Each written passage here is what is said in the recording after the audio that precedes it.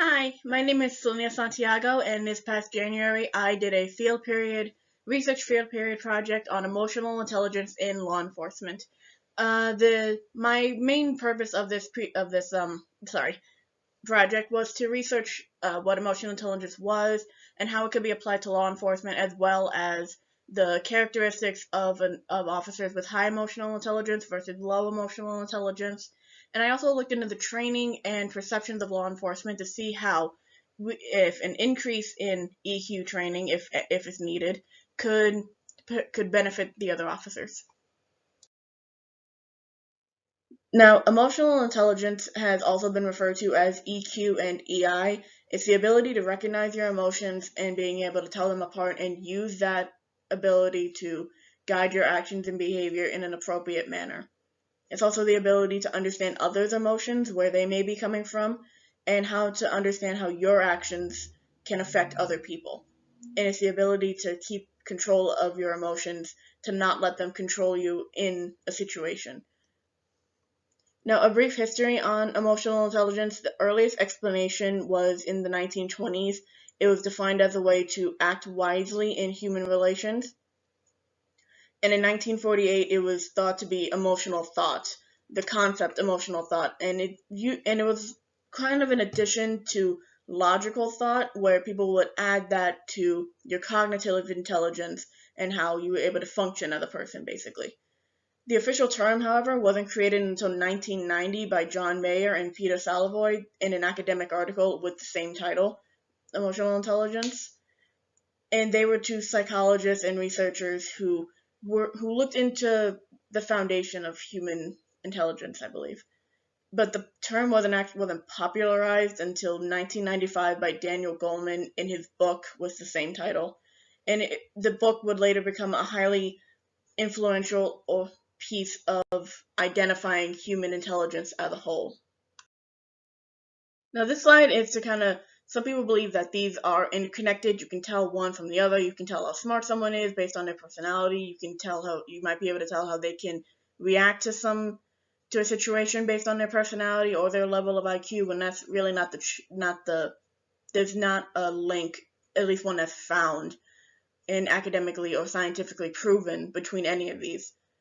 EQ is something you can develop over time, even if you're not born or in a situation where you have a high emotional intelligence. You might be on the lower spectrum. As you grow and you learn, you can practice those skills and abilities to grow into a highly emotional, intelligent person later on in your life. And it's not, some people believe it's the pushover, the person who's very emotional, they're very nice, they let people push them around. That's not it at all. It's the ability to use those emotions and not create a scene, kind of way. It's one thing where you can be angry, but you can show that calm anger and not escalate a situation even more unless someone else escalates it. Now, IQ, your cognitive intelligence, it was a long time assumed to be the only way to measure human intelligence. And around the 90s, when people were discovering what emotional intelligence was, it was discovered that's not the case. And it's your ability to learn information. It doesn't change from the moment you're born to the moment that you're an adult. It's the same about this. If you can learn more, you can obviously, like, you can go and you can learn more and you become a smart and a more intelligent person or a better person because of it, but your ability to learn, the pace at which you learn, that doesn't change at all. And your personality is just learned behavior and sometimes instilled preferences that you pick up as you grow up. Like, you learn your mannerisms from your family, or one of the examples I found was being able to be an introvert or an extrovert. Someone can be extremely introverted and people believe that they might not be the best at emotions, when in reality they understand better than most people. And on the other end of the spectrum, someone who appears very, very smart is more emotionally intelligent because they have a way with people. But in terms of academics, they might not be the smartest one. They might not be the best, and that's okay. And it's not like any of this is not okay. It's just there's a big difference between them, and I thought that would be good to include. Also, personality is consistent in the manner that it varies by person by person.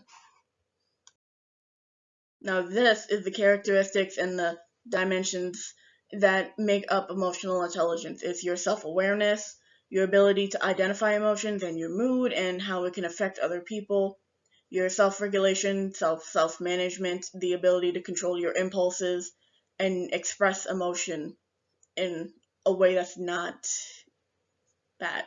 Sorry, lack of better wording. There's also your motivation, the ability to set goals and your drive to meet those goals. Your empathy slash social awareness, it's your ability to sense emotions of others and understand why they might feel that way. Even if you don't understand the cause of it, you can understand that they feel that way now. And even if you don't understand why, you can empathize and you can be aware of how to handle their emotions at that time, such as if your coworker comes in and they look sad or they look depressed and they don't want to tell you why they feel that way, you can understand that they might need a bit more help than usual, or they might need a more gentle explanation, something of that nature. And there's also your social skills and your relationship management. And that's where the ability to use your awareness, your self awareness, and your empathy to navigate social interactions. It's your ability to more or less survive social interactions. Now, people with a good self awareness, they have a high confidence, such a high self regard.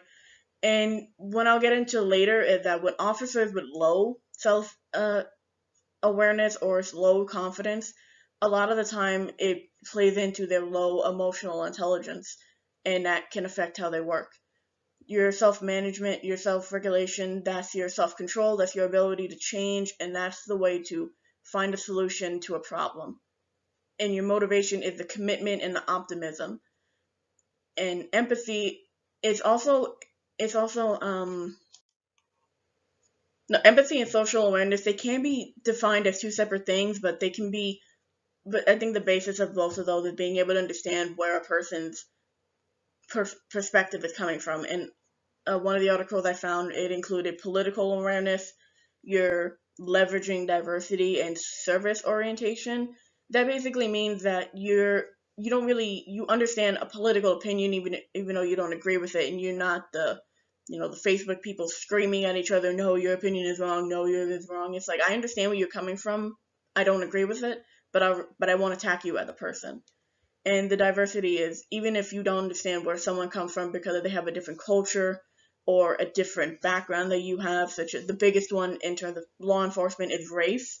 A lot of race does play a big factor, and sometimes being able to understand that someone might not respect the police or have a lot of faith in the police due to a past experience or marginalization, or they may have come here from a country that where police are not the best people. And as sad as that is to say. And service orientation is, I think it's more or less related to the thing I think I said earlier, where you're in a service, like you're, let's say, a McDonald's worker or a JCPenney worker, is your ability to more or less keep your anger in check with the difficult customers and being able to say, I'm sorry with a smile, even if they're cursing you out. Now, your social skills, those are things that are used daily because, well, maybe not now because we're in a pandemic, but it's basically how you navigate any social interaction, whether it's bumping into a stranger, having a small talk conversation, talking with your friends, something like that, or your coworkers. And it's the ability to work together as a team. It's your collaboration skills and your cooperation skills. So even if you don't like someone and you have to work with them, you kind of being able to control those frustrated emotions and try to work with them in a positive way. And the big one, which I'll get into later, is conflict management. Because during conflicts, I know personally my emotions tend to run high. And when my anger gets out of control, or I let it get out of control because my emotional intelligence I'm still working on, it's logic goes out the window. And in terms of law enforcement, that can't really happen because we've all seen the situations of police firing because they were scared or they were a little too rough with someone because they were angry, or at least from what the perspective is, because that is what causes the most damage, and ultimately what I found this presentation to be most effective for. Later, I'm going to get into methods of improving emotional intelligence as officers, and the reason why I did that is because I've had talk with friends and family where they believe that if you can't be able to do any of these skills as an officer, or if your training doesn't account for them, you should not be an officer. And I agree with that statement because I know that I'm not the best at some of these, but I've been working to improve them. Whereas some officers, they go straight out of high school and they don't learn much in terms of emotional intelligence and how to build those skills. And we see those interactions, the negative interactions. And now this project is not to vilify anyone. The police are just as human as we are. I know that once I put on my badge, if I'm lucky enough to get a badge in this environment, that I would want to be the best that I can be and to work on these skills to not end up on TMZ. Sorry. And to not end up on a news network being the cop that punched someone because they were resisting and I lost my temper. And this is basically what all of these are to be, and I'll get into how they're going to apply to law enforcement in a little bit. This is what I was getting into more on the other slide. I kind of went off on my own little tangent here. The importance of emotional intelligence is, as I said, it's the ability to keep your emotions in check under pressure or a stressful situation, because when they run high, logic is out of the building. It is gone. It is you're doing what is instinct, and what is instinct may not be the best in that situation. And if it's an instinct that is instilled in you as a child, and that instinct is to lash out and be aggressive, that might not be the best if you're a retail worker or a law enforcement officer dealing with another person. That's not going to be the best. You're going to end up on Instagram or TikTok as a viral video, and people are going to be in the comments arguing whether or not what you did was right or not. That's a whole different thing. And it's also the ability to meet tight deadlines. I know in law enforcement, sometimes they get tighter deadlines than they would like, especially in high-profile cases. And it's kind of the ability to not let the stress go to your head, which is hard. A lot of this is what I'm saying. It's hard to do, but the point of it is the more you practice at it, the better you get. And sometimes when you can't, if you have a friend who's emotionally intelligent or someone else who can kind of help you with that, and which it goes back to the collaborative thing, because a lot of this is what I found is that it's a good mechanism to use when you go through a traumatic experience or your mental health is not the best. And I'll get into that later, because some of that's more of how to develop a higher emotional intelligence, which I'm going to get to later. And it's also how you deal with challenges, whether in your social life, your work life, or the situation. It's being able to have that uncomfortable conversation when you get overwhelmed. It's not shutting down and just blocking out everything, because sometimes, especially in law enforcement, you can't do that. You have to, or in life, you can't just shut down whenever you feel like it, unless you have a mental condition that makes it hard to do that. Sorry. And it's also how you improve relationships. In this presentation, I'm going to get into later of relationships with the police, because I believe that's where you see more emotional intelligence with officers, because in reality, a lot of this is how you deal with people, and that's a lot of law enforcement work. And it's also how you deal with conflicts. Now, we've seen 101 videos of conflicts with police officers. Some of them end okay, some of them they do the right, some of them they are able to use their skills to bring down a situation. Other times, a situation escalates to the point that no one can control it. And like I said, the whole point of this isn't to vilify anyone. It's more to point out that I believe that some of those cases were simply due to a low emotional intelligence.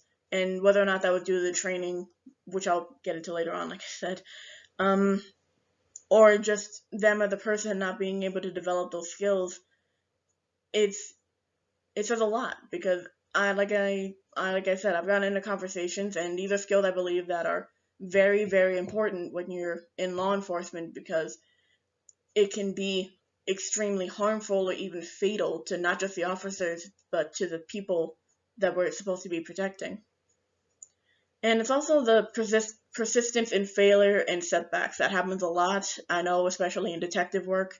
And it's the ability to motivate yourself and others.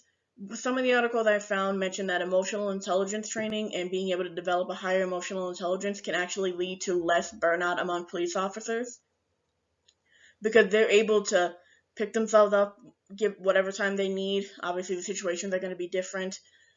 But it's the ability to be able to pick themselves up and go through another day, knowing that they can't, even though if they can't control the situation that they're in, they can control how they react to it. Now, emotional intelligence in the terms of law enforcement is usually the officer's ability to manage their emotions in a way that has a positive outcome or is in a constructive way, and it's the ability for them to manage a healthy relationship within the department among their fellow officers and people who work there, along with the other agencies in the system. Now, the functionally high IQ is references to the ability to create a healthy workplace. And usually in these workplaces, there are lower reports of stress and healthier off-duty events. And what I mean by this is that it's usually, from what I understand, it's the ability to create a workspace where even if you don't like each other or if you don't agree with the way someone handles something within reason, you still respect one another and you're able to work with one another. And it's just all around better for everyone because you're not stressing, oh, is this person going to do this to get back at me? And this happens in law enforcement. When I get into later, I'm going to reference officers who they broke the blue code in a way. They reported officers for unethical conduct or something like that.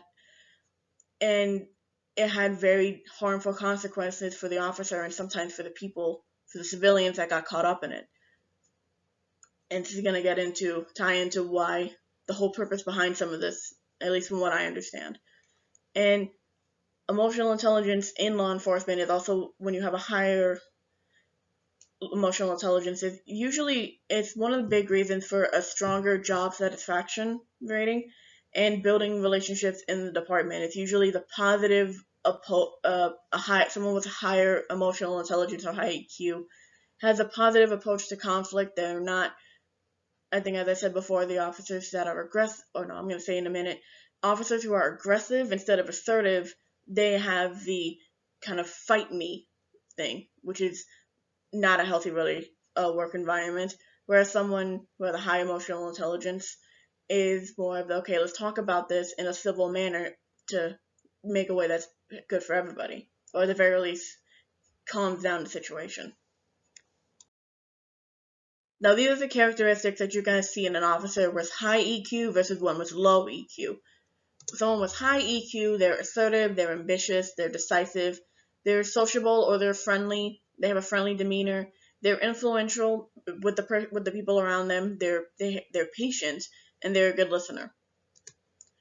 Now, someone with low EQ is going to be aggressive, they're going to be demanding, confrontational, impulsive, they're going to resist any change that you're going to make, or any changes made and go with what they know, which might not be the best.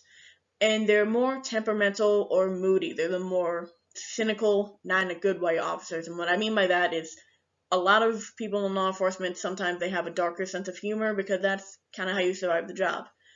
But they're the ones that kind of stew in those emotions and they don't know how to handle those emotions.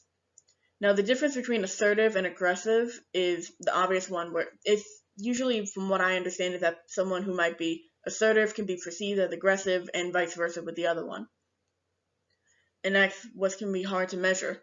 But as you can see with the high emotional intelligence in officers, it's the ones that you want someone who's going to be able to listen, they're going to be patient and try to understand the situation as best as they can.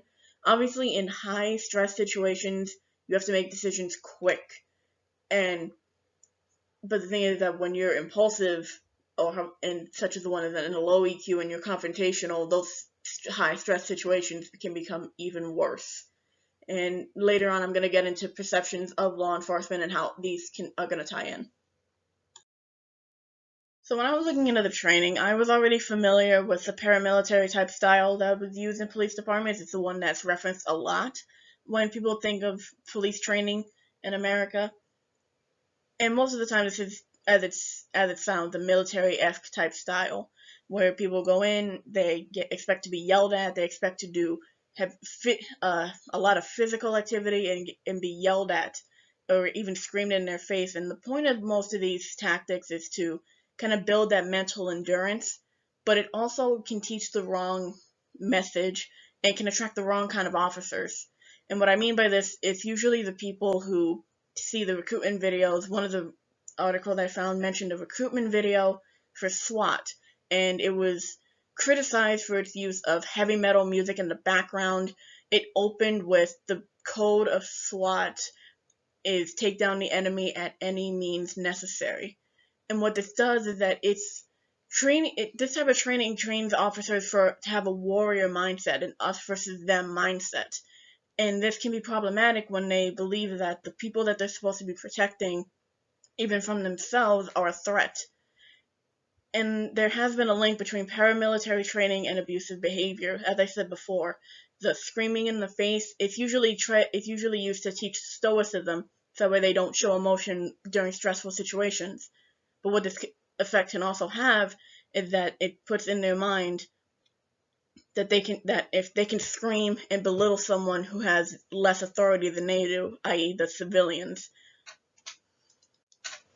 The warrior cup mentality has also been heavily criticized for the use of more or less endorsing the blue line, the us versus them mentality, and that itself can be harmful to the police because there is a process or a time where their mindset stops going from protect and serve to make it home alive, even if it isn't the most action-based place that they live in. Sometimes they do have that kind of mindset.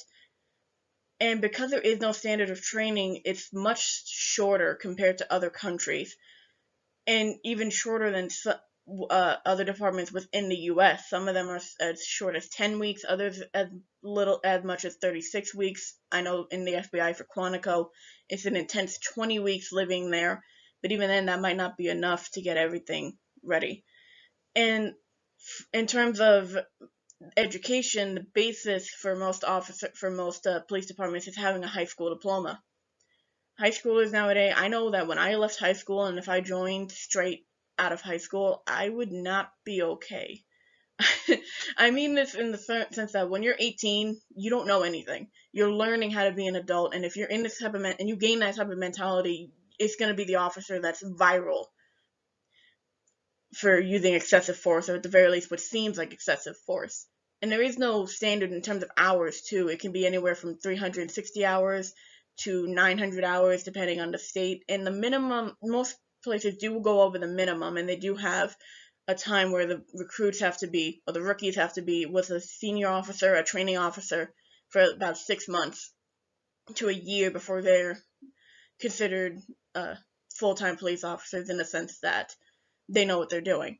But this can also be harmful when the training officer is not teaching them the right things. I'm going to be getting into some bad situations and bad conflicts with the people have had with the police over the years. And the most recent one has been George Floyd. It was actually the training officer who was the one who was leaning on George Floyd's neck with his knee, and it was the rookies that were standing there not knowing what to do because they had only been on the force for a short time, or two of them at the very least. And what this does is that when the training, and the whole point of what I'm trying to make here, that when the training officer is teaching has low emotional intelligence himself, because that's what that was, I don't know what that guy was thinking when he was doing that. And that's where where the question came from, is how much do they teach people what not to do? Because it should be basic knowledge. Do not lean on someone's neck for 9 minutes. But that's not what happened, and obviously not every officer is like that, but that's what I mean by attracting the wrong kind of officers, because if you have an us versus them mentality and you go and the training does not meet up with the standard that most people have, it's going to be very bad. And because of the short amount of time that officers have to train and to learn everything, it has been heavily criticized when I compared it to the Norwegian police and the Finland police, who have a 2 to 3 year training requirement. And the studies have shown that the population trusts the police much more than they do in the United States, because by the time that they're getting to use the force and getting to learning about it, and the officers in that scenario were getting their badge and their gun, which was about a 4 months time period. And the whole point of this spiel, I guess what it is that the skills of emotional intelligence are not as emphasized as they should be. Most of the time, it's them learning how to use their weapon, learning the law, other things like that, and then kind of just it's more or less than when they get to it, it doesn't always stick in their heads, and they don't practice it as much as they should be, because this is not something you can learn in a few weeks. This is something that takes months to years of practice to get these skills. And that's why when I get to the improvement section, I'll divulge into more as to what I mean by that. Training in mind, I looked into other quote-unquote damaging interactions with police, because these are where I believe you see the officers of showing a low emotional intelligence most of the time.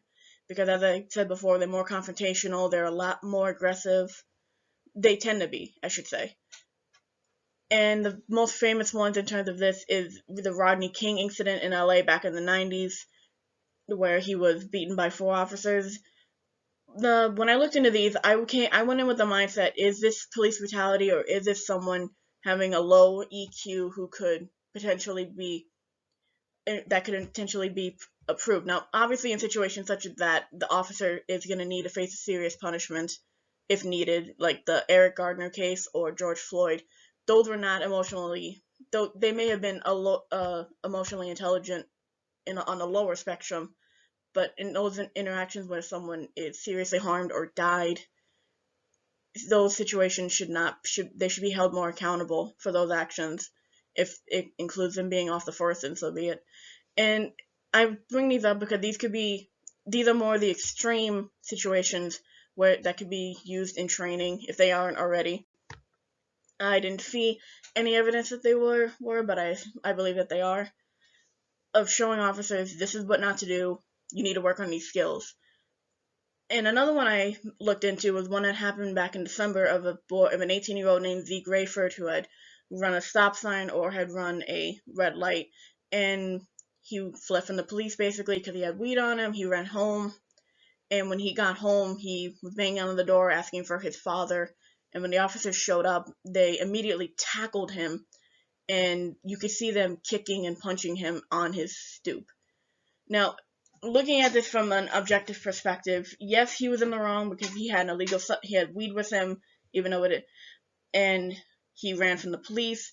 But in terms of emotional intelligence, someone with a higher level would probably emphasize, okay, this is a black teenager living in a time who has probably seen his entire life of black Americans being shot by police, either accidentally or because the police thought they had a weapon. So he was probably scared for his life, and I believe he said he was scared for his life at the time. But these officers only saw someone who was running and assumed he was wrong, at least from what you could see from the video. And it's a heartbreaking video to see, and the reason I bring it up is because this is what I mean by implementing emotional intelligence training more into police training and potentially making the police training longer to account for this. Because a lot of the time, in situations like this, especially when it concerns race, this is where empathy becomes a lot more pronounced, because it was the stereotypical white officers versus the black citizen, and everyone is going to automatically assume, oh, they're racist, oh, they weren't doing their jobs right, and that may or may not be the case, but that's not what this point is the fact that they were aggressive, they were confrontational, one would argue, and they were impulsive. They followed it appeared that they followed their emotions, and they went way too far with this kid. It's a heartbreaking video, honestly. And there was another one I saw in my relations to law enforcement class that I brought up. I don't have a picture of a teen assaulted in a New York City subway by a cop. It was a very messy situation. It was a very stressful situation where there were teenagers who were alleged to be involved in a brawl that happened, who ran into the subway, and when the officers tried to make an arrest, they resisted, and one officer, you can see him walk up and just flat out punch a kid in the face. He was maybe 18, and that itself started a whole nother mess, because now everyone on the train tracks that saw this are screaming, "Let them go," and trying to help them get away. And the reason I bring this up is because this is another situation where the use of force by the book, because because they were resisting arrest, they had the right to use an excessive force to make those arrests. But an emotionally intelligent person probably would, or even a sane person would have thought maybe not punching someone on a New York City subway. And the reason why I bring this one up, because not only does it kind of back my point up of bringing emotional intelligence into more training, or even after they graduate the police academy, and bring it up more and more as they're in the department, because the New York City subways do not have a railing to prevent people from going into the subway, and they were very close to the tracks. So because of that one officer's actions, if the situation had escalated even more, there is a possibility that someone could have been pushed or fell into those tracks. And that's more or less my point, is that the officers with higher emotional intelligence would know how to handle those situations as best as they could. And I'm sorry, but a punch to the face is not handling that situation. And I also brought in the Black Lives Matter protests in the summer of 2020, because this is what kind of inspired this project. Because from what I saw, all the videos I saw on social media, again, social media is a very influential part of perceptions of police. You would see police officers seemingly attack people who were not doing anything, and everyone tried to justify it as riots, even though research showed that 90% of the protests were peaceful. There were very few that broke out in the riots, and yet all the officers there had tear gas, they had riot gear, there were assaults on protesters, seemingly unprovoked. There was one video of a officer who was seen shoving a woman who was 20 in back onto the sidewalk, because it was in New York City at the time, and they were allegedly out past curfew. Only she hit her head on the sidewalk, and she had a very severe brain injury because of it. And there was another one of what I call a prime example of low intelligence officer versus high intelligence officer, or in terms of emotional, because there was one of a man on his knees with his hands up, and you could see the officer shove him in the chest. Obviously unprovoked attack, and you could see it was a female officer, the one that had low intelligence. It was a male officer, low intelligence, female high intelligence, going and screaming at him, basically. That is not what you do in this situation. You walk away. And that is what the point I'm trying to make in terms of training, if there needs to be improvements, is that it's more or less teaching them how to control those emotions and not do things like that, such as the officers who drove into a crowd in New York City. I saw that video too. It was not very good, and they were not showing a good level of emotional intelligence. And another reason why I bring this up is because during this time, you also see that officers who may have been showing a high emotional intelligence were not able to do what they could have done, such as the woman screaming at her coworker for doing that. She was praised by social media, but there was another one of an older man in Buffalo or Rochester. I'm sorry, I can't remember the city, being shoved by an officer, and he fell and hit his head. And then you could see another one going to try and help him, only to be shoved away from him, and someone called for assistance. And the reason I bring this one up, because this is another one of them trying to help someone and possibly showing a higher level of emotional intelligence, only to be punished. And the reason why I bring that up is because later on I'm going to talk about other situations of an officer showing a higher level of emotional intelligence, trying to get the combatant officer away from a civilian, and instead they were punished for it. Now, when I get into perceptions of law enforcement, this is again to kind of reference this is how the public is going to see the police, and this is where emotional intelligence has the promise to be able to see the progress that people make, and how to potentially see a high intelligence officer versus a low intelligence officer. And like I said, when I mention this, I also mean that this is where their level is at that moment. Whether or not it can be improved or not is really up to the job and how they handle that situation. And the whole point is that because it is such a flexible skill, it's something that should be honed as they keep going on in the job, because the nature of the job is extremely scrutinized to meet expectations by the department and the public. They have to handle multiple groups that are challenging their authority, whether it be a teenager who doesn't want to listen or a drug dealer who doesn't want to get caught. And a modern officer is going to need more tactical capabilities and the blend of skills that practicing emotional intelligence can bring, because they're not just learning how to do physical actions such as a takedown of someone who's resisting arrest. They're learning how to manage their emotions not just on the job but within themselves, because this is a very mentally taxing job. It's one of the few careers that has an intense need for vigilance constantly, having a good mood and demeanor, at the very least like a proper mood at the time, and having the mental and physical endurance to do the job day in and day out, because it's a very emotional job. You're in some of my classes with Dr. Martin, he mentioned that he would be going from a shootout in Rochester to going to someone complaining that a kid is on their lawn. So it's a very it can be very high and low in terms of what you do, because you can go from a very stressful situation to a very relatively mundane situation very, very quick. And I also included race and political party because this is also where emotional intelligence can, some of the skills can be incorporated more. As I said before, in terms of empathy with race, empathy is not being able to is not completely being able to understand where they're coming from, but why they feel the way they do.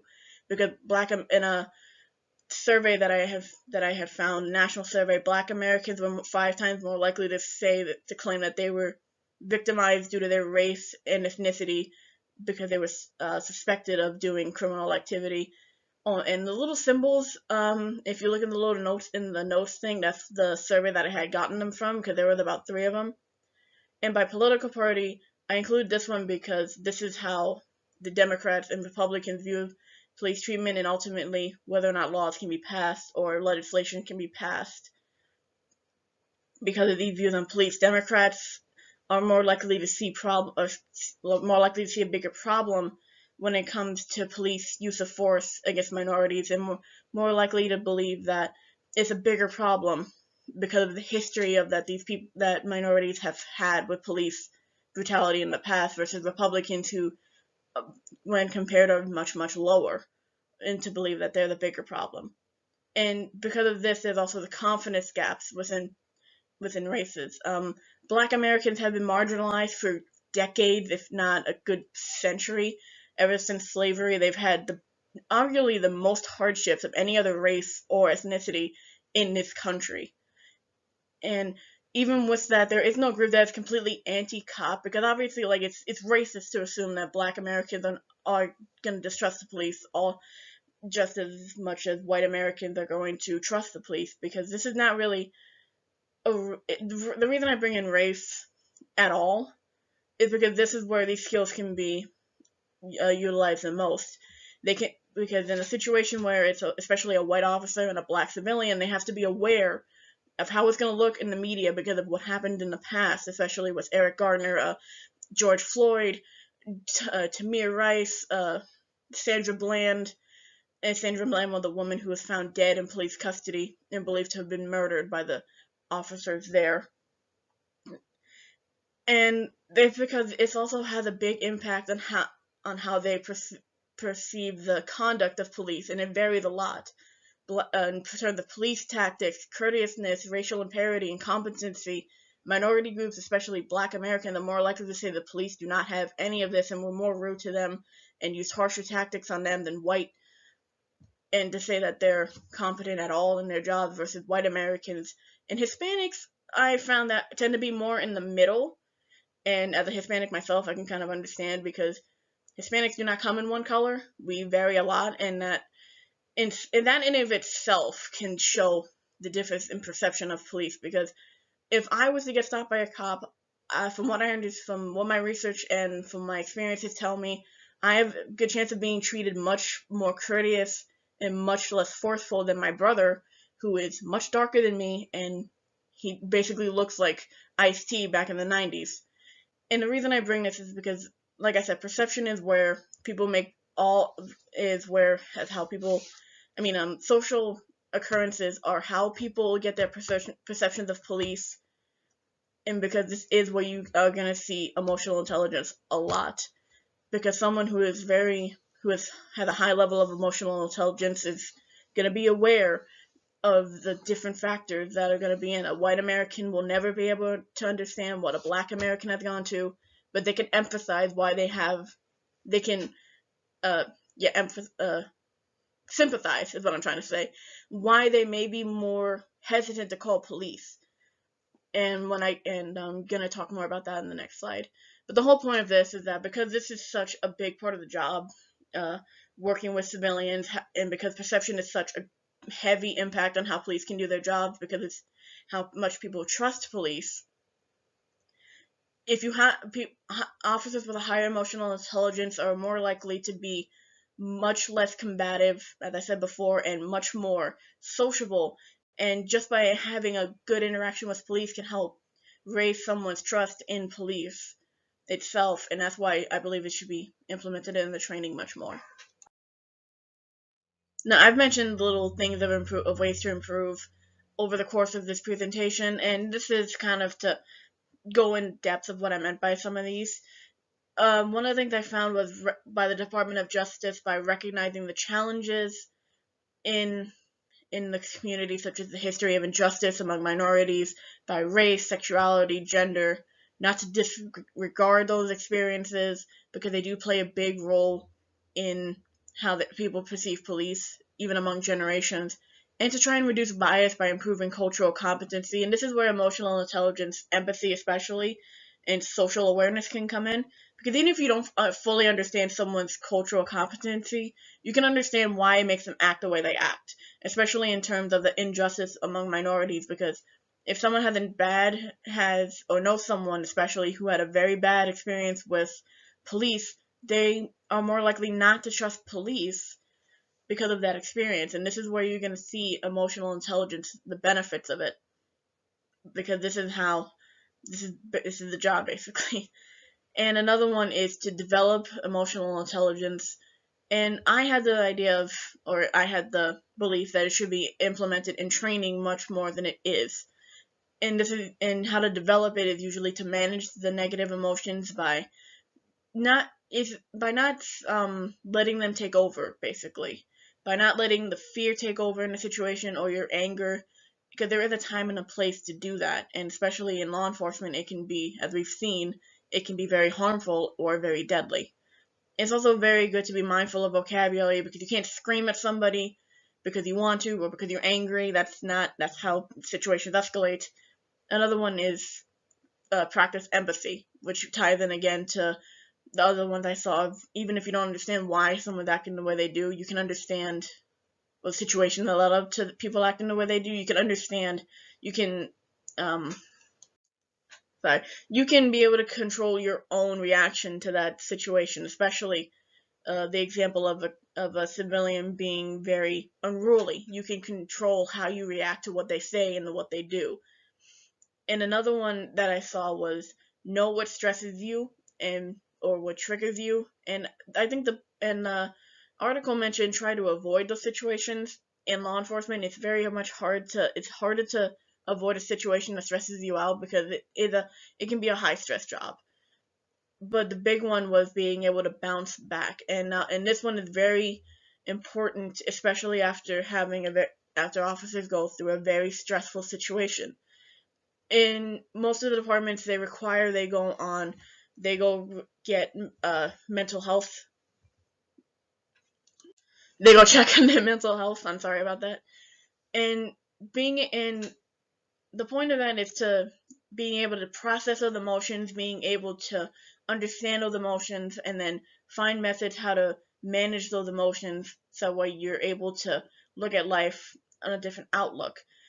And sometimes this can actually help reduce police burnout, because the more that they understand their own mental health, and especially in their emotions, the more likely they are to be able to actually bounce back and do the job as they did before. Maybe not exactly as before, but it's still much more beneficial to the officer to be able to manage their emotions, not just in their job, but for themselves, so they don't burn out within the next 5 years. And the big one is to alter the paramilitary training of officers, also known as demilitarizing the police. And this involves getting rid of the warrior to guardian, the warrior cop mindset, and switching to the guardian mindset. So instead of us versus them having that blue line of, because a lot of officers, they don't, because the job is so much different than a lot of professions, a lot of police officers don't, they do develop that us versus them mentality because no one else is going to understand the job like they do. They don't. A lot of the public doesn't see the things that they see on a daily basis.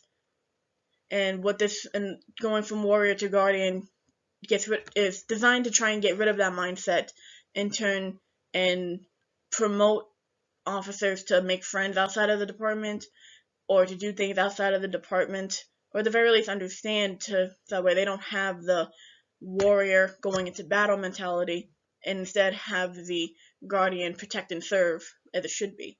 And not, like I said, not saying it isn't, but I wouldn't be doing this project if it didn't happen.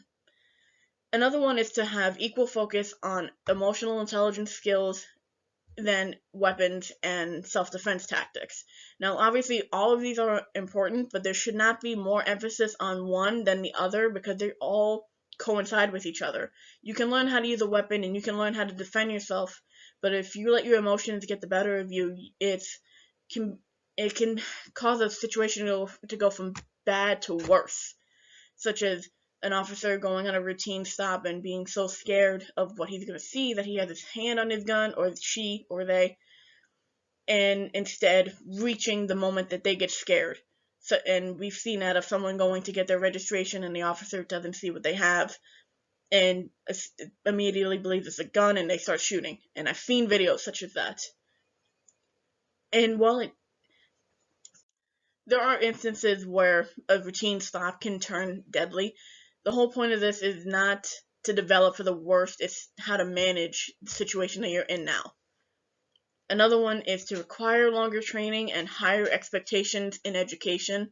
This is a big one. I'm a big believer in this because there should be longer training for officers. It's very, even with the 6 months training officer, that all depends if that training officer has a high emotional intelligence themselves. Like going back to George Floyd, the training officer was the one who had the low emotional intelligence and had his knee on his neck, and the two rookies were just kind of caught in the middle. Now that whole situation, that's something completely different. But the point of this is there needs to be much more training available to hopefully reduce these kind of interactions.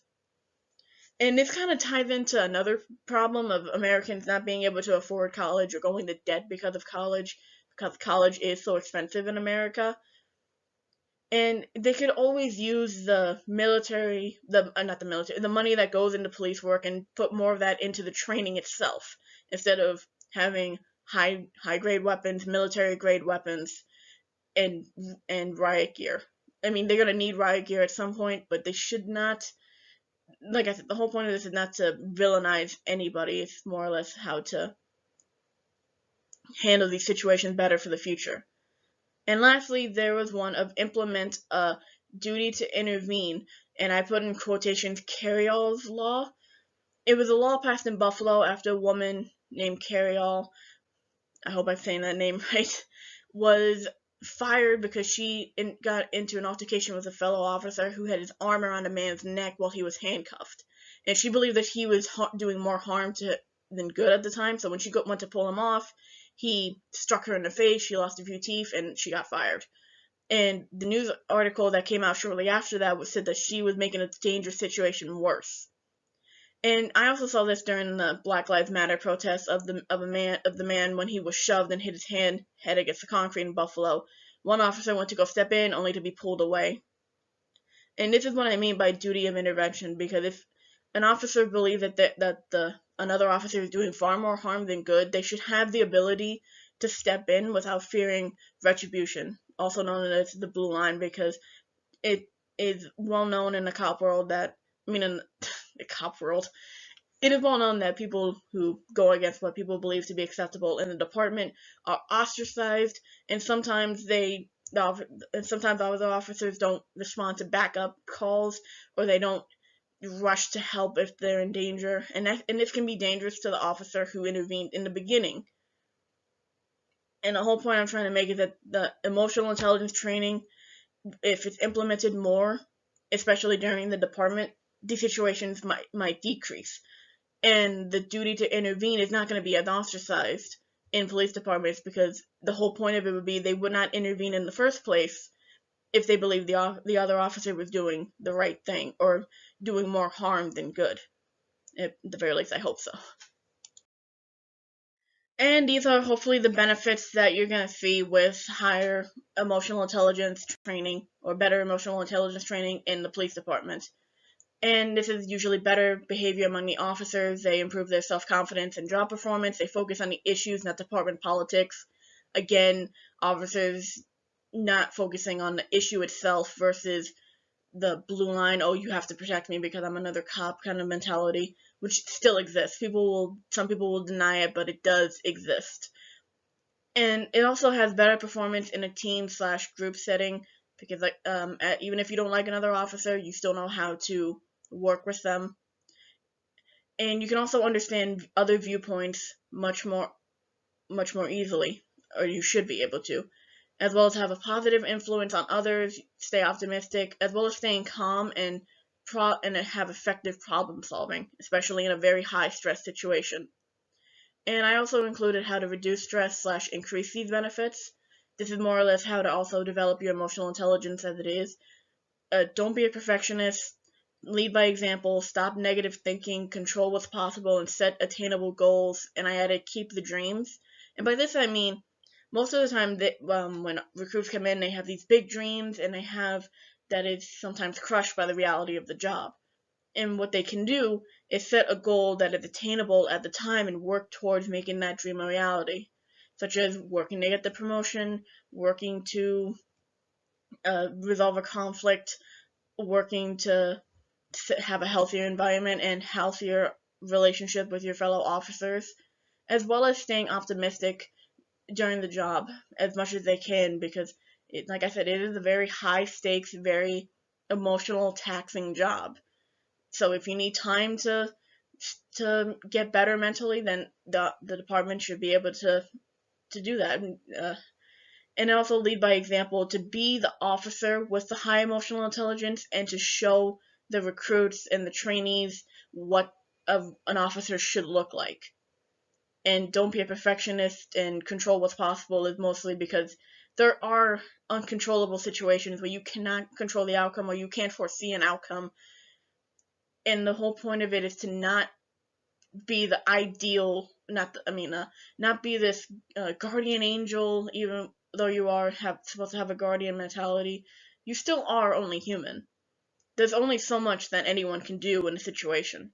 And the whole point of this is to learn how to control what you can control. You can control how you react, you can control what you say, you can control what you do.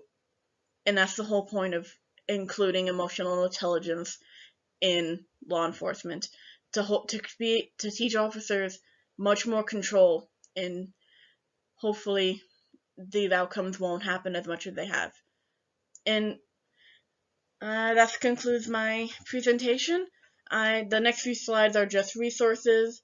I did try to cut this down as much as I could. I didn't realize it would be this long, but I hope you enjoyed it.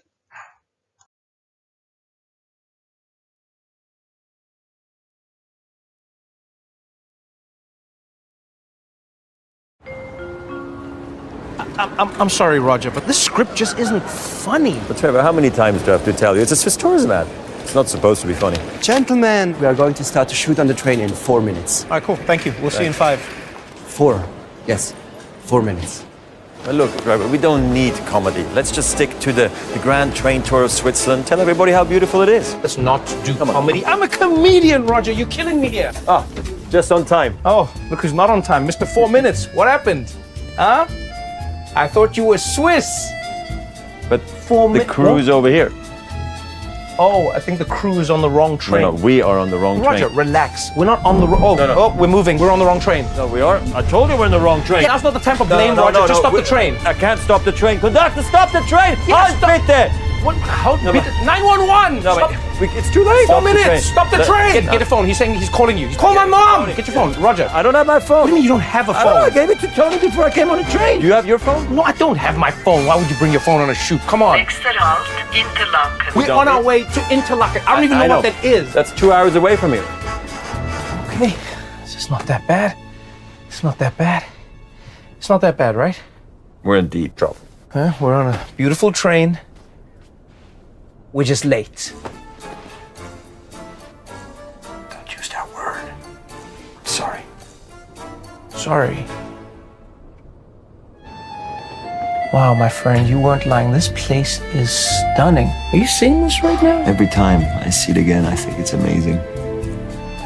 Can I have a photo? Of course, young man. Look at this. We just grab a... yeah. Thank you. Bye. Bye-bye. Usually they also want a picture with me, but kids and... Tickets, please.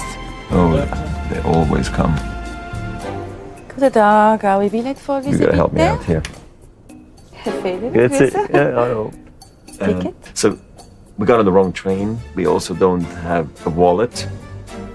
Maybe ask him. Entschuldigung, hello? Tickets, please.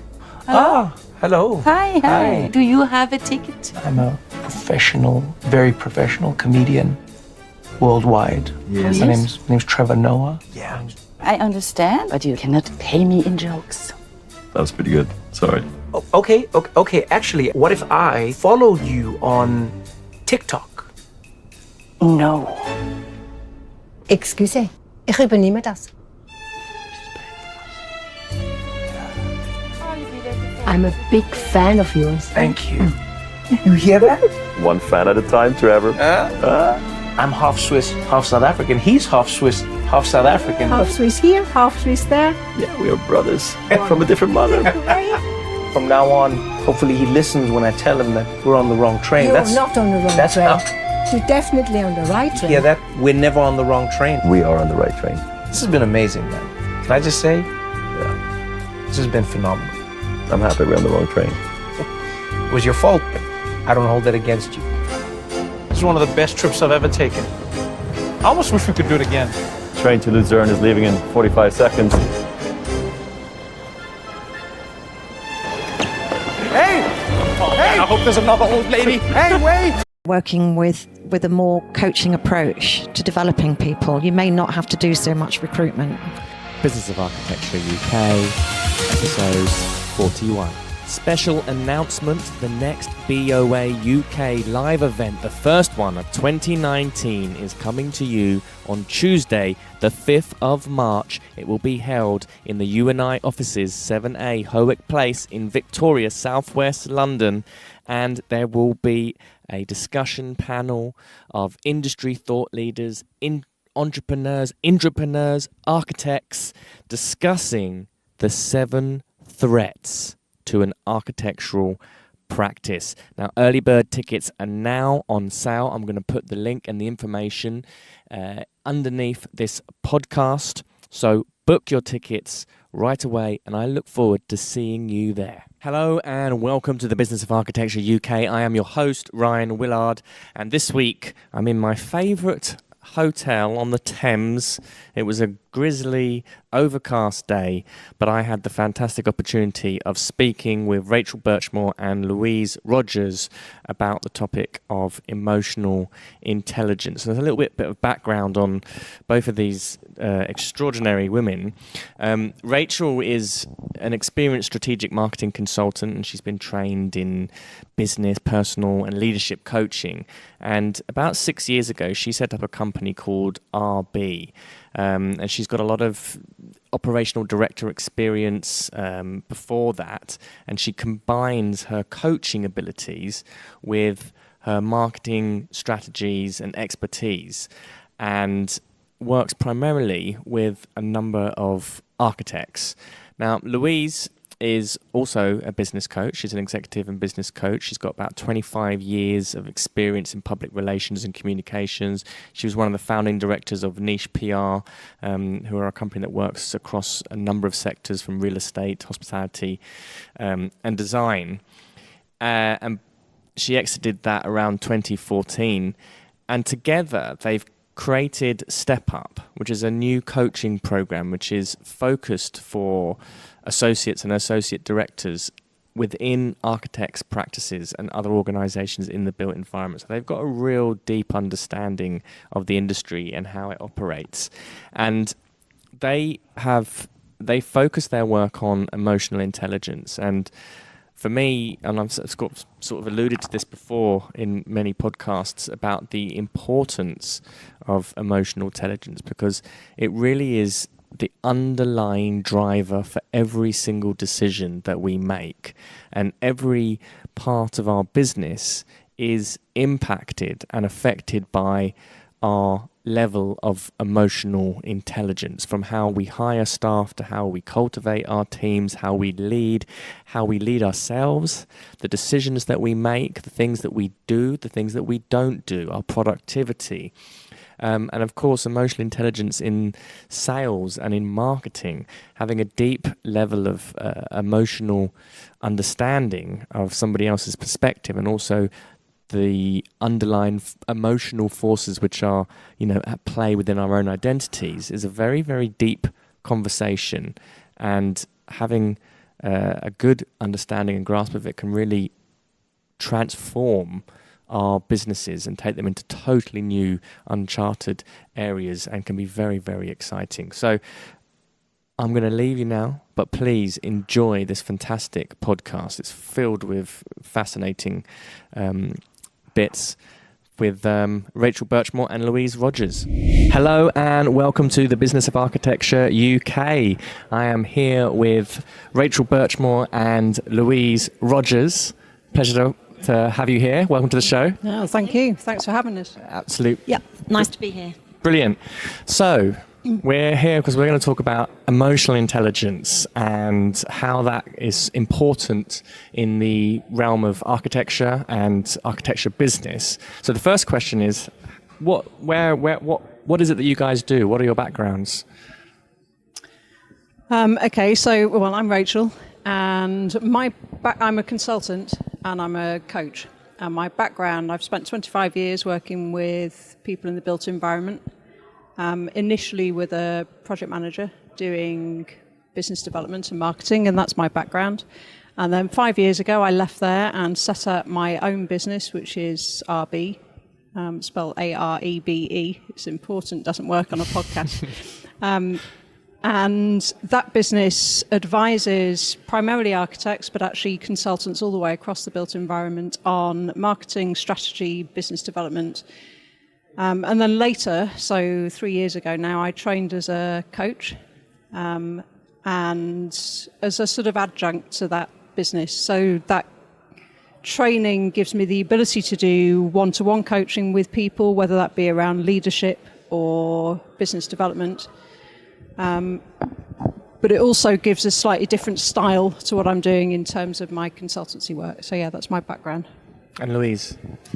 Well, my background is actually in public relations. I trained originally as a journalist, and then I worked in PR, mostly with organisations working in the built environment for 25 years, including being a co-founder of an agency, a PR agency that specialised in working with stakeholder communications. So doing really complex negotiations with local communities around developments that are planned for their area. So through that, I obviously met a lot of developers and architects, and I suppose some of my job was distilling their very complex messages into bite-sized chunks that could be understood by local communities impacted by development, to help people get planning consent. And I left my business 5 years ago, and then I trained as a coach. Right, so both of you have got the background in business coaching. Yeah. And so the topic for this afternoon is emotional intelligence. So what is it? What is emotional intelligence? Well, it's one of those things, isn't it, that gets associated, perhaps because it's got the word emotion in it, with kind of the soft skills that people need in order to run a business. And both Rachel and I feel that that is kind of underselling it. And I think what we would say is that it's about the things that make us human. Rachel, would you like to add to that? It's really weird, because it's one of those things that to define is really... There's two things. There's an official definition of emotional intelligence, which, let's say it anyway, because I think it's important. So emotional intelligence is being able to recognize your own emotions, recognizing those of others, being able to regulate your own emotional responses, and being able to influence others. Which again, that word emotion, I think it really does undermine what it actually is, because it is actually, if you take away that emotion, you basically end up with a machine. So the machine that has technical expertise and an intellectual capacity for facts and information and technical things, but you take away everybody's thinking and beliefs and values and personality and all those things that actually make us human.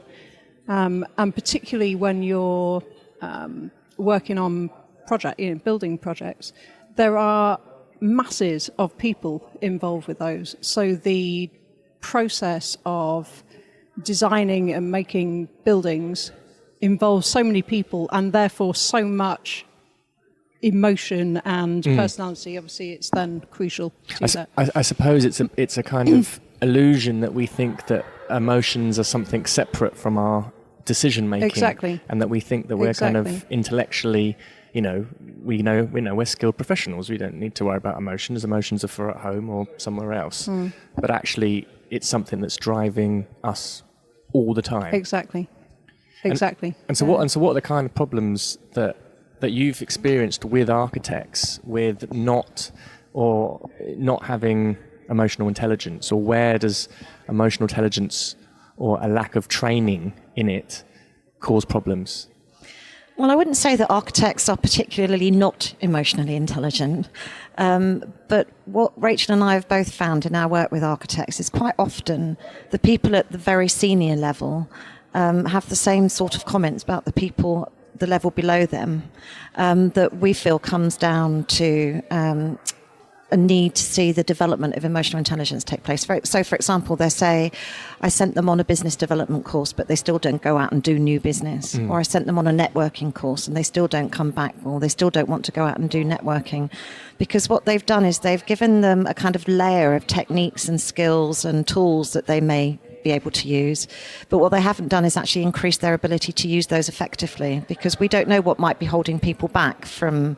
Until people understand that for themselves, they may not know what's holding them back from being able to use those skills and techniques that they've been taught.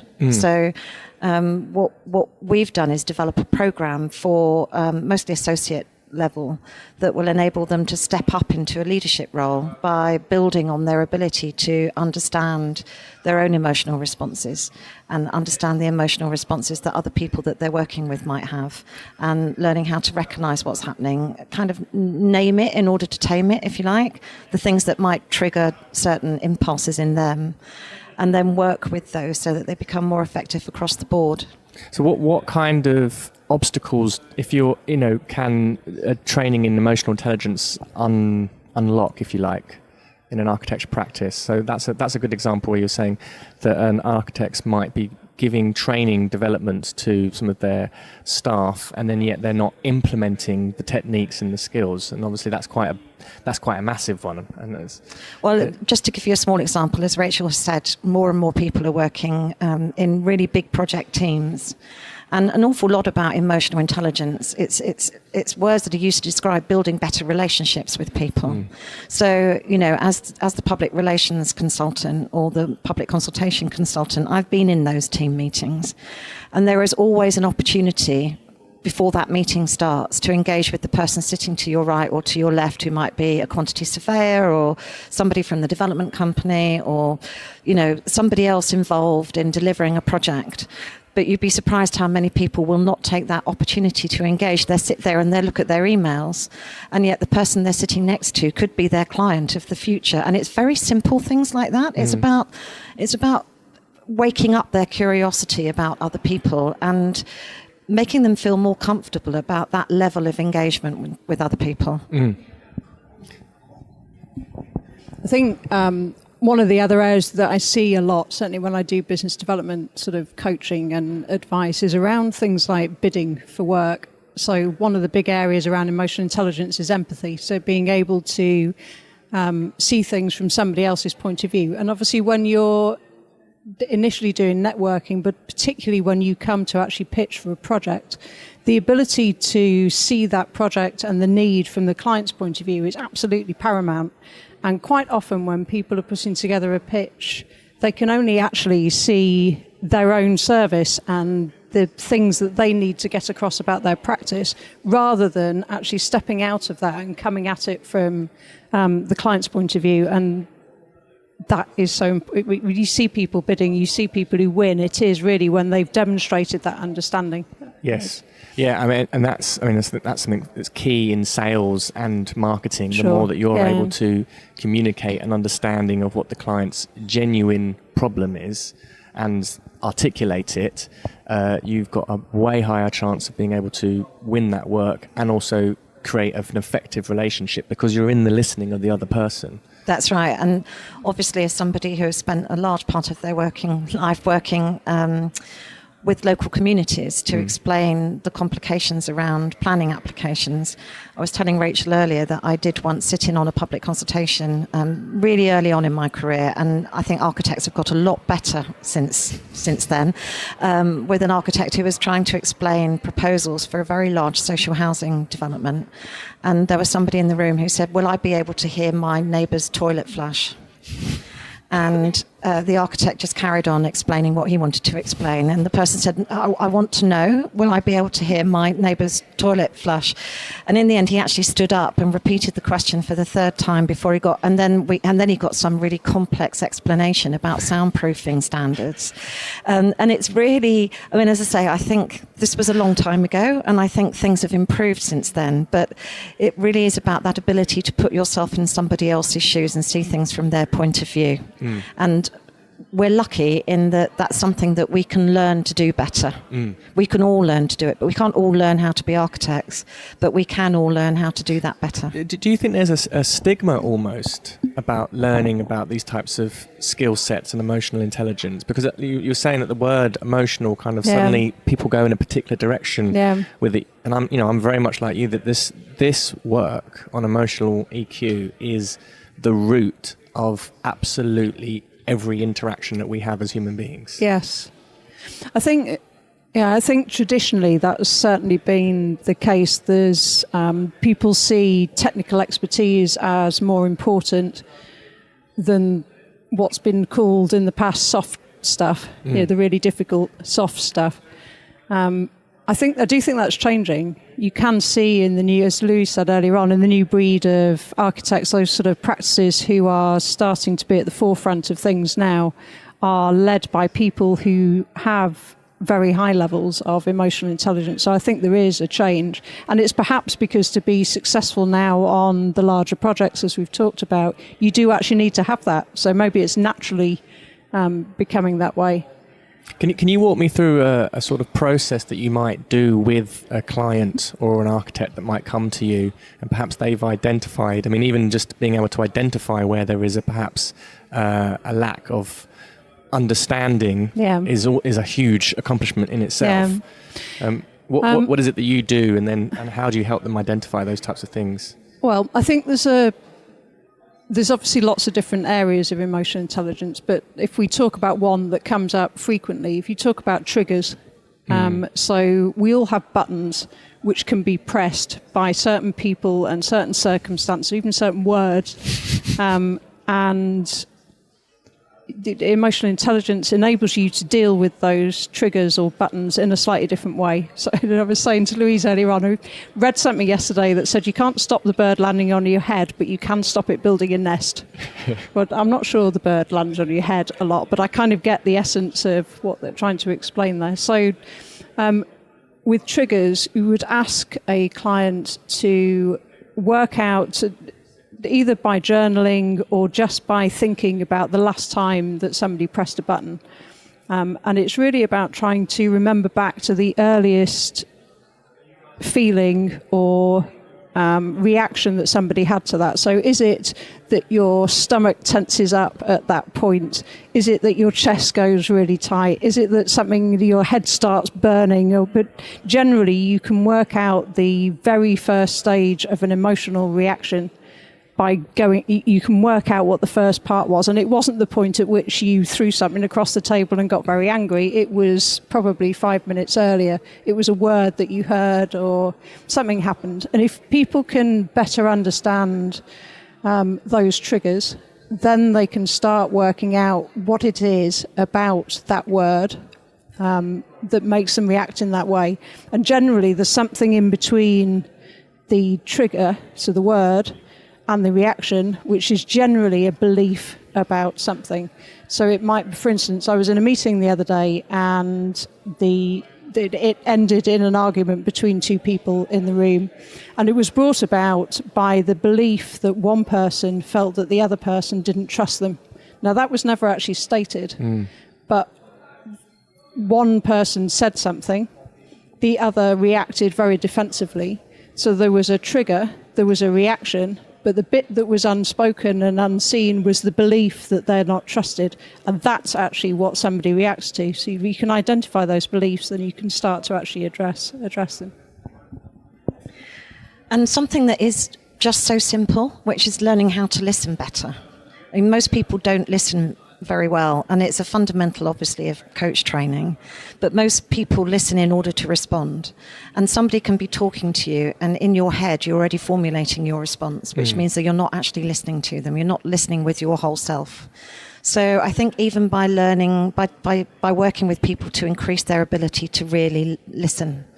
And I've done that with people in groups where you get one person to talk for 3 minutes and the other person's not allowed to interrupt and not allowed to ask a question. Actually, when we were training, we did it for 5, which with people who aren't training to be a coach, I would only do it for 3, because it's actually incredibly difficult to just sit and listen to somebody for 3 minutes without working out what you're going to say. If you, there's no pressure on you to say anything. In fact, you're really not allowed to say anything. And even practicing that can mean that people get the habit of not listening in order to respond, but listening in order to listen. And you can imagine how that plays out in an architect's life with their colleagues, with clients. You know, if you present a proposal to a client and the client comes straight back at you with a criticism, rather than letting all those triggers be pushed and leaping to a response, listen to what your client's saying and the way that they're saying it. Look for those verbal and physical cues that they give, that there may be something else that's happening in there, you know, that you're feeling, but is actually probably not to do with you. But at least hear them out and then think carefully about how you're going to respond to them, rather than immediately going on the defensive, which I think happens quite a lot. Yeah. And it's kind of, they're linked, aren't they, I suppose, with the reaction. If you go straight into a reaction mode and you're not aware that you've gone into a reaction mode, you're going to be listening to the other person in a certain way, which has got nothing to do with that person. It's to do with you and Exactly. and the filters that you've just basically condemned that person to your way of listening to them about. Yeah. Well, it used to happen an awful lot in public consultations. Yeah. And I can remember once being asked to kind of rescue a public consultation that had gone really badly wrong. So we were pulled in far too late because they'd decided that they could do it. The architects and the developers decided they could do it themselves.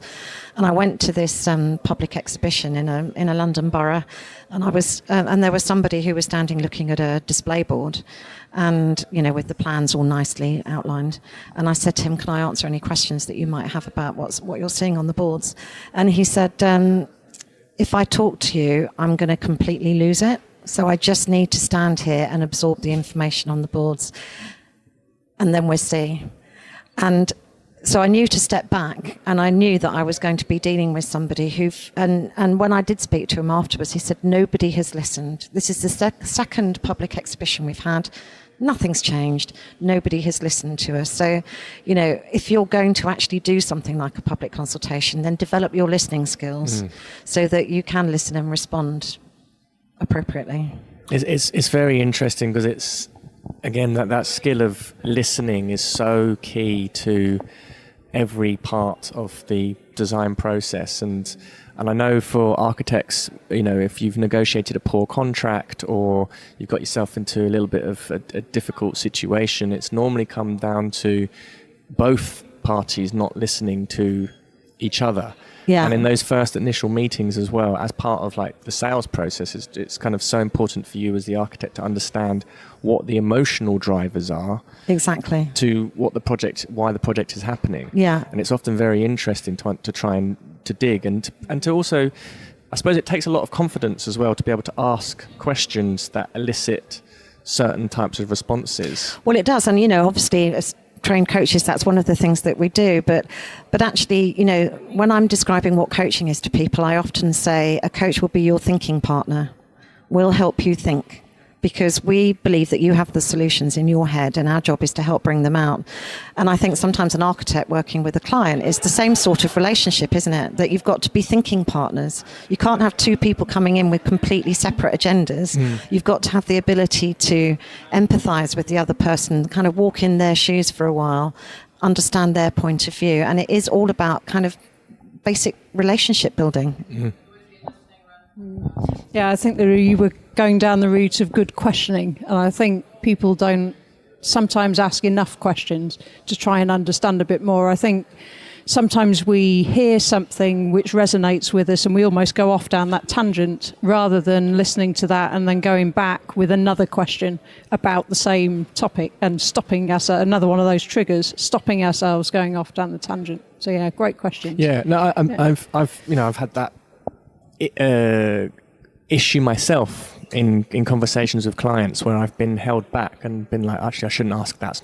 It's not my business. And then actually through external, training and development, been able to, go, well, actually, no, you can ask these questions, and it makes a big difference when you start probing and asking questions that you thought perhaps were too personal, but actually it creates a very different relationship in a very different space. Well, people are different, aren't they, obviously? So the early relationship building, the better you've listened, and the more you've watched those facial cues and that sort of thing, the more you should know then about how far you can push your questioning. Yes. Because if that early relationship building bit hasn't been done very effectively, you might well get it wrong. And we've all seen that. I've certainly done that myself, where you haven't quite got it right and you think, oh, no, that's too far or didn't go far enough. Yeah. So when architects engage with your services and your coaching, what are they coming to you with? All sorts of different things. I mean, so one-to-one coaching, I do, and I know Louise does similar. Lots around people stepping into new roles. So new directors, people about to be promoted, people who are maybe stuck in a rut, who are either looking to leave the practice or trying to find a way to refresh what they're doing. So want that promotion, don't understand why they're not getting it, but actually think it's something to do with them, not just the practice, so they're looking for help with that. And then lots around specifics around business development and networking. I personally do a lot of work with introverts who want to network better. Right. Which is fascinating as an area. Could you tell us a little bit more about that? Well, is that common within architects? Then there's a lot of, I suppose it's quite an introverted I think it's profession. common, full stop. Right. But yes, lots of architects and engineers are deep thinkers and full of technical expertise and fantastic at that. And lots of them are better within a smaller group than a great big dry event. Plus it's full of people that they're not particularly interested in sometimes or perceive they might not be. So they're looking for different ways to do it. And I think the term networking in lots of people's heads sort of says big event full of old men in suits, and that's all they actually understand to be networking. Well, it's just not like that. There's lots of ways to form connections and build relationships, which is actually that all networking is about, which doesn't involve going to great big events at all.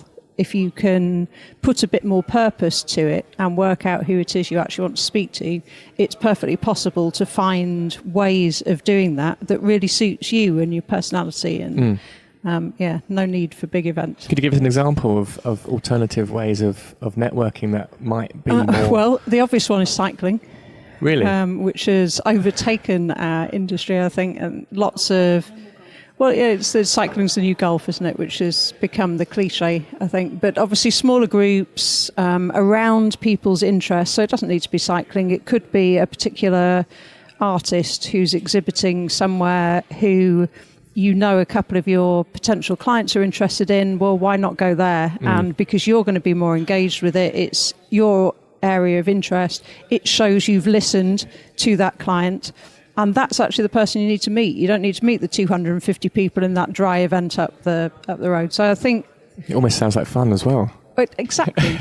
So, it can be, yeah. I mean, I suppose we all need to go to events that we don't particularly want to go to sometimes because our interests aren't the same as our clients. But generally, I think there are ways of doing it which suit people's personality better. Yeah. Well, I've worked with practice leaders mostly and creative leaders of entrepreneurial companies generally. And I suppose what they all have in common is that they've got where they are because they're really, really good at what they do and not because they're really good at managing people. And it can be quite a lonely place to be.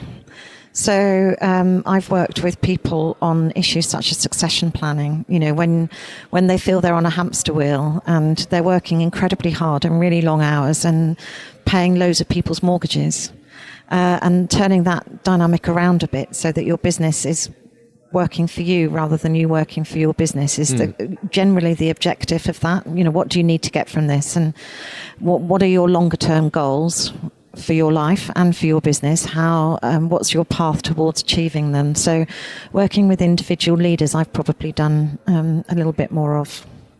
And say something like family succession planning within a practice. What are the kind of obstacles in that? Because that's something that's come up a few times in our conversations. I think architects find that, in my experience, many architects find that very difficult, thinking about the succession planning. Some do it really well.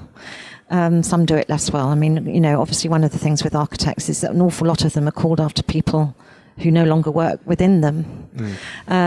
So it shows that they're not really thinking of succession planning because the practice is still called after people that don't work there anymore. But succession planning is a really complex thing. And I think another factor that certainly I've come across before is that lots of creative leaders, not just architects, but they appoint people who are just below their level of competence.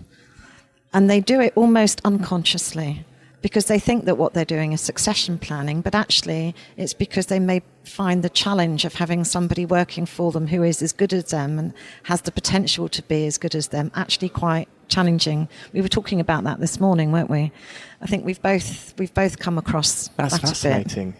And I suppose it's one of those unaware emotional things that's kind of dictating the decisions, and those decisions are going to shape the business. They're going to shape the business. And actually, if you're getting to the stage in your life and in your career where you're thinking, actually, I need to think about an exit strategy in the next 5 or 10 years, but you still want to have some connection with your business, then you clearly need people there who are going to be as good or better than you are. So developing your emotional intelligence so that you can recognize those people and play that role in their lives as of nurturing and developing them to one day, step into a leadership role, the leadership role in your business is not an easy thing to do. And how can architects, say, for example, in the hiring of staff, make sure that they're employing people that have a high level of emotional intelligence? Because I've heard business leaders in the past speak to me or have conversations, and sometimes one of the things they really think is the most important is not necessarily what's on the CV, but actually the emotional intelligence of a newcomer to a team. So how can architects or business owners ensure that they're kind of bringing emotional intelligence to those kinds of HR processes? Well, I'm going to let Rachel answer that in just a minute, but I will say something that we both feel is really important, that by actually working with a more coaching approach to developing people, you may not have to do so much recruitment, because we would really argue that retention is a much better strategy than recruitment. It's cheaper. You don't get people setting up in competition to you. You know, we both spoke to somebody quite recently who said we have one of two things. They either leave and set up on their own, or they leave because they haven't done that well here, and then they go somewhere else and they flourish. Now, what's that about? And isn't that a waste of your human capital? That's a terribly cold term, but you know what I mean. You've invested all this time and energy and even money into somebody, and then they leave and set up on their own or go and work for somebody else and do really well. So we would both argue that actually developing a more coaching style approach to management may stop that happening in the first place. And I'll let Rachel talk about recruitment. Well, first of all, what does a coaching style mean? What does that mean to you? Well, I'm afraid it's words that we've used before, like listening, right, and empathy. Right. And developing that most people go to work these days, they don't want to be somebody different from the person they are at home. They want a kind of congruence between who they are at home and who they are at work. They want to be accepted for what they bring to the table. They want to feel that they're being invested in, that their strengths and values are being honoured, that they are part of a collaborative effort, that they've got some sense of purpose. There is less disconnect now between people at work and people out of work. And I think that, you know, modern recruitment and retention strategies need to take that into account. Yeah, I think just to add to that on the coaching style, there's a big shift in sort of leadership terms away from the sort of command and control, so person at the top of an organisation dictating down, and this sort of cascading of information down an organisation, into a position where actually leadership is much more distributed across, or needs to be distributed across the practice. So when somebody comes to a principal of a practice and says, how shall I do this? It needs to be less about, or a coaching style is less about, you do it this way, or try this, and more about, what have you tried so far? And asking questions to try and get that person to actually resolve it themselves. Because if you can do that, then obviously you can get all of your people in the practice to resolve day-to-day issues much more directly themselves, and therefore less pressure on these busy principles of practices. Back on the other question. Yes, on the HR. How can architects try and employ people with high emotional intelligence? I think that's quite difficult. So I would start with improving the emotional intelligence of the people doing the recruitment in the ways that we said, because if you've got low emotional intelligence, you won't recognize it in other people.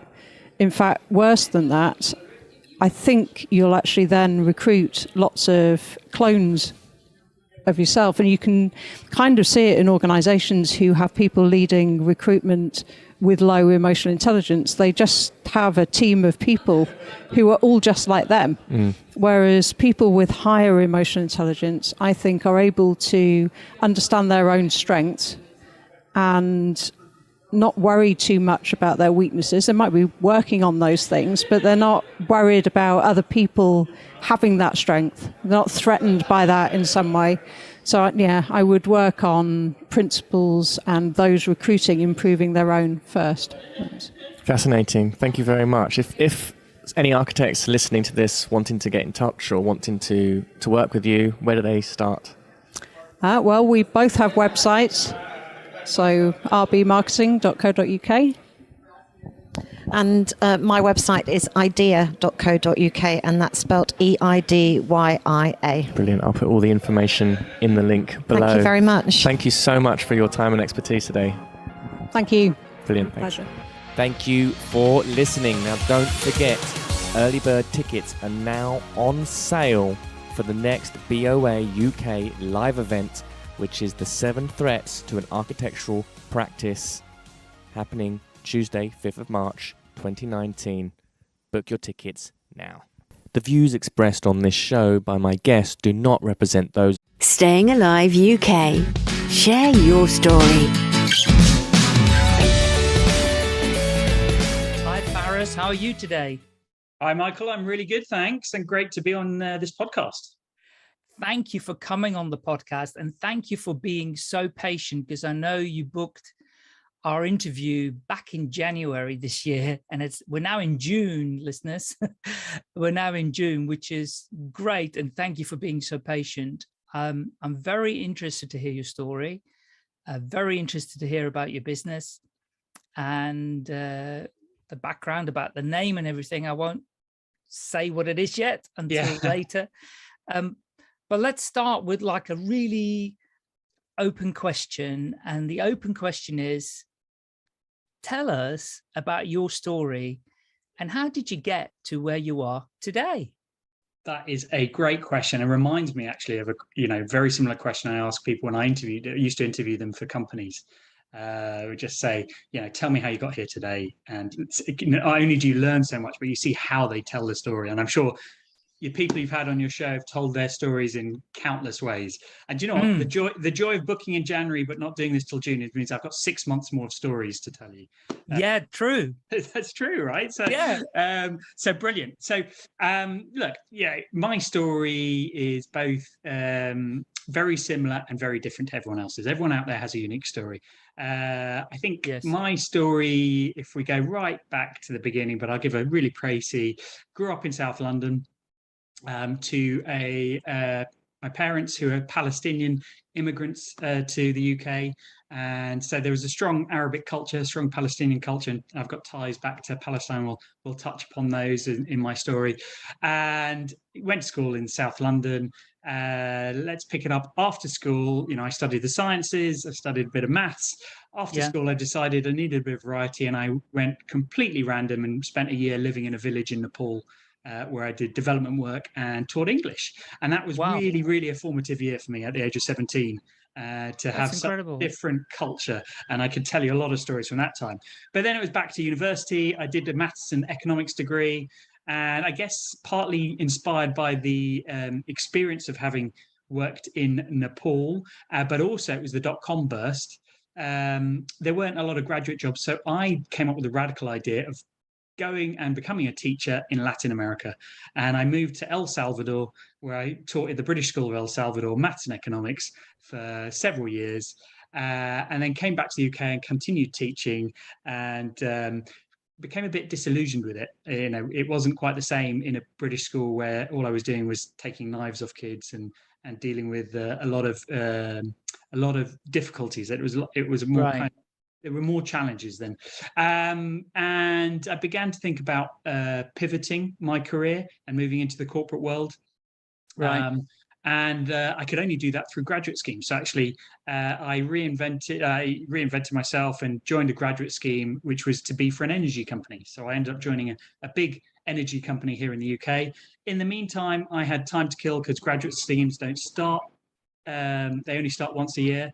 So I took myself off to Palestine for a year, where I taught in a university and worked in a university in the West Bank. But then I was in the corporate world. I learned all about the energy, everything to do about how we create energy, electricity, gas, to how we sell it to people. And I learned everything about business in a space of 4 years, because I was in the strategy team of this energy. And after 4 years there, I got approached to join consulting, which would take up the next 12 years of my life, working for big consulting firms. Michael, the likes that some of your listeners will have heard of, EY, Carney, a few others. And I reached a point where I enjoyed the work, but was a little bit disillusioned where I was. And it gave me enough impetus to start my own company, which is around consulting. And that was 2.5 years ago, Michael. Not that long ago, then. Not that long ago. But... No, fascinating. Okay, so there's a lot that comes up into my head, and there's a few questions I've got for you. This thing you did at 17 in Nepal. where did that come from? What inspired you to go and do that at the age of 17? You weren't even an adult officially. I wasn't officially an adult. And what inspired me is it was largely, the biggest driving factor was a friend's sister who had done a similar scheme a few years before, and she had raved about it, and not just the experience, but all she had got out of it. And it really got me thinking. Funny enough, that friend, he did the same scheme. And so the two of us were very close, and we grew really emboldened by this idea that we would get so much out of it, having spent, the two of us spent 10 years in the same school, and we felt we'd had a great education, but it had all been very spoon-fed. And we were, as you say, I don't think I had the self-awareness to realize that I wasn't really an adult. But I was conscious that I'd only had a very sliver of exposure to the world. So this seemed like a perfect way to do it in a fairly safe environment, because it was run by an organization. And look, my friend was doing it. So it made a bit of an easier sell to my parents, who were initially quite resistant to the idea. And to be honest, I didn't fully appreciate what the year would involve. No. But I am immensely grateful that I did it. And it's still to this day probably the best year of my life. And what did it involve?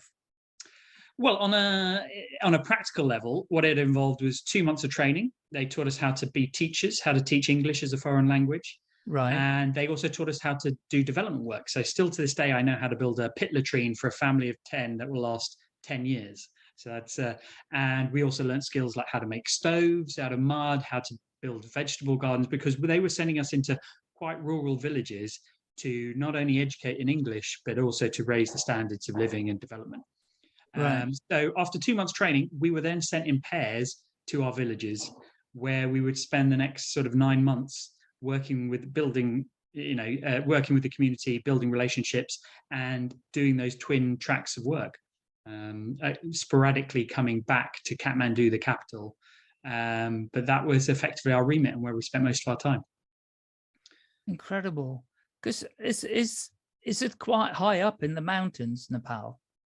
So Nepal's a fascinating country. It's got 8 of the 10 highest peaks in the world. But it's also got a basin, a terai, right, which is under sea level. So it goes from minus 200 meters to Everest, which is so it's actually got like jungle, it's got mountains, but predominantly it is mountainous, and we were living at about 3,000 meters. So put that in context, that's well above anything in the UK. I could see Everest every day. I mean, just how amazing is that, to every morning of my life for a year to see Mount Everest and to live at that altitude. And did this kind of adventure bug, because I mean, you've got to have a desire for some adventure. Did that come from your parents at all? Were they adventurous? I think they were. Well, they definitely were adventurous. I mean, they both emigrated from Palestine. But several times over their lives. So my dad's first adventure was in his teens, when he moved to study in the States. He won a scholarship. So very, in a young age, he had a spirit of adventure for different reasons. But certainly I looked at the amazing things that both my parents had achieved, and it gave me confidence that years later to also try stuff for myself. Yeah, it explains it a little bit. I mean, obviously there's your own, desire to do things, but if you've seen stuff being done by your family members, it might not be your mum and dad, might be an uncle or an aunt or a brother or sister, but it does give you that little bit of courage to kind of go, well, they managed it, so why can't I manage it, type of thing. And okay, and obviously that kind of sense of adventure carried you on to your other, let's call them missions, that you did as well. Yeah, so definitely. After you did, I mean, definitely. Once you've had one adventure, it certainly primes you for the next. And it makes you less afraid. But you know what? Comfort is these things, rightly so, wrap around you. So if I look at it depends how you define an adventure, but if I look at that kind of big Nepal type adventure, I'm obviously doing less of those nowadays. But Yeah. hey, starting my own business is an adventure. Learning any new skill for anyone out there is an adventure. Even moving house is an adventure. You know, you can make an adventure out of anything. It doesn't have to be grandiose. So would you say you're somebody who likes change? I'm like every other human being. I probably resist change initially, but I think I adapt to it quicker than others. And in fact, it's a large part of what I do as a work to help organizations get through change quicker and make it more. So I couldn't do that for organizations if I didn't keep applying change to myself. So I'll give you a good example, Michael. A few years ago, I used to own my own property. I used to own my own flat, and I sold it. And it was a long, arduous process to sell my flat. And when I did finally sell it, I came up with this plan. I was going to stay in London, but I thought, do you know what? I'm a renter now. Why not embrace this as an adventure and live in different random parts of London that I've never lived in? Because most of us just stick to one part, you know, doesn't matter wherever, you know, and often it's not far from where you grew up. Now I thought, hey, I live in an amazing city where people pay thousands of pounds to come and visit as a tourist. Why should I, you know, why not embrace that? So I came up with a plan to live in 4 different places I'd never lived and just got going with it. You know, I didn't care that it was the hassle. I had to box up every year. I had to move. I saw it as what a great chance to experience different communities, meet a whole bunch of new people. And plus it was research for when I was next ready to buy. It totally explains everything about you, because the fact that you moved around when you were a youngster, that your parents moved around when they were young, and now you're doing it in adult life, you definitely embrace change.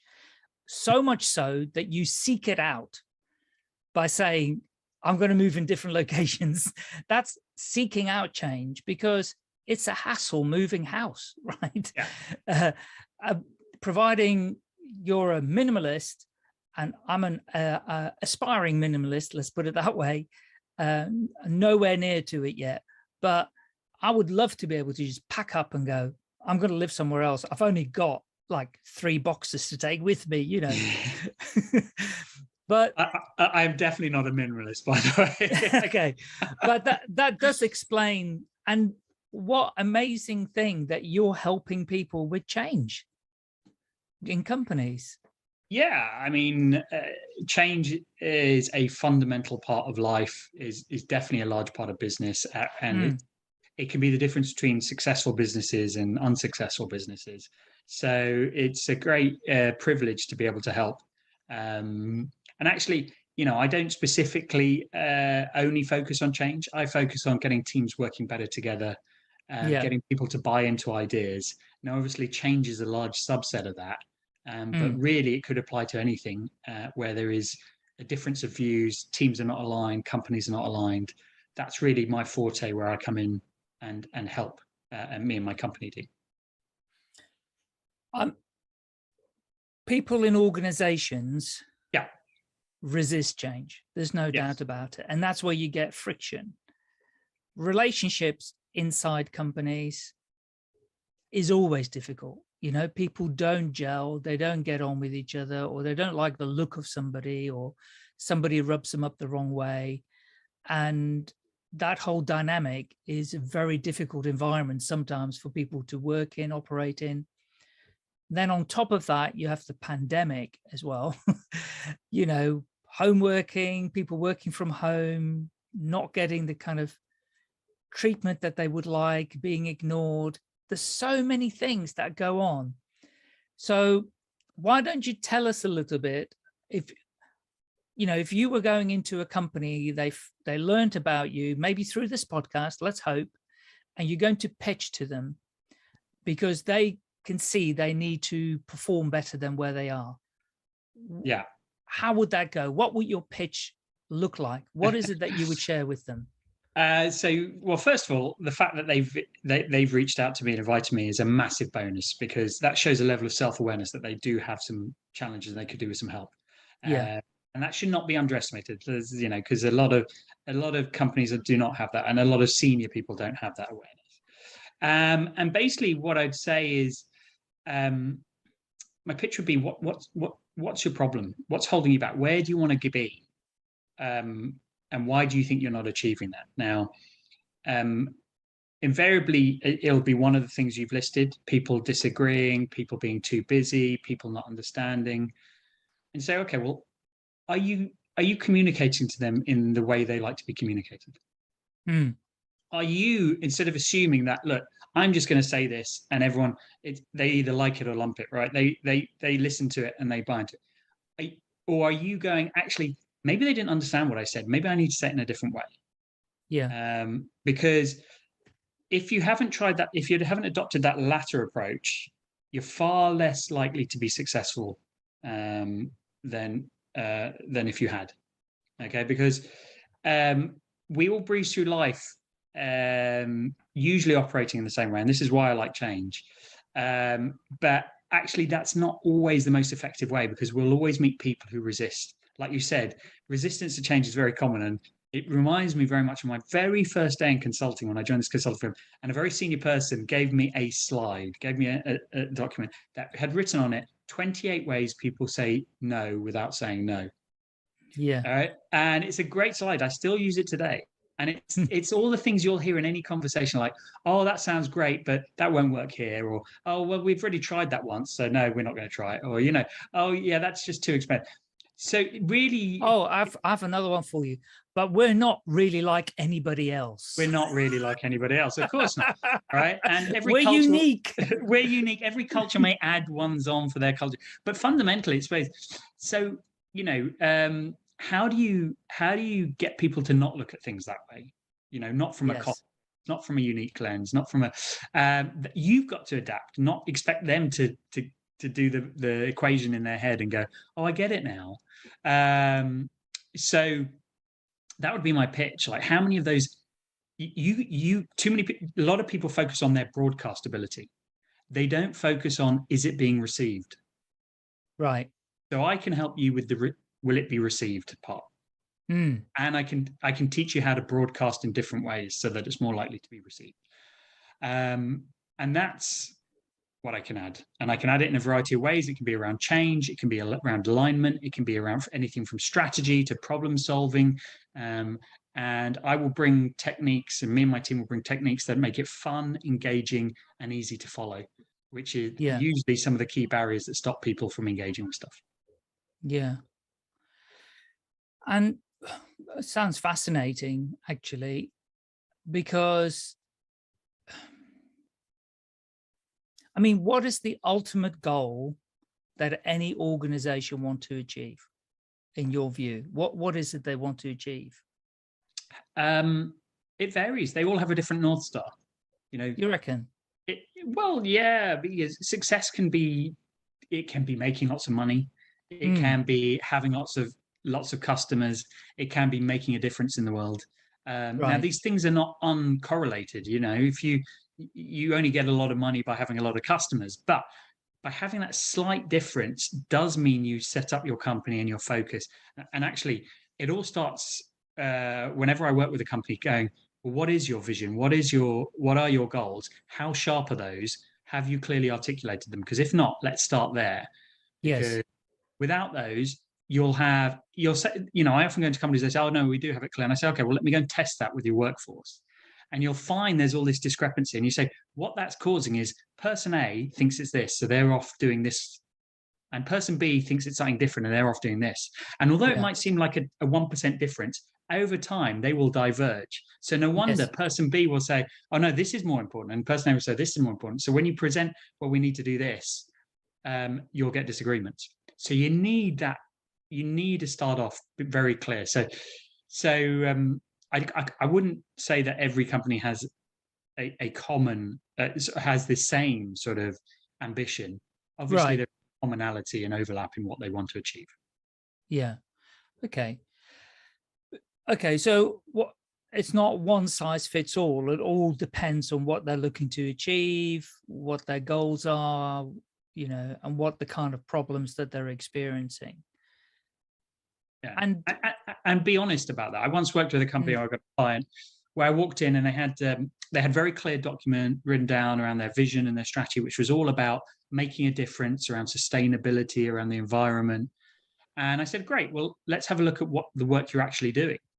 So I went back and looked at the 3 years worth of work they were doing, both internal projects and external projects. And I couldn't find anything that mapped to what they said they wanted to achieve. So I presented this to their board and I said, look, either your vision is wrong or you've been doing all the wrong projects for the last 3 years. Right. Which is it? And I said, I don't mind which it is, but it's better to be clear. And after we sort of talked for half an hour, I said, the only thing I can see in common is that you want to make more money. You want to make money. And one of the directors said, yeah, that is what we want to do. Right. And someone else said, yeah. And the third person said, it's nice to be able to be honest about it for a change. Instead of saying, we don't actually care about sustainability. I said, so why did you write that? That's confusing. That's confusing to you guys. Look at how the relief that you've just all been honest, but also it's confusing to shareholders, to customers. Maybe you don't want to be so mercenary and just write, we're here just to make money, but don't pretend it's something completely different because you feel that's the right thing to do. Yeah. We live in a capitalist society. Yeah. And I know there are lots of charities, but even charities need to create money, right? So the reason I kind of asked the question about, what's the one single thing that everybody wants?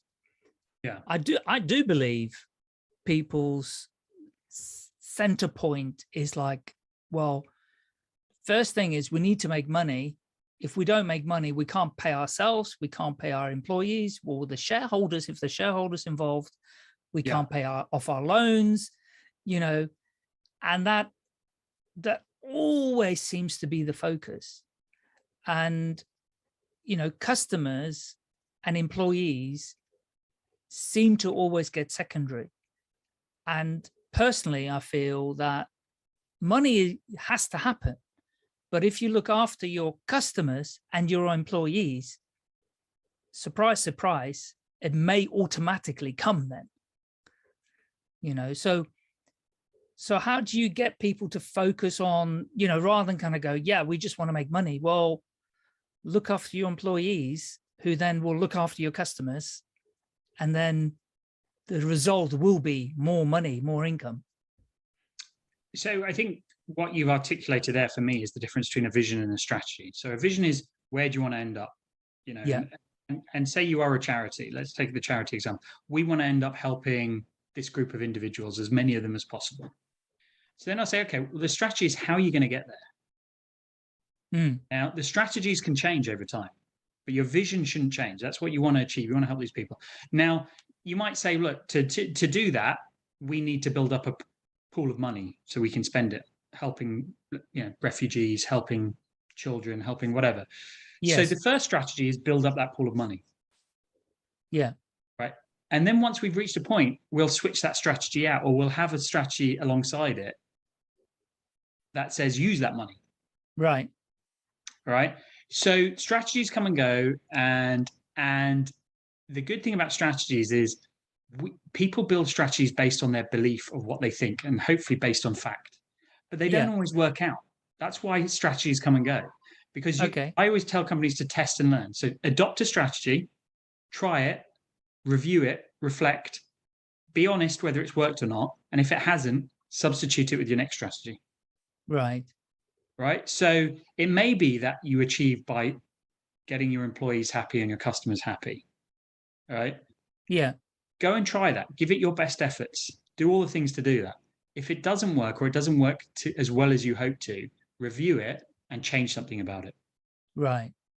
So that's the way to do it, because I'll work with companies and they'll all have a different way that they think they can achieve their thing. Now, I will always push them to lead by fact. Okay, where's the evidence that this A will be better than B? But ultimately, it'll be like, right, if you think A, let's try A, but let's set ourselves at 6 months. Let's review it honestly, and then we either double down on that strategy or we move on to a different one. Yeah, that makes a lot of sense. Yeah, 100. Yeah, I get that. It's amazing. A lot of people set their strategy, but they never review it.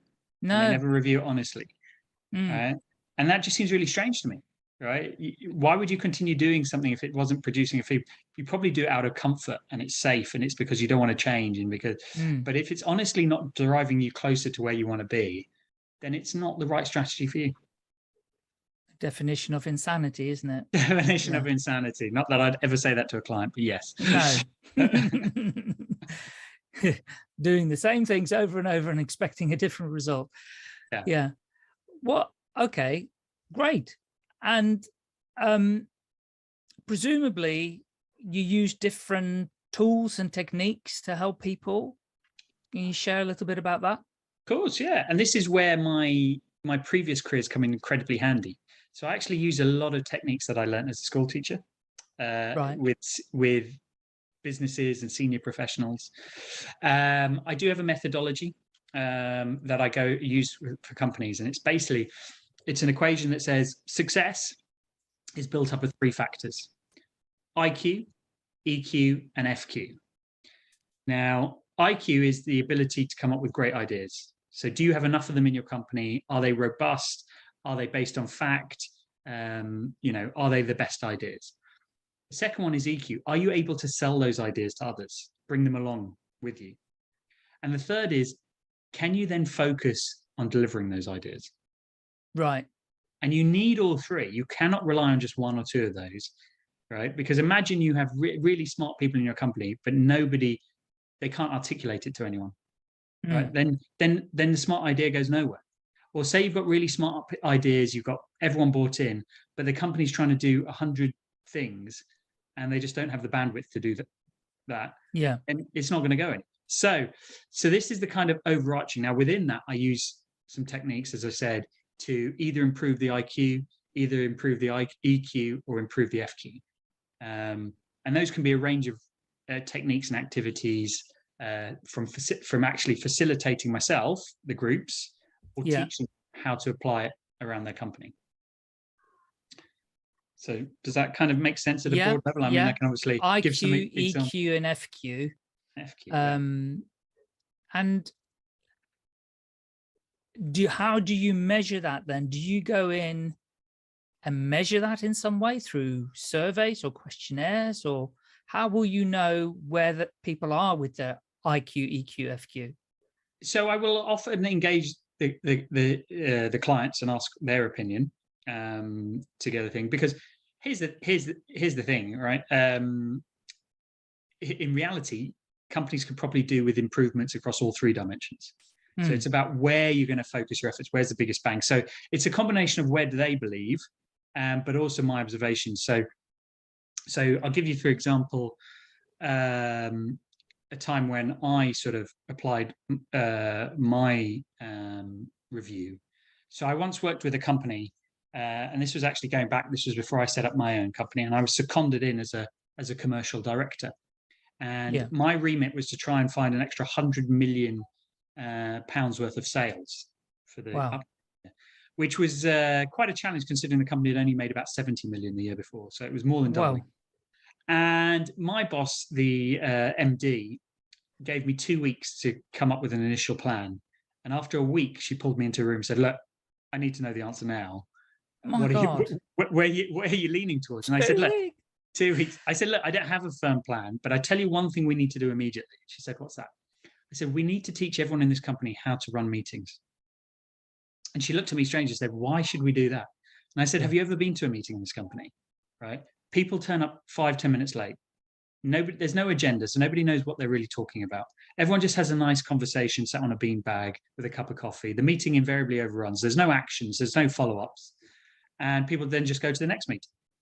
And I said, not only is it unproductive, it's demoralizing. It stops people from actually organizing meetings, and it just means everything is a nice chat and we don't actually get stuff done. And so she said, okay, yeah, that resonates with me. So, okay, go ahead and teach these people. So we rolled out a 6-week course in how to run meetings. And you know what happened? Sales improved by over 2%.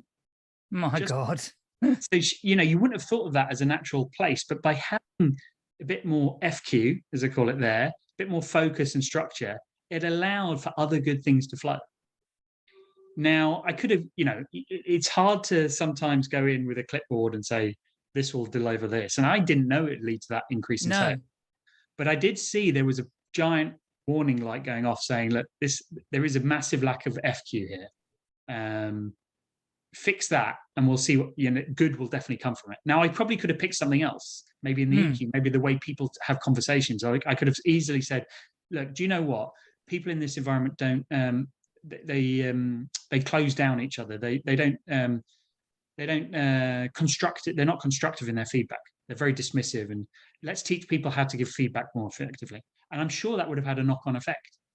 Yeah. But the one that was just most obvious immediately when I walked in was around the meetings. So that's when I say that often actually you could apply your shoulder against lots of those different pillars. Or actually a lot of my clients come already going, I think it's this arena. Can you help us with that? And I'd rather work on something that they're already sort of chomping at the bit to do than spend hours going, actually, do you know what? You really need to focus on this and waste a month debating with them. Right. I'll tell you a little story. I worked for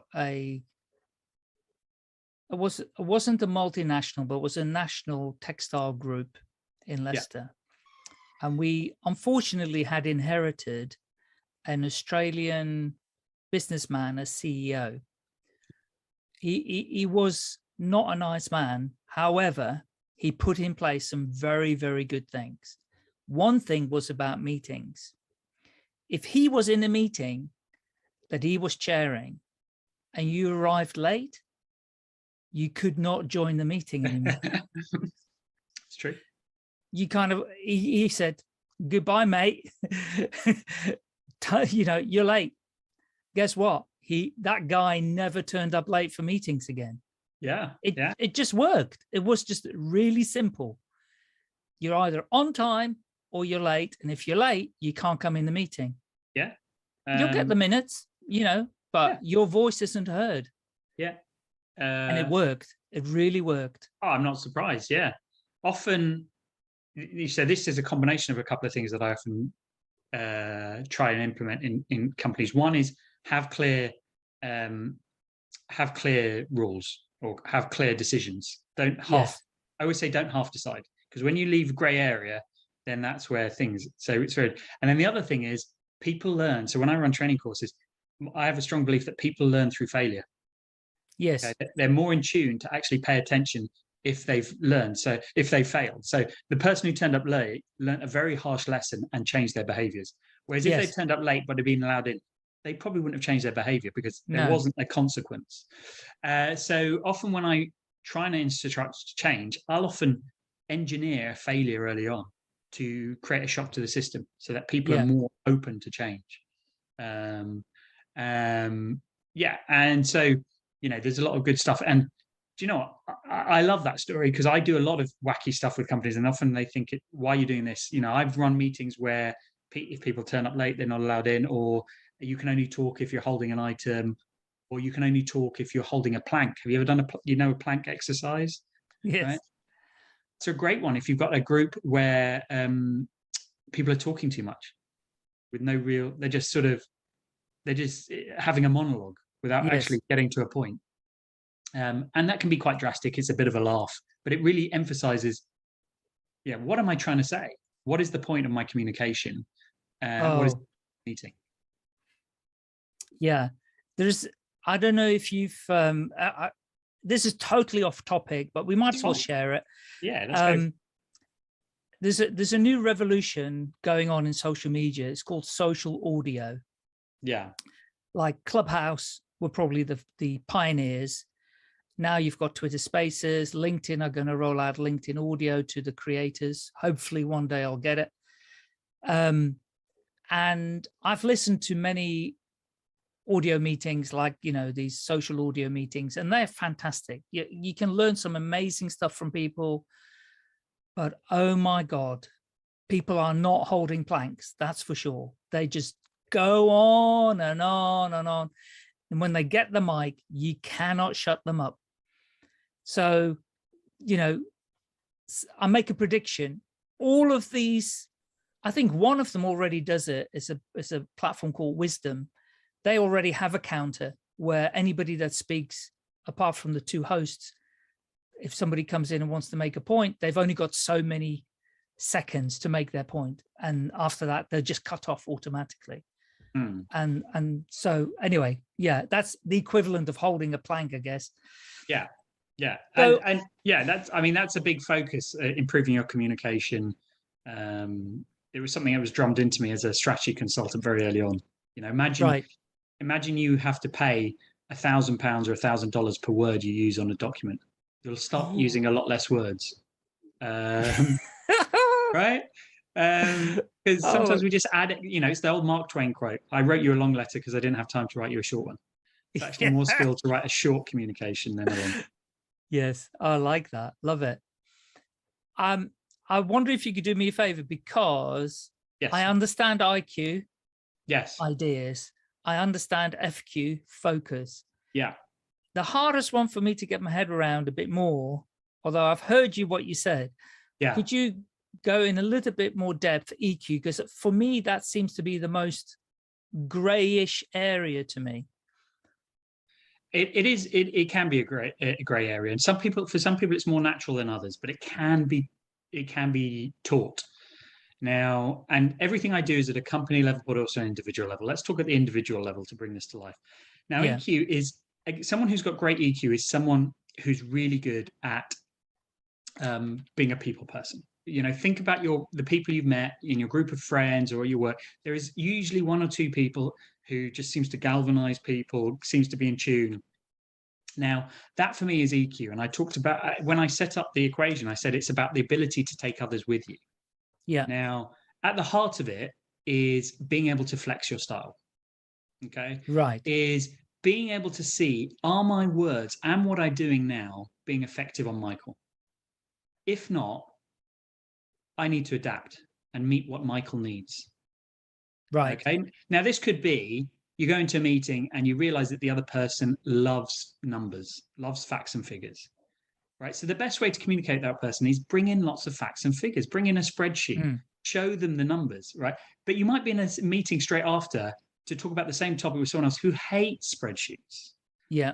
They're a big picture thinker. They love pictures. They love talking. They actually don't want to see any document.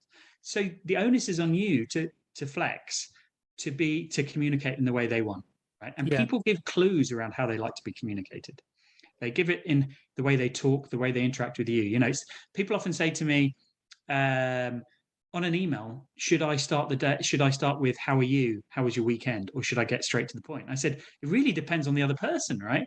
Some people hate it when you write because they're to the point and they're like, why are they asking me about my day? I couldn't care less about their day.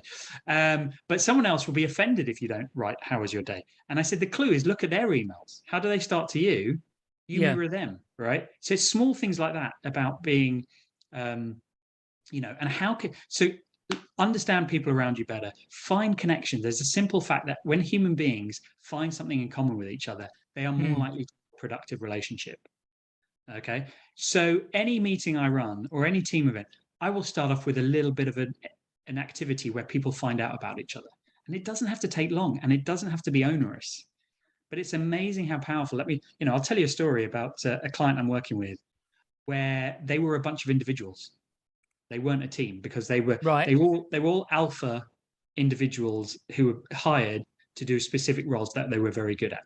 Yeah. But it just so happens that their performance went down as a team because during the pandemic, because they were no longer co-located, so they could no longer ask each other questions, which they didn't realize was actually part of teamwork. Right. So what I needed to do was get them to be a team. But because they were alpha type people, they had no interest. So, one person had no interest in learning anything about the person next to them. I was fascinated. I remember asking someone early on, I always have a one-on-one, and I said to the person, do you know anything about the person who sits next to you? Do you know, do they, if they have children? Do they have, and he said, no, I don't know. I said, how long have you been sat next to him? He said, about 10 years. I said, wow, you don't care. That's incredible. It's incredible. So not only did he not know, he didn't care. So I had to find a way for them to care without realizing. So I'd use these sort of icebreakers and energizers at the start of the game and made them competitive. So they thought it was all about the competition, but actually it was about learning about each other. Yeah. So within 6 months, they actually started to know about each other. They started to ask about each other's families. They started to know how the other person liked, whether they liked mornings or nights, whether they liked emails or phone calls.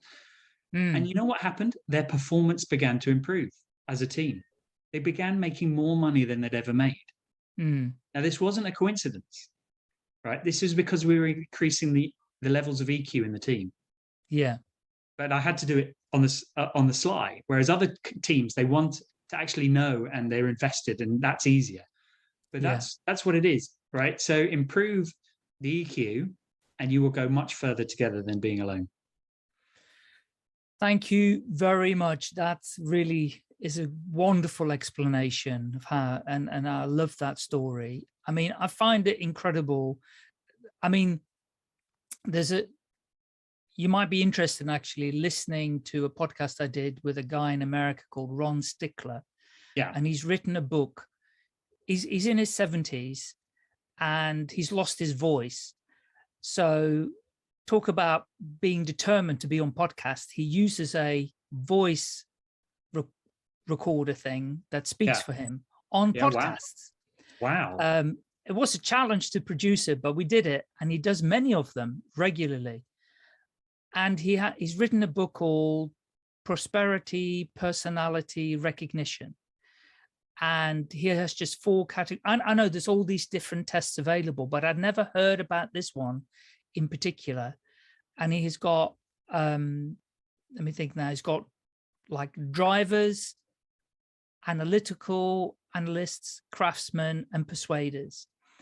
And immediately, I've read his book, I've been learning about this, but also when you talked about this guy who didn't know anything about his neighbor that he sat next to for 10 years, and he didn't care, which is the other thing.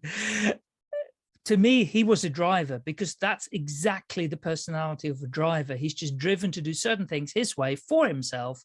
He doesn't really care about people around him that much.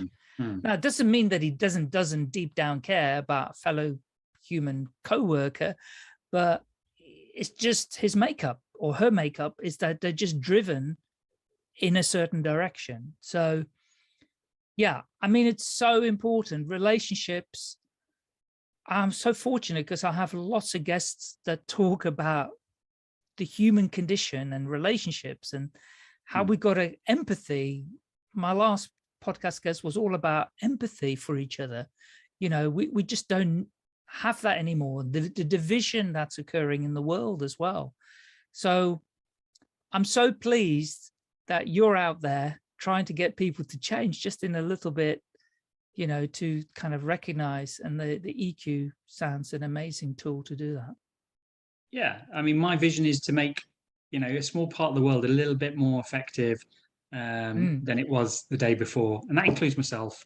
And if that's helping with EQ or helping with focus or helping with ideas, then that's a great place to be. You know, a place where I think you should definitely be, or and I'm not meaning this to be a political discussion, but you should be in Downing Street. You should get those people being able to work together with each other. Oh, incredible. They have some problems, major problems. Well, dream big. Who knows? In a year from now, Michael, we'll do another podcast, and maybe we'll do it from Downing Street. Well, I would love that. I would love that. Yeah. Anybody listening, please refer Faris to Downing Street. Okay, Faris, is there anything that I haven't asked that you haven't shared yet that you would like to share before you share where people can find you? Hey, Michael, I am fully confident we could speak for another 2 hours and cover many more exciting topics. So it's been a real pleasure. Yeah, you know, I always say, let's just carry on the conversation. Me and you, me and your listeners, you and your listeners. Then yeah, the more people that are talking, the better, as far as I'm concerned. I'll tell you what we'll do is I have an idea for you. When I get LinkedIn audio, social audio, yeah, right? You're on LinkedIn, aren't you? I am. Yeah. Let's and for the listeners, you know, keep in touch with us. If you're up for it, we'll do like a live social audio thing inside LinkedIn. We'll get some people to come and listen, and we can have a little bit of a discussion with people and find out what some of their issues are, because these are all business people. I'm sure they have lots of these kind of challenges, and we could just give them a little snippet of the kind of things they could do for themselves. So thank you. Where can people find you? How can they get in touch with you? Well, they can find me on LinkedIn if they look up Faris Aranki. I spend a lot of time there, so you can interact with me. Or you can come and find all about me and my company at my company, which is called Sheerghetto. And the website is www.sheerghetto.com. And Sheerghetto is SHIAGETO. It's for all you Japanese enthusiasts out there, it's the Japanese word for a sharpening stone, because that's a metaphor for what me and my business do. We sharpen other businesses. I love that. And tell us how the name came about. It came about because I was looking for a company name, and lots of the English ideas I came up with had already gone in terms of websites and were registered. And so I decided to switch languages, and I tried names in Arabic and Spanish. And I remember testing them on some friends, and particularly the Arabic ones. I got some honest feedback that the name sounded a bit terroristy in their own words, which is the kind of harsh, but the feedback you want from your friends before you do. And then one day I was making a salad with a knife that was dull, and I reached for my Sheerghetto. I didn't know it was called a Sheerghetto at the time, to sharpen my knife. And suddenly I had this light bulb moment. I said, hang on a minute, this is a metaphor for my company. Let's research what the Japanese word for a sharpening stone is. Wow. And eureka. But why were you looking for a Japanese word? Just because you wanted a different language? No, I was using I had a Japanese set of knives and a Japanese stone. And I knew the Japanese took it very seriously. And actually, I spent 4 hours researching, because the Japanese have 6 different names for sharpening stones, depending on their granularity and what they're used for. So this is how passionate the Japanese are. So I thought I would embrace that passion and pick the finest stone, which is the Sheerghetto. Sheerghetto. I love that. That's brilliant. Okay, well, I'll make sure to share all of those details in the show notes so people can find you all across social and your website as well. And thank you so much for coming on the podcast. I loved it. Thank you for having me, Michael. Take care. I'll be in touch. All the best. Bye for now. If you've enjoyed this podcast, please rate, subscribe, and share at will. I'm always looking for more listeners and guests, so do get in touch, please. You can find me pretty easily by searching for Staying Alive UK. Welcome to the Health Leader Forge, a joint production between the University of New Hampshire and the Northern New England Association of Healthcare Executives. My name is Mark Bonica, and I am an assistant professor in the University of New Hampshire's Department of Health Management and Policy. Today's guest is my colleague, Dr. Vanessa Druskett, Associate Professor of Organizational Behavior and Management here at the University of New Hampshire. Vanessa studies and teaches about team emotional intelligence, helping organizations develop more effective norms and behaviors. In the full version of the interview, we go through Vanessa's intellectual journey from an early interest in social work to work on leadership, teams, and emotional intelligence. We talk in detail about a few of her papers, particularly a Harvard Business Review paper she co-authored called Building the Emotional Intelligence of Teams, which has been cited over 1,000 times. I have included a ungated version in the show notes, so you can click through there and download it for free and follow along if you'd like with the conversation. I hope you enjoy my conversation with Vanessa, and if you do, won't you leave us a review on iTunes, Stitcher, SoundCloud, or wherever you might be listening to this podcast? It helps other people find us. Thanks for listening, and here is Dr. Vanessa Druskett. Welcome to the podcast, Vanessa. Thank you, Mark. It's great to be here with you and your listeners. I want to start with your academic journey and your education. So you started out, got a BA in psychology at Indiana University. Mm-hmm. What drew you to psychology? Well, actually, I started out, I grew up in Massachusetts, and I decided I was interested in social work. And there were very few schools that had social work as an undergraduate major. One of them was Boston University, which is, you'll see that's pre-ession for later, but the other one was Indiana University. So I picked Indiana, went down and started studying social work, and decided that it wasn't for me. I was too opinionated. Okay. The idea was that I was going to have to go in and not take all my liberal values and all my values, and I was going to have to go in and work with people and not have my values orientation get in the way. And so I was at a loss for what to do. My roommate said, let's become business majors. I said, sure. What else? So I became a business major for a semester. And that's what introduced me to organizational psychology, organizational behavior. So just to give you that lead, I hated business. Again, once again, my values got in the way.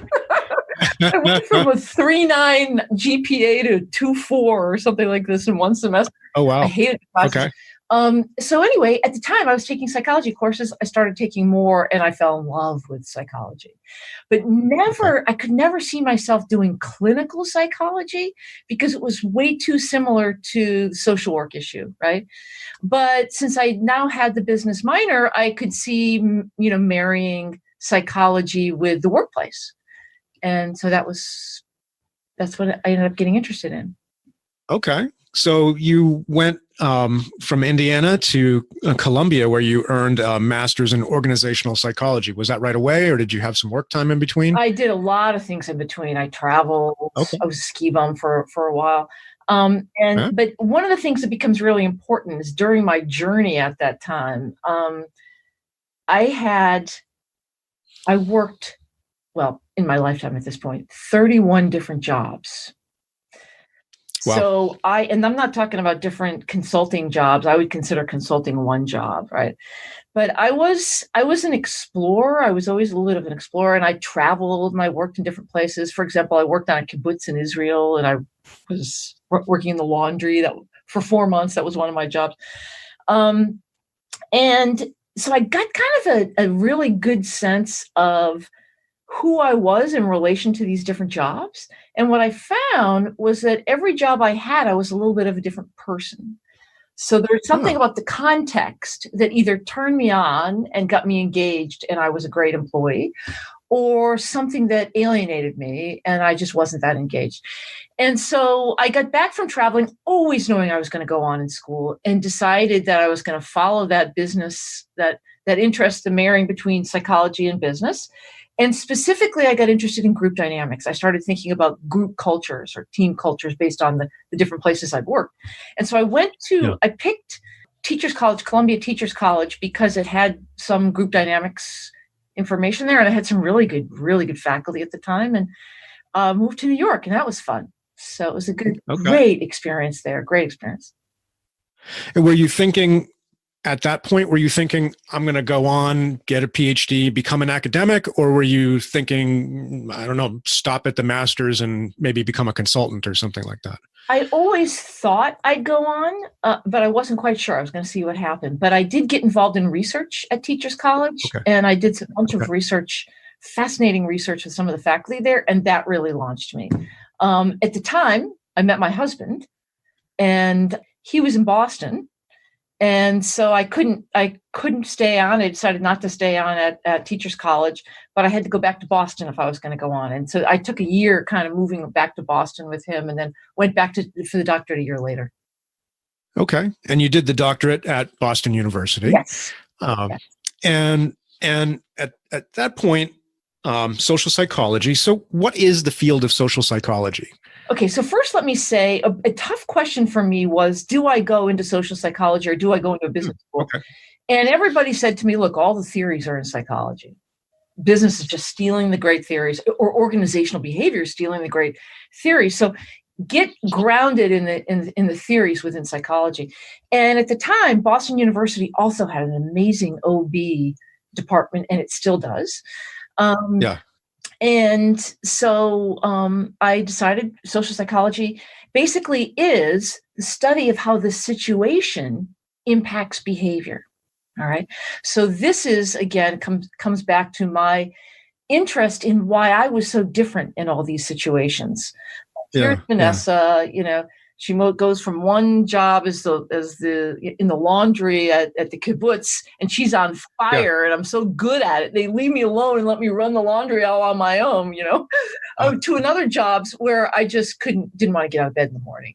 And I thought that a lot of it was the situation with the people, the way they treated me, the way they appreciated me, the way I got to have some control. And so all were things that I picked up on later in my future research.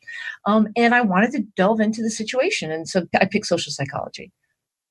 It's funny that you said that, because I had a kind of similar experience. When I was doing my MBA, and I had transitioned from being a philosophy major to being into business, and I was at my MBA. And the thing that I really liked about the business school was how they stole from everybody. Yes. To me, that seemed like a cool thing, actually. Yes. And I thought I would go. I thought that would be my, that I would wind up doing a PhD in business. I wound up doing economics, which kind of steals from everybody too, but in a different way.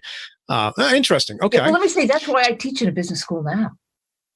Psychology ended up being too narrow, whereas the business school was just, come on, any theories, we're really interested in the outcome. And that was what was exciting to me. What were you teaching, how you influence the business world or the people in the business world. Right? Yeah. Yeah. So did you have this idea that you wanted to, you saw how the environment changed you and how you interact with the environment. Did you have an idea that you maybe wanted to help people figure that out or change it? Or what were your kind of thinking? Like, what do I want to do with this at that time? Yeah. At that time, I hadn't yet come to that conclusion. I was just so in love with psychology, with applying psychology to the workplace. I was so in love with every class I took at Teachers College. I was just enamored with the whole thing. And for me at the time, I knew I was interested in group dynamics. By the way, when I was at Teachers College, I got an A in every course except for my group dynamics course, which I got a B. Oh well. Again, too opinionated. I had too many, didn't quite fit what the teacher was thinking. But still, that was my love coming out of that. My essay to get into the doctoral program was all about group dynamics, but I was very open-minded about what I would look at within that realm. That's neat. Well, so I want to talk about, I've got a couple of papers that I've pulled that I mentioned to you before we got started that I've pulled that you'd written. One of which must have been one of your earliest papers, the 1994 piece, Gender and Leadership Style, Transformational and Transactional Leadership in the Roman Catholic Church. This must have been was this something you were working on in your PhD, or did you do it shortly afterward? I had the opportunity to work with a faculty member at Boston University who was a former priest, and he received a huge grant from the Lilly Foundation to study the Catholic Church, essentially, and especially of the schools and the hospitals and the churches and the leadership within the Catholic Church and all those places. And so he pulled me in to help him with that. It was, I got some funding from it. And one of his interests was in transformational leadership. And so he had thrown in to his survey lots of questions about transformational leadership. So I took an interest in that area, and that was the impetus of that paper. Okay. So transformational leadership, I think, comes out of the 80s. Yeah. I know the precedents were probably date back into the 50s, and I don't know, theory X and theory Y and all that kind of stuff. But yeah, it was like the term was coined like in the 80s, right? Yes. So it's still a relatively new idea. Yes. At that point. It's still hot right now. It is a very hot idea. It's continued to be hot. The idea is that leadership is about change.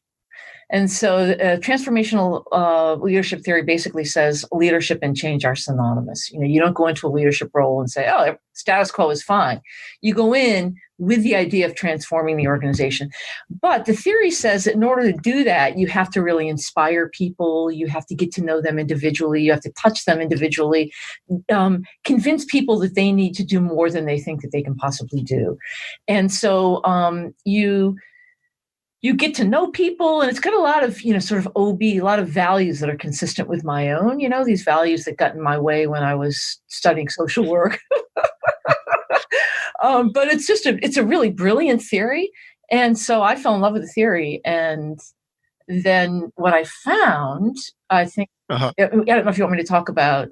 Yeah. So, let's talk. I mean, you go. Let me throw a couple of thoughts out there. One is you did this huge survey. You had, I think you had something like over 8,000 responses. Yeah. So this is really robust. Yes. And by the way, I was in that grant that I was part of. Someone had to call all those people and make sure that the response rate was high. And I was one of the doobies on the phone helping get that response rate. And the basics of research when you're a graduate student. Yeah. Paying your dues. Dues, right. Yeah. So, all right. So you studied, I think this one specifically drew on to all male and all female orders. Yes. Okay. So let's talk about kind of how you got, what were you looking for and what did you actually find? Well, these nuns run the schools and a lot of the hospitals, and priests run a lot of boys' schools and churches, and they don't mix all that much. And so we were able to really look at how the followers, or I don't know what you want to call it. You can't really call them employees, but you've got your leaders and your followers. How the followers of these leaders of these organizations rated their leaders, and whether or not they rated them to be transformational and inspirational, and inspiring them to people to go on to do more than they ever thought they could do, or whether they were simply what we call transactional leaders, which is that you do this, I'll do that for you. Basically leadership as a transaction, which is get this done and then we'll promote you to that, as opposed to inspiring. And what we found was huge, significant difference, that the women were much more transformational than the men. And that was quite controversial at the time. A lot of research had been coming out about, hey, women can be leaders too. There's women's ways of knowing. And, women are different, but they can also be good leaders. And so it was kind of at the edge of that period of time where there was a lot being written about whatever happened to women leaders. Right? Okay. And so I think one of the surprises that I took away, that I think one of the things that surprised you, I think, as well from reading the article, was that there was more transformational leadership kind of between both men and women than I think you expected. Yes. But even so, women showed more transformational leadership than men. Yes. Thanks for reminding me of that. The only thing that I remember really was that. Yeah. Yeah. So it was only 35 years ago. Yeah. 30. Well, I think you would expect it. Yeah, you'd expect it with the Catholic Church. There's a lot of reason for inspiration, right? Right. Sure. I mean, people presumably are in these organizations because they, are inspired or want to be inspired, right? Yes. To do what they do.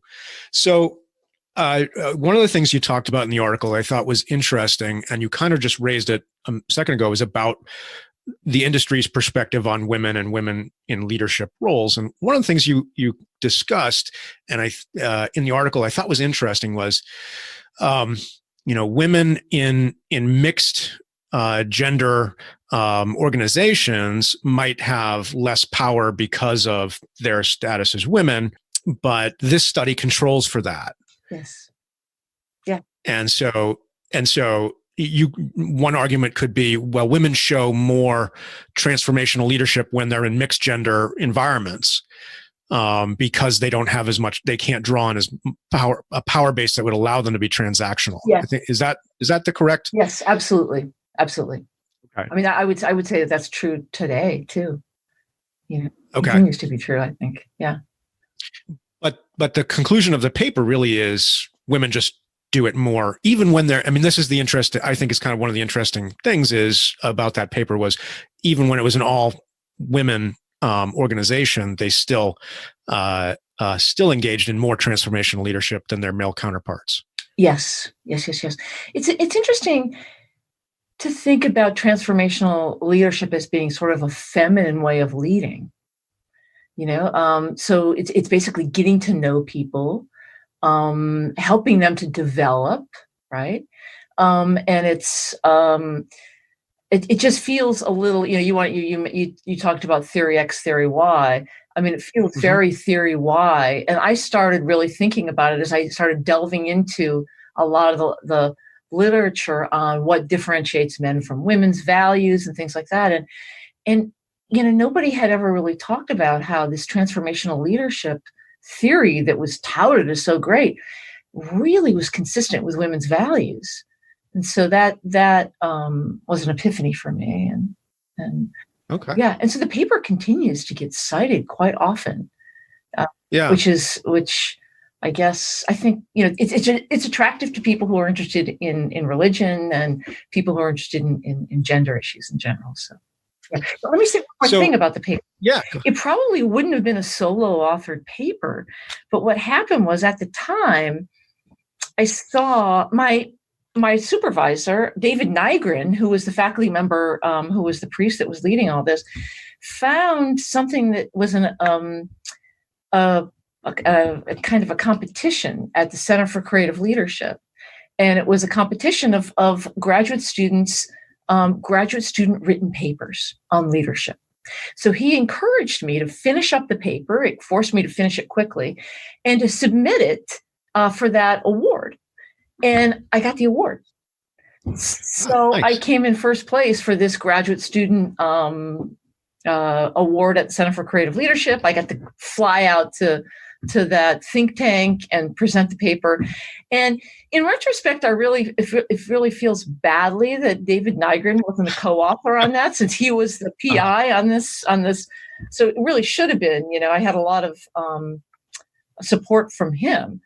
But it really kind of launched my career, being able to have that award and the contacts I made through it and things like that. Well, that's great. Yeah, and it taught me a lot. So since I did have to write the paper on my own, so that was one of the stipulations. Yeah.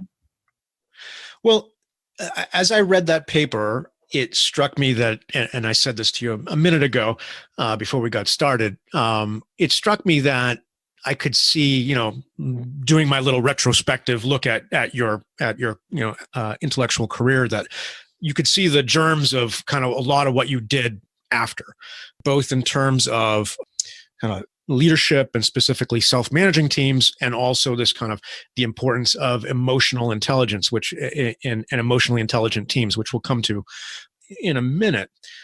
So through the 90s, I saw in your publications that you did a lot with self-managing teams. So how did the self-managing teams theme, how did you get involved in that?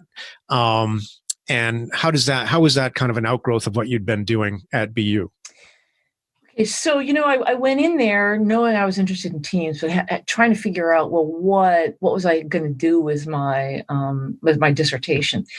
And we had the good fortune to be connected with Polaroid, which was in Cambridge, and which was very close to Boston University. And they had created self-managing teams at Polaroid. And so we had a representative come in and talk to one of my classes on group dynamics. It was talking all about self-managing teams. And it just clicked. I mean, he basically said, look, we have these people on the shop floors in self-managing teams. They no longer have to ask permission to use the restroom. They can decide on their own. Okay, so all of this just hit me like, what? They don't have permission? So all of my, social justice stuff all came in, and I just fell in love with that idea, and so that became a big interest at that time. And okay. Yeah. So talk about a self-managing team a little more. Aside from being able to decide when you want to go to the bathroom, what's the difference between a self-managing team and I guess a traditional team, if that's the right word. So a traditional team has a leader on it, and the leader can be as hierarchical and controlling, or as empowering as they want, but primarily the leader runs the ship. And so the team members do what the leader wants, right? But self-managing team basically said the philosophy is, why do you need a leader? If you can get them to interact, and these are smart people to begin with that know the work, if we put them in self-managing teams where they share leadership, and typically the teams, especially the teams that I started studying for my dissertation, they would rotate this position of kind of facilitator, right? And so you would always have somebody who was, filling out the schedule and doing kind of the paperwork for the team, but it would rotate, or, whether it rotated weekly or every 6 months. And then you wouldn't have to have someone telling you when to do things, and you could decide things on your own.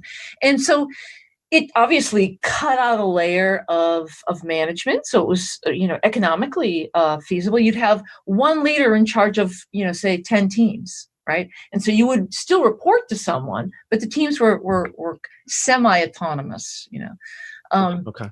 And that's the idea. You still always have a leader. So that's the idea, essentially.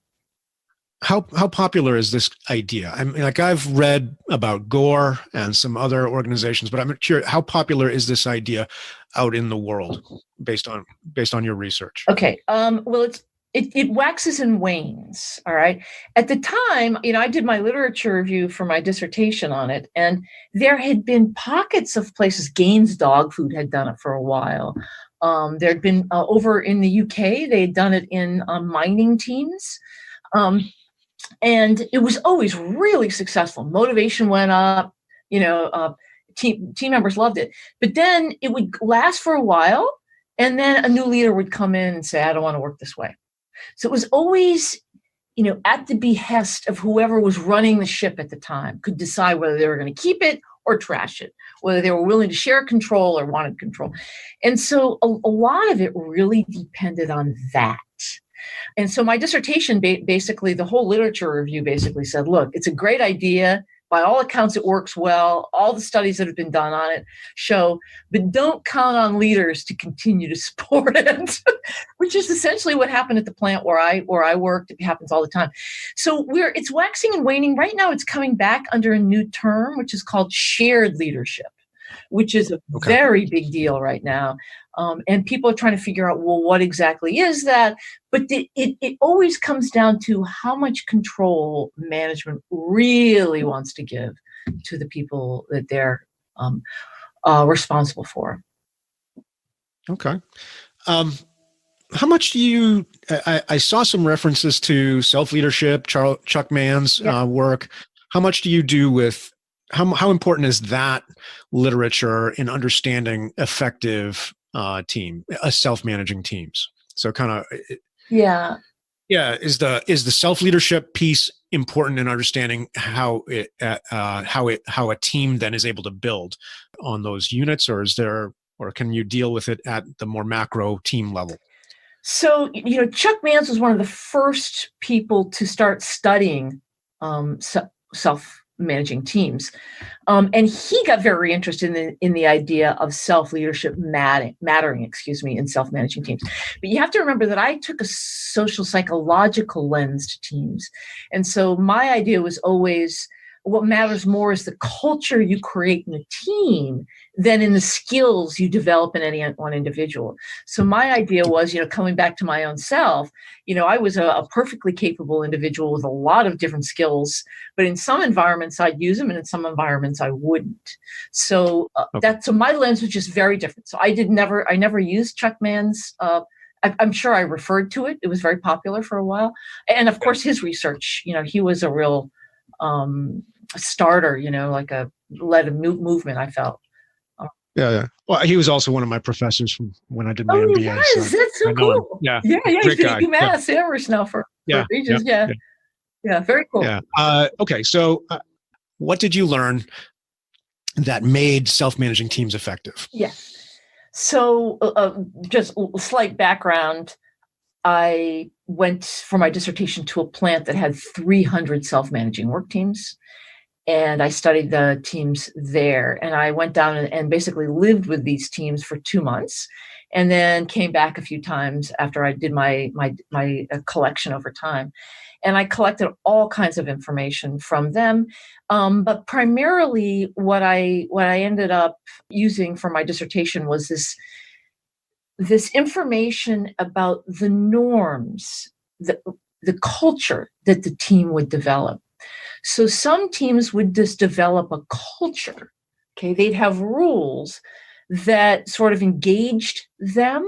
So let me give you an example. One rule was focused on for sort of feedback and what I called team self-evaluation. So periodically they'd step back and they'd say, okay, how are we doing? What needs to be tweaked? This kind of thing. Another rule that ended up being really powerful was they actually got to know each other at a level, so they could predict one another's behavior. So they would say, well, you're not going to want to do this, you're going to want to do that, and so they knew each other at this level. And some teams just didn't have those kind of rules.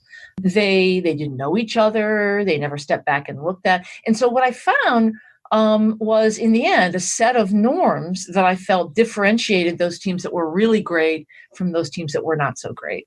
And that was the outcome of my dissertation. By the way, another thing that affected my dissertation was that I had handed my survey data, most of my survey data, over to a company that was going to be scanning. It was like early in the scanning technology, right? But we used to have to enter the data one by one every survey, every time. Right. And I gave it to the scanning, and they lost the data. They moved offices, and they lost the data. You cannot believe it. So I think I was the first graduate in a psychology department that produced a dissertation that was primarily qualitative. I did have some surveys.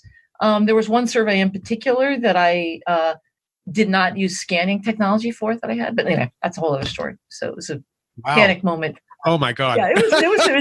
But so anyway, it ended up being great data, and I delved in, and it was fascinating to look at. Interviews. I did 3-hour interviews, individuals with teams, all kinds of stuff. Yeah. Just as kind of an aside, what kind of, do you see yourself as a qualitative researcher or primarily a quantitative researcher at this point? How do you approach problems, or do you do a little bit of both? Do you dabble in both? I dabble in both, but I prefer qualitative research. So that kind of set me on. I mean, I'd never taken a course in qualitative research, but that's what I had. I had to figure it out on the fly. I just love the richness of it. And so I do both. I've done both, but I really feel like you can dig deeply and hear the stories that are. Yeah, I'm the same. So I think so. Some of the things you're talking about with the, getting to know people, this is where that resonates back to the transformational leadership that you talked about, right? And it kind of leads to the other stream of your research, which is more in the emotional intelligence and emotional intelligence resident at the team level. Mm-hmm. So EI, EQ, emotional quotient, those also are kind of buzzwords out of the 80s, right? 90s. Was it 90s? Or 90s? That was actually early 90s, right? Goleman published his big popular book in the 90s. But that research had been going on in one shape or another for a while. Not really.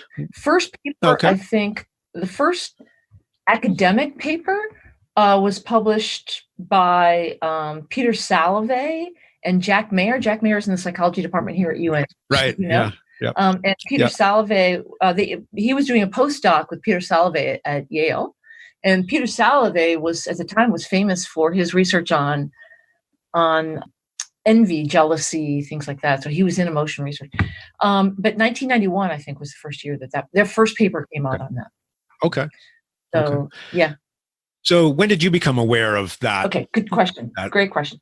And how did you kind of make that link between emotional intelligence and transformational leadership, which you had already been working with? Sure.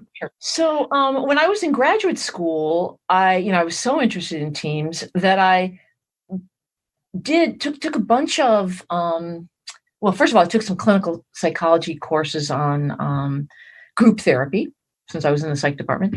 But I also took a 2-year program with a educational institution called National Training Laboratories.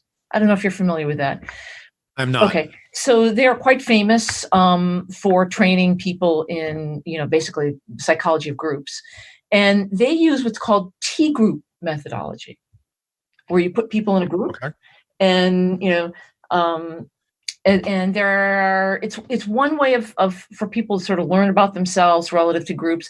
There are 3 main traditions in that. There's the Tavistock method, which is big with in the United Kingdom. There's the Gestalt method, which was when I was in Cleveland, I was able to learn the Gestalt method. But National Training Laboratories, which is out of Maine, has this T-group methodology. So anyway, long story short, they put you in a group, and you study the group, and you study each other. You study how the group culture emerges.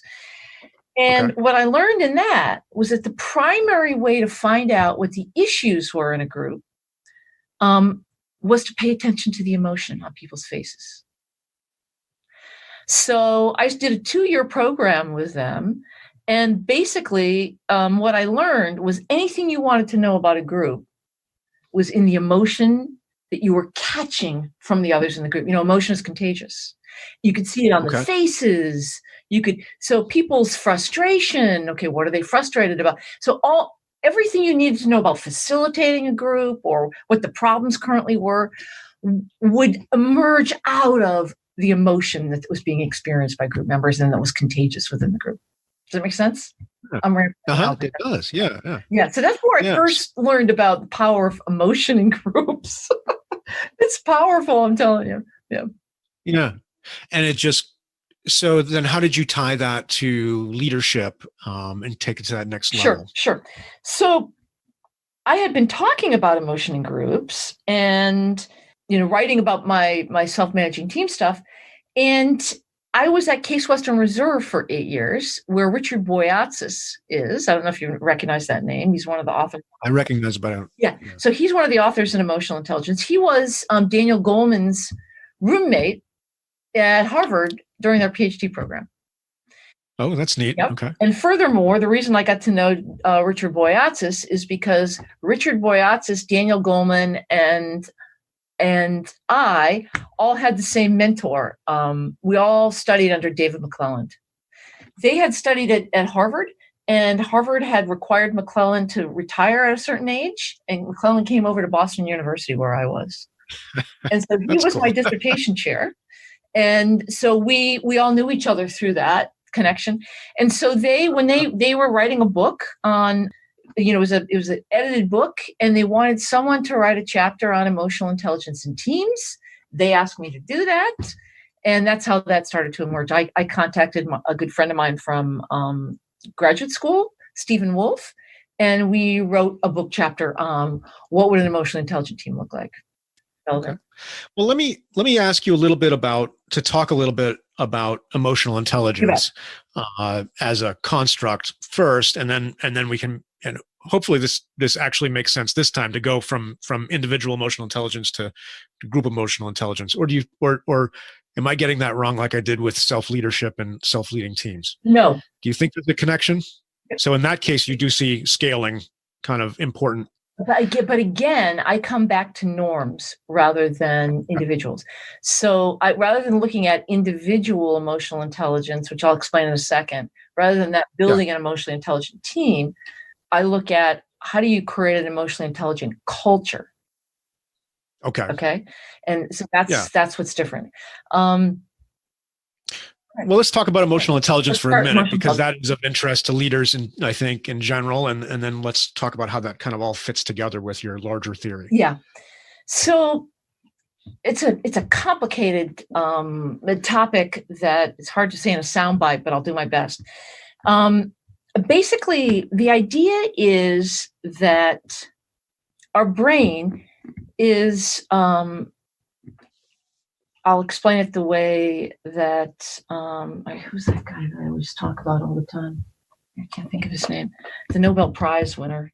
I think Kahneman. Yeah, Dan Kahneman. I love that. Kahneman. He's just amazing. Yeah. He talks about system 1, system 2. This is what I like to talk about because it's so logical. System 1 essentially is our old brain. It's really the bottom of the brain. Some people talk about left, right, but it's really the bottom of the brain, close to the brainstem. It was the first part of the brain to evolve, and it picks up everything from emotion. So we didn't have, a verbal cortex in those days. We didn't have language. Everything came from instinct and emotion. All right. And then our ancestors developed what we call the prefrontal cortex, which is the analytical part of the brain, which is how we solve math problems, and we're logical thinkers and things like that. But what a little known fact is that the emotion part of the brain never shuts off. And so we used to think that they were two different things. Leave your emotion at the door. You're not going to use your logical brain. Turns out that that's just not true. We never turn off the emotion part of the brain. And so what the emotion part of the brain does is it provides us with valuable information about the social situation or the situation in general. All right. Oh, interesting. Okay. So it works super fast. The emotion part of our brain takes in, and I'm going to say this slowly because it's going to be shocking to you, 11 million bits of information per second. Wow. And I've seen the research paper that discovered that. 11 million bits of information per second, 10 million of which comes from our eyes. All right. So what this means is that a lot of the emotion part of our brain is working at an unconscious level. It's involuntary.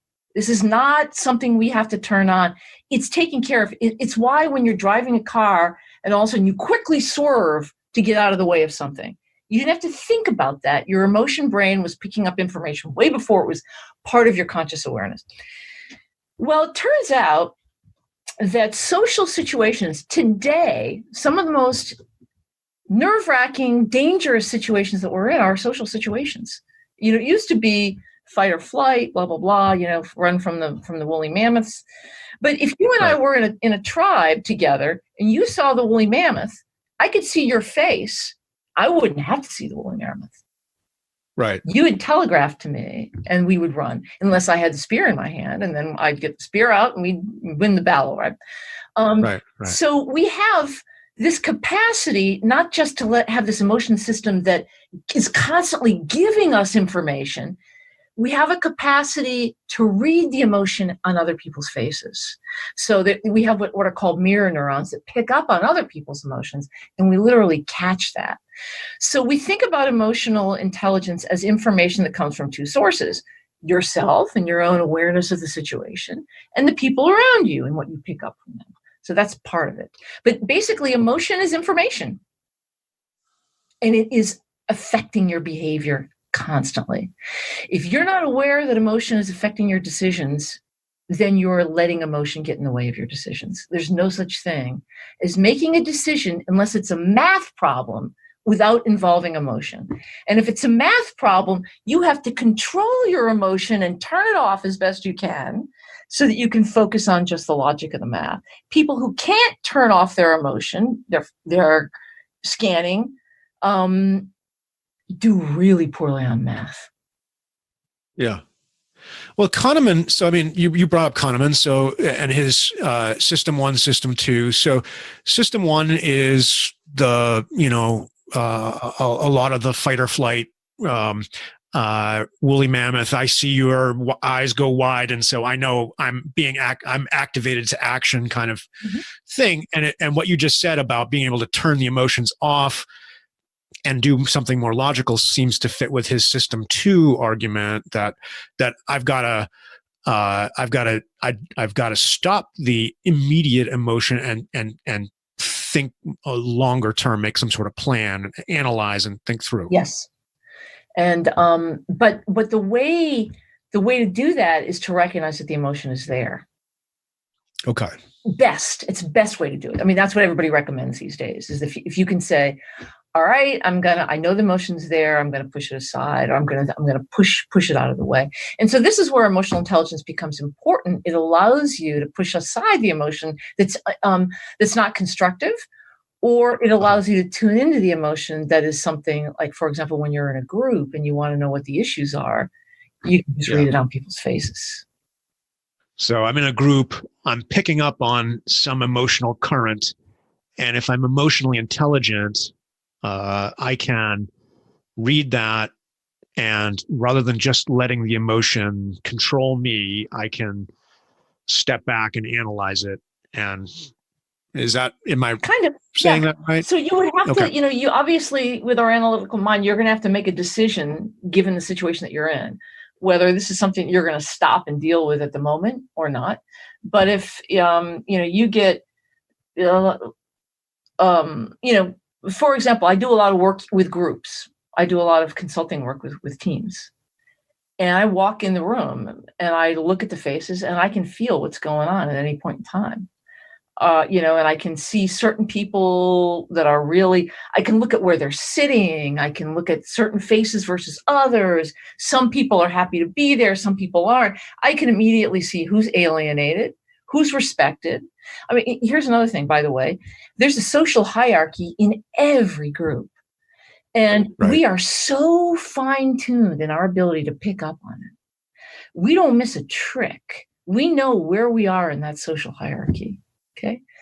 And so you can, if you're paying attention to it, you can, if you bring it to your conscious awareness, you can see it getting in the way of things. You can see people shutting up and not opening their mouths to let the social hierarchy answer, which is, whether you're in a self-managing team or not happens. Yeah. Okay. Even in a self-managing team, there's a hierarchy.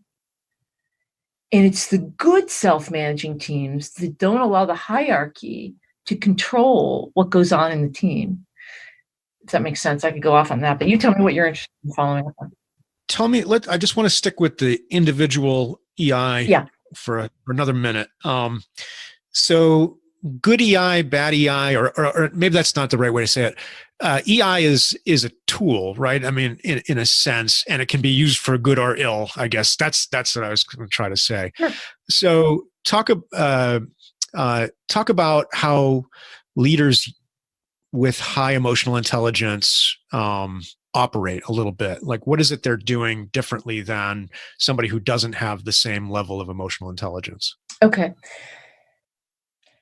I'll give you an example of a leader who was talking about a situation. So this is a leader, one of the top leaders in an organization that I was in recently, and he was talking about how he walked into work one day and he'd had some car trouble. And he walked in with a frown on his face. And everybody kept looking at him in a fearful way, right? And he quickly realized that people were misinterpreting the frown on his face. They were worried. Everybody was worried about layoffs, weird things going on. You got the news about this project that was supposed to sell. And he quickly figured that out. And he was able to say, hey, by the way, everybody, I had car trouble. Just to let you know, forgive me if it seems like it's not you, it's the car trouble, right? And so, good leaders recognize that they're on stage and that they are always being read. Here's another one that good leaders are good at. They're good at managing. Let me tell you, I had a leader once say to me, I'm so busy and crazy, and I have these people come up to me and say, can you help me? And I'm thinking, they got one thing on their plate, and I got 30 things on my plate. And so what's a good leader going to do? The good leader is going to say, absolutely, I can help you. They're going to control their own anger at this petty little thing. And they're going to, in a transformational leadership way, and they're going to think about the development of the individual and say, I'll help you this time. Let's figure out how you can get better at doing this yourself. So, you mentioned it earlier, but there's a huge link between EI and transformational leadership. It's now coming out in a lot of research. Okay. Yeah. So what about the bad EI, good EI, or the leader using EI for good or ill? Okay. So first of all, let me say you can do that with any leadership theory, right? Anytime we teach leadership, and this is the big, lots of times when I tell people I teach in a business school, I tell my psychology folks, they feel like I've sold out. I'm teaching leaders how to manipulate, right? Right. But my favorite theory that talks about this is David McClelland, my old mentor, who was my advisor on my dissertation. He basically has a theory about what he calls the need for influence. And he calls it also the need for influence and power. And what he found in his research and his students found is that there's two ways leaders come at the role. Either they want influence and power for themselves, okay, or they want influence and power for the good of the group and the good of the cause, okay. And so the way I like to think about it is I'm hoping and I'm encouraging you to embrace these concepts for the good of the cause. And one of the things I always do with my students is I try to say, what's the cause that you're going to work toward? What is the cause what are your values? What are you going to move toward? Self-aggrandizement or anything like that is not good leadership, right? And so that's how I think about that. Okay. All right. So, but if you could potentially be a very emotionally intelligent leader and manipulate, really all that comes down is you're just really good at manipulating people. Yes.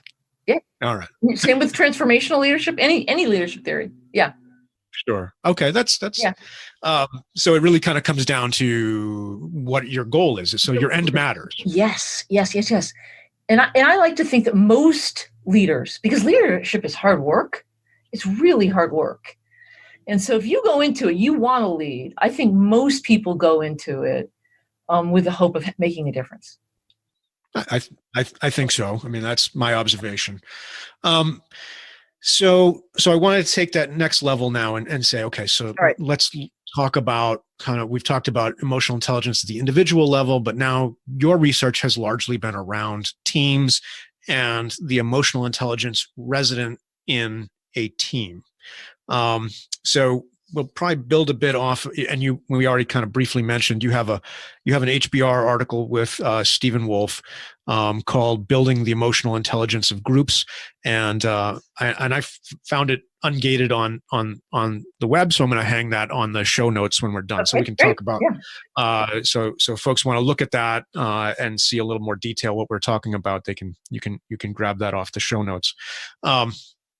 So what did you, so you'd been working with transformational leadership, you've been working with self-managing teams. How did this come together to kind of influence or help create your theory about the emotional intelligence resident in groups? Okay. So back to my idea of individual skills, individual abilities not mattering all that much in a team. And what really matters is whether or not the environment you create brings out the best in you. Okay. And so what I was interested in doing was creating this model. And this is what I had from my dissertation to begin with. And then we tweaked that model somewhat. Was a model of the norms that allowed people to get to know one another and value one another, which brought out the best in people.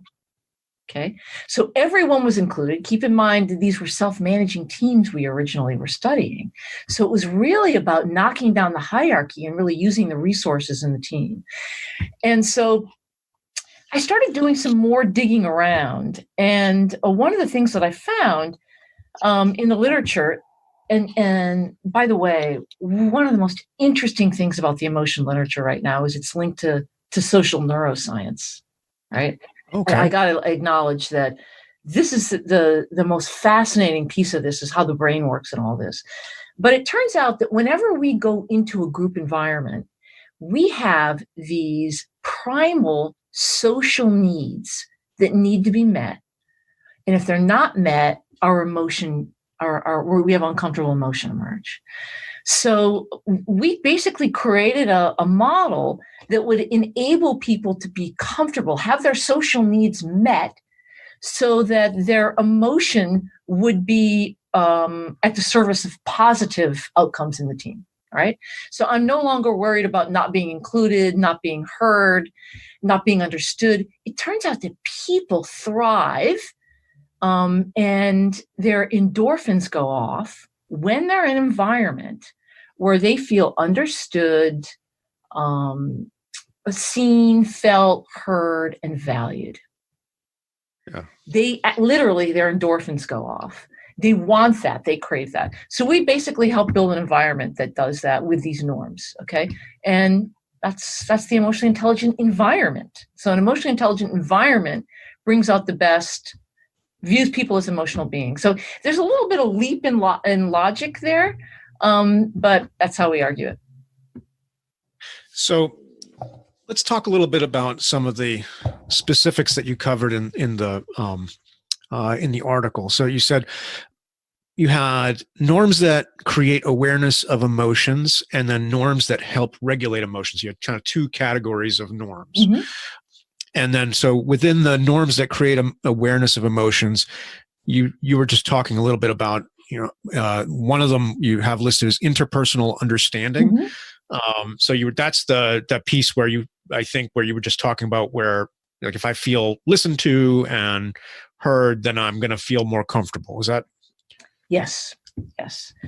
And then the perspective taking was the other piece there. What's that about, and why is that important for the at the individual level? Okay, so first of all, I have to tell you that that paper obviously was written in 2001, and it's kind of evolved since then. Okay, sure. But so let me see. I'm going to try to answer your question through the evolution. Even better if you can. If you can give me the updated version. That's even better. Okay. Sure. So awareness of emotion is really awareness of individuals and people. And it's that turns out that interpersonal understanding, as we went off and studied it in many different organizations, becomes really, really important in teams. It was most strongly linked to performance of anything we studied in teams, which piqued our curiosity. And so interpersonal understanding is awareness of what excites that person, what they're good at, who they are underneath it all, and not, their initial presentation, right? So when you take time to really get to know that person, that emotional being as who they are, it begins to create that sense of acceptance of who I am. I can be myself here, right? Yeah. And so that awareness. So we had three, I think we ended up in the end with three, statistically too. We looked at this statistically. In that awareness of emotion piece, we have interpersonal understanding, confronting members who break norms, and caring behavior. Those three were the three that statistically fell in there. I think perspective taking was in managing emotion, was it? So you had perspective taking as norms that create awareness of emotions, and then you had confronting and caring as norms that help regulate emotions. Okay, so it turns out that statistically, they don't fit in this awareness and regulation clumps. They factor analyze into individual level, team level, external level. So interpersonal understanding, confronting, and caring are one individual level thing. Team self-evaluation, and we no longer, seeking feedback fell out. It was completely team self-evaluation and seeking feedback were one and the same. Creating resources for working with emotion, and I think proactive problem solving is underneath that. Those link together. Although proactive problem solving also somewhat links to the external. Oh, and creating an affirmative environment. Yeah. Optimism. We now call that optimism. Those link together. And then the final one is the external boundary. So that's how we talk about them now. Okay. So the columns still kind of stand, but it sounds like you've kind of mixed the rows, if you will. Yeah, I no longer think about them as being awareness and regulation. That's interesting. Thank you for reminding me of that. Maybe I should be. Maybe at least I should be remembering for anybody who reads the article, they need to know that that's what they're thinking. By the way, the article's been republished 4 times in books by HBR. Yeah, it's a huge seller for them. People like that. Yeah, it's been cited more than 1,000 times. So it's had a lot of influence in the field. It has. It's been cited by a lot. I get a lot of requests for it. Yeah. So some of this stuff that kind of, so you were still thinking individual level. We've got norms. So for example, norms of confronting, right? So that's a tough one, right? I think most people don't like doing that. Right. So how do you create, and a lot of times when it happens, people get very defensive. So how does a effective team deal with that then? Brilliant question, Mark. Brilliant question. So let me say this. First of all, I took a lot of flack for calling that confronting. A lot of people got really upset with me because it was as if I was advocating for people to be rude to one another. But in my original research, which had been done on the shop floor, the norm was really confrontational. People would they knew each other so well that they were softer for some people, a little bit harder. But the idea was you didn't let this stuff pass. If somebody broke an informal rule, you didn't. And in the not so good teams, over and over, I heard, well, I don't want to disturb them.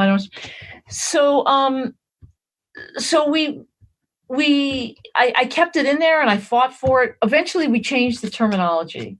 And let me see if I can find what we're calling it now, because I've been writing about it and I should have it. Okay, here it is. We now call it addressing unhelpful behavior. Okay. But we did. Wow. Steve and I did a really good study of it. And what we found was that you really had to have interpersonal understanding well honed in order to be able to do the confrontation. So you had to tailor, essentially, you had to tailor the confrontation to the individual. Okay? So this is what I'm teaching teams now. I'm saying what you do is up front, you clarify what's unhelpful behavior in this team. And you say, okay, well, showing up late is unhelpful. Not doing the work you said you were going to do is unhelpful. Cutting people off is unhelpful. Looking at your cell phone during the middle of a meeting is unhelpful. They list it all, and you're going to constantly amend this. And then you figure out a way you're going to confront people. And, it usually begins with a new team where you take someone aside and you say it. But eventually in the great teams, people get confronted right in the team. And so that's the way I'm thinking about it now. I can tell you that there's nothing that ticks people off more than the unfairness of not confronting people when they break norms. Fair behavior, by the way, treating people fairly suggests that they're valued. So let's come back to this social need. I mean, this is literature. This is all in the psychology literature. That the importance of fairness, even animals know when they haven't been treated fairly. Okay, and it's atavistic. It's primal. And what we now know is that when you are treated unfairly, you don't feel valued. And so this is an important norm. You need to basically give people a heads up ahead of time and say, we're going to call you out if you do this. And then you need to treat people fairly. I don't know the experimental economics literature as well as I probably should, but I know they're in the experimental economics literature. They've done games with that where people got treated unfairly, and then and in the next round they were willing to sacrifice like higher payoffs for themselves to punish the people who treated them unfairly. Yes. So even though they wound up with less money themselves, they're all into punishment. Yeah. That's what you get. Yeah, retribution. It's all about retribution when you're treated unfairly. Right. I mean, it's a real affront. Yeah. It's a major affront to a social need. And your social need is to feel valued, is to feel like you matter. The label that is used in the literature now that I've been using lately is you want to feel like you belong, that you matter to this team. People are going to care for you. You're in an environment where we care for one another and we have each other's backs. People thrive in those kind of environments. So when you talk about norms, how much of those norms are emergent, meaning they come as a result of the repeated interaction within a team, and how much of them are formal and instituted in your research? Great. You're so smart. These are great questions. It's fun talking to you. Mostly because I sat in your class and listened to you talk about this. Maybe. But actually, I'm drawing on. But what's interesting about this, I just want to and I don't know if you're familiar with the institutional economics literature at all. Oh, really? But there's so there's that was actually a big area of my study back when I was doing my PhD, and so hearing a lot of this discussion about norms and emergence is a big theme in that literature. Sure. So it's just kind of interesting. I'm going to have to write that down and take a look at it. I have looked a lot of game theory and things like that. I think you might like Doug North's work. I'll send you. Great, thanks. Yeah, thanks. He's got. Okay. Anyway, let's hear your version of it, though. All right. So emergent norms versus formal imposed norms. Yeah. So we actually think about them as descriptive or prescriptive norms, right? So are we just describing what has emerged, or are we prescribing what you're going to be in? So first of all, norms always emerge. Behavior is never random in a group. At the very first meeting, we know important norms emerge. But we also know that norms can be prescribed. You can manage a team's culture by intentionally defining and supporting specific norms, reinforcing certain norms. And so a lot of great leaders know this. Norms come from values, and they call out behavior that's inconsistent with the norms. Okay. And so they define carefully. This is the intervention that I most teach for team leaders, which is to come up with a set of norms, and I offer my norms from my research. And, but I also say, you got to pick norms that work for you, that work in your environment. But the idea is that you want to enforce them and you want to, reinforce them. So it's not my idea. Basically what we're now learning, a couple things. Well, let me step back before I say that. Norms come from the top down. They're not egalitarian. People with power define the norms.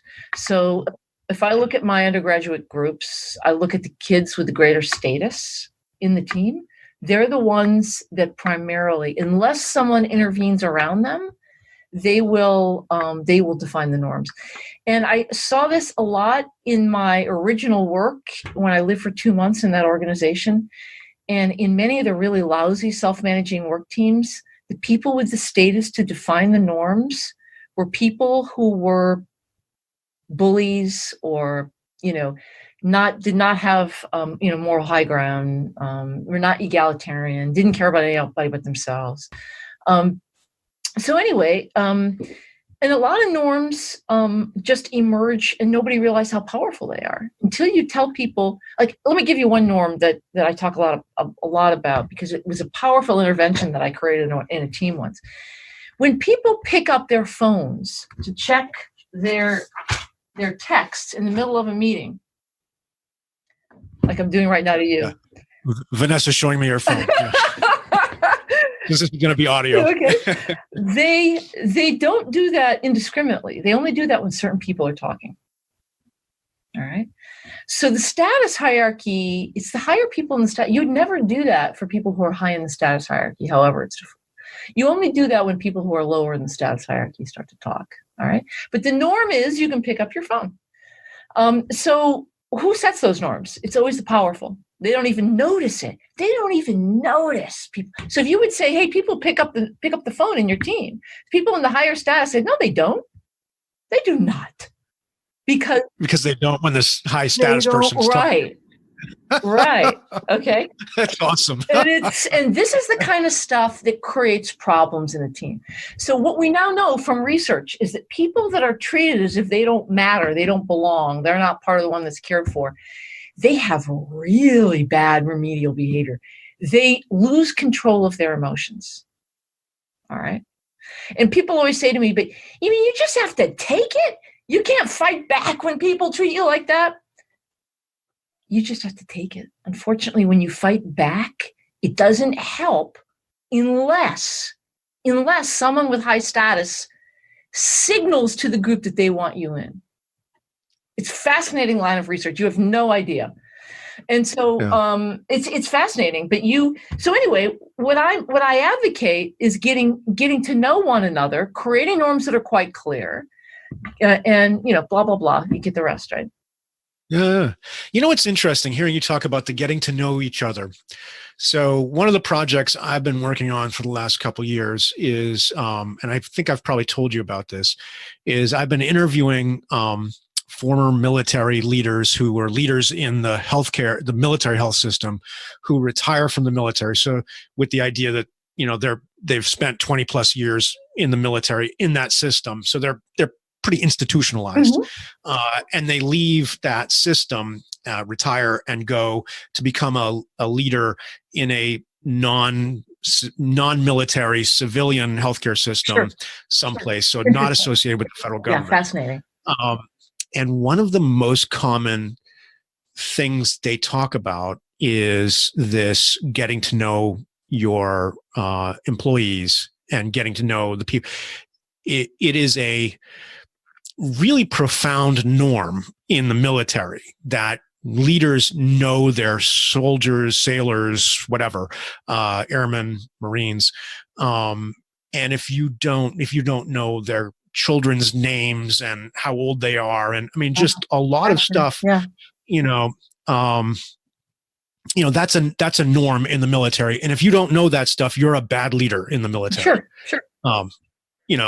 And you come out into the civilian, and these folks come out into the civilian market, and they're just kind of taken aback because that's not actually acceptable. Like you can't, like a couple of them are like, I can't even legally ask people some of those questions. Yes. And so that's one of the things that they really struggle with, is that, the intimacy that leadership had in the military versus what it has in the civilian environment. And it probably varies from, and there's probably different ways of getting that information and so forth, I imagine. But that was triggering as you were talking about. Yeah, that's fascinating. I never heard that about the military, but it makes sense to me. I mean, whenever I have students who've been in the military in my MBA classes, they are so powerfully positive around that kind of issue, about students getting to know one another, the community. Because I always try to build a community in my class. And it's so much easier when there's a military person in there who's part of that. Interesting. Yeah, someone's had a leadership role before. And it's a norm, right? So that's like getting to know each other. And it's really interesting and so that's an important norm for your model then. It's critical. It is the most important, because I just come back to the social need of people wanting to be known, wanting to belong. Belonging. People don't really understand the belonging. I mean, the opposite of belonging is being rejected or excluded or ostracized. And people really get that. Nobody wants that. But they're actually two different things, but they're strongly related. When you don't feel like you belong, you're always on the edge. You're always on the edge of feeling excluded. Yeah.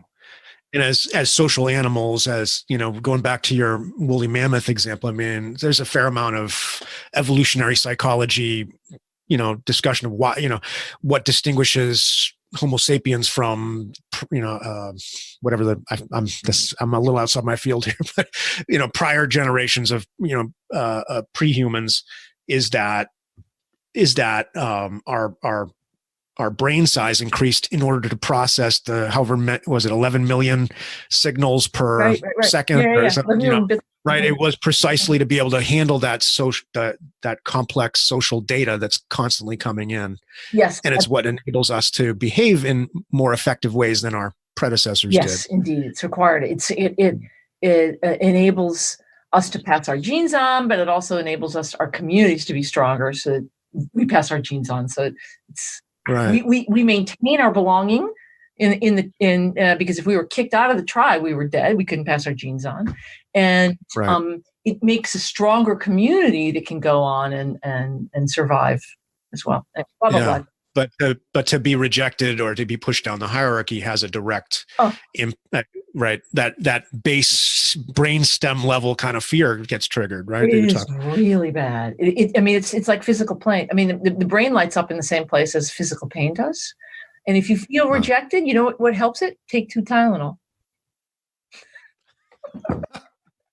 Does it really? Does that really? It reduces your feeling. It reduces your feeling badly about yourself. Oh, no.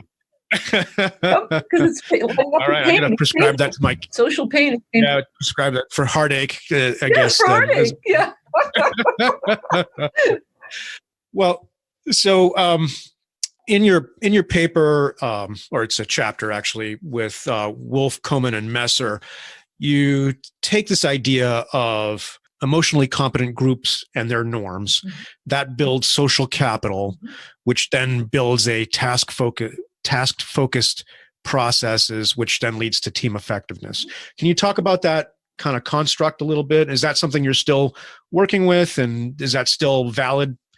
Because I know this is also like 15 years old too, but yeah, it is. I'm thinking about it a little bit differently now, but yeah, absolutely. So the way I think about it these days is that we're asking a lot more of our teams. We can even, let's talk about, for example, let's bring up in a healthcare setting, teams in a hospital. Okay. Great. So we're really asking a lot, much more of teams than we ever have in the past, in the sense that the information that they have available to them is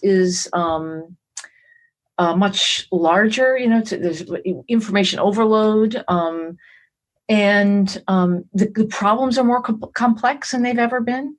And there's so much information, it's much more difficult for individuals to make decisions without a team. All right. So I'm assuming, and this has been my assumption of the medical environment, that if you've got good people around you helping you make a decision, whether it's a team of doctors and nurses, et cetera, helping you, we're all looking at different pieces of information that matter. I mean, the problems and the analysis and the weaving in and out of all this information is much more complex than it used to be. The dilemma is that, coming back to the economics literature, people are wary of teams. Teams are threatening. Oh, okay. Teams can be threatening because you have this idea that you can be excluded. Okay. Huge literature in the psychology literature about people not sharing their information these days, not sharing everything they know, for fear of stepping on people's toes. For many different reasons. One of the reasons why psychological safety is so important these days in all these environments is that despite the fact that they need this information more than ever, the world in teams is very scary with all these different hierarchies. Right? Besides the fact that a lot of the information that I have, if I share it with you, it's no longer mine. Okay.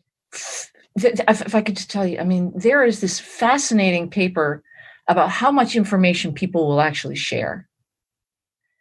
And people are so smart, they only share as much as everybody else is sharing and no more. The level at which everybody else is sharing, because your information is your power. Right. And so there's a lot of situations where we're asking a lot of people, but there are tripwires. You can step on the doctor's toes and say something that gets you in trouble. Right. We all know this. So you conform with what the hierarchy. You could lose your job if you or your ability to be in the emergency room if you're not following orders by these doctors. You could share all your good information, and then the other nurses or the others could have it, and then they've got what you've got, your secret way of doing this or that, right? And so there's a lot of disincentive. It's being part of a team is what we call a mixed motive task, right? Okay. Come back to and so my argument, the argument that I'm making now, is that you have to create an environment where people feel like they belong and they're part of something important, and that they have some control over the environment in order to get them to fully embrace the task at hand and to give the more pro-social information. So they're not thinking selfishly, they're thinking pro-socially. So coming to the task behavior, if you want people to really give to the task, don't be naive and assume they're just going to do it without creating an environment that's conducive to this. Is that making sense? I know I'm kind of does. Yeah. explaining this. So these norms. So how do we create these norms that, right? Because it comes back to the norms. It comes back to the norms where you create everybody's feeling, like they are respected and part of the whole, right? We can talk about the specifics there if you want, but which gets them out of their self-focused or their fear, right? Makes them feel more psychologically safe and gets them to then contribute their best information, their best ideas, because they're part of something and they contribute more to the task, right? And then that. If you see, yeah. So if you see hanging on to information as a self-protective measure, then that psychological safety is really important, right? So, because you're not going to let go of all of your information if that disarms you. Yes. And let me tell you that I've been reading about this for years in the psychology literature, in the economics literature. But until I got out there and started consulting with teams, I had no idea how bad it was out there. So in terms of people holding on, not sharing stuff, and it's really both out of fear and out of being strategic. So the fear is I have to maintain my power. So it is often fear. I've either I don't want to step on someone's shoes, or I lose my status, or I lose my job, and I also have to maintain my power. And so there's a lot of partial in, very smart, getting in there. I contribute just as much as everyone else. I know how to do that. Yeah. And it's feigning is what I call it now in my writing. They're feigning contributions. And they're doing as much as everybody else, and they're saying the right thing, and they're doing the right thing, and they're saving their butts, they're saving their jobs, but they're not really in there giving their whole. And so what I found is that if I can do interventions with these teams, and it's talked about in the like one of my favorite books that recently came out. Oh, I don't think I have it here. Is about a team coach that it's called the $1 Trillion Coach. Okay. Have you heard of it? I have not. Okay. Team coach that worked with Steve Jobs, he worked with Apple, Microsoft. They call him the $1 Trillion Coach because he coached the teams for all these great leaders. And what he did was he built, what they're saying is that we all know Steve Jobs was a jerk, right? If he hadn't had a coach coaching his team, making everybody feel like they were belonging, getting people out of being selfish and not worried about conforming, they never would have created the great things that they did. Wow. Yeah. And this coach argued that you have coaches for individuals, you have coaches for sports teams. What makes you think you don't need a coach in a company? And my argument is you don't necessarily need a coach. You need a leader who thinks of themselves as a coach and who creates the environment that enables people to be this way, right? Blah, blah, blah.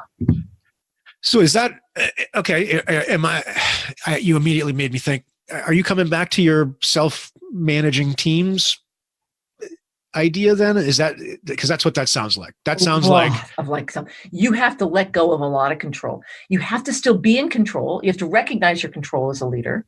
So you have to, and you have to enforce the norms, but you have to let the team help you know what the norms are that need to be created. Right.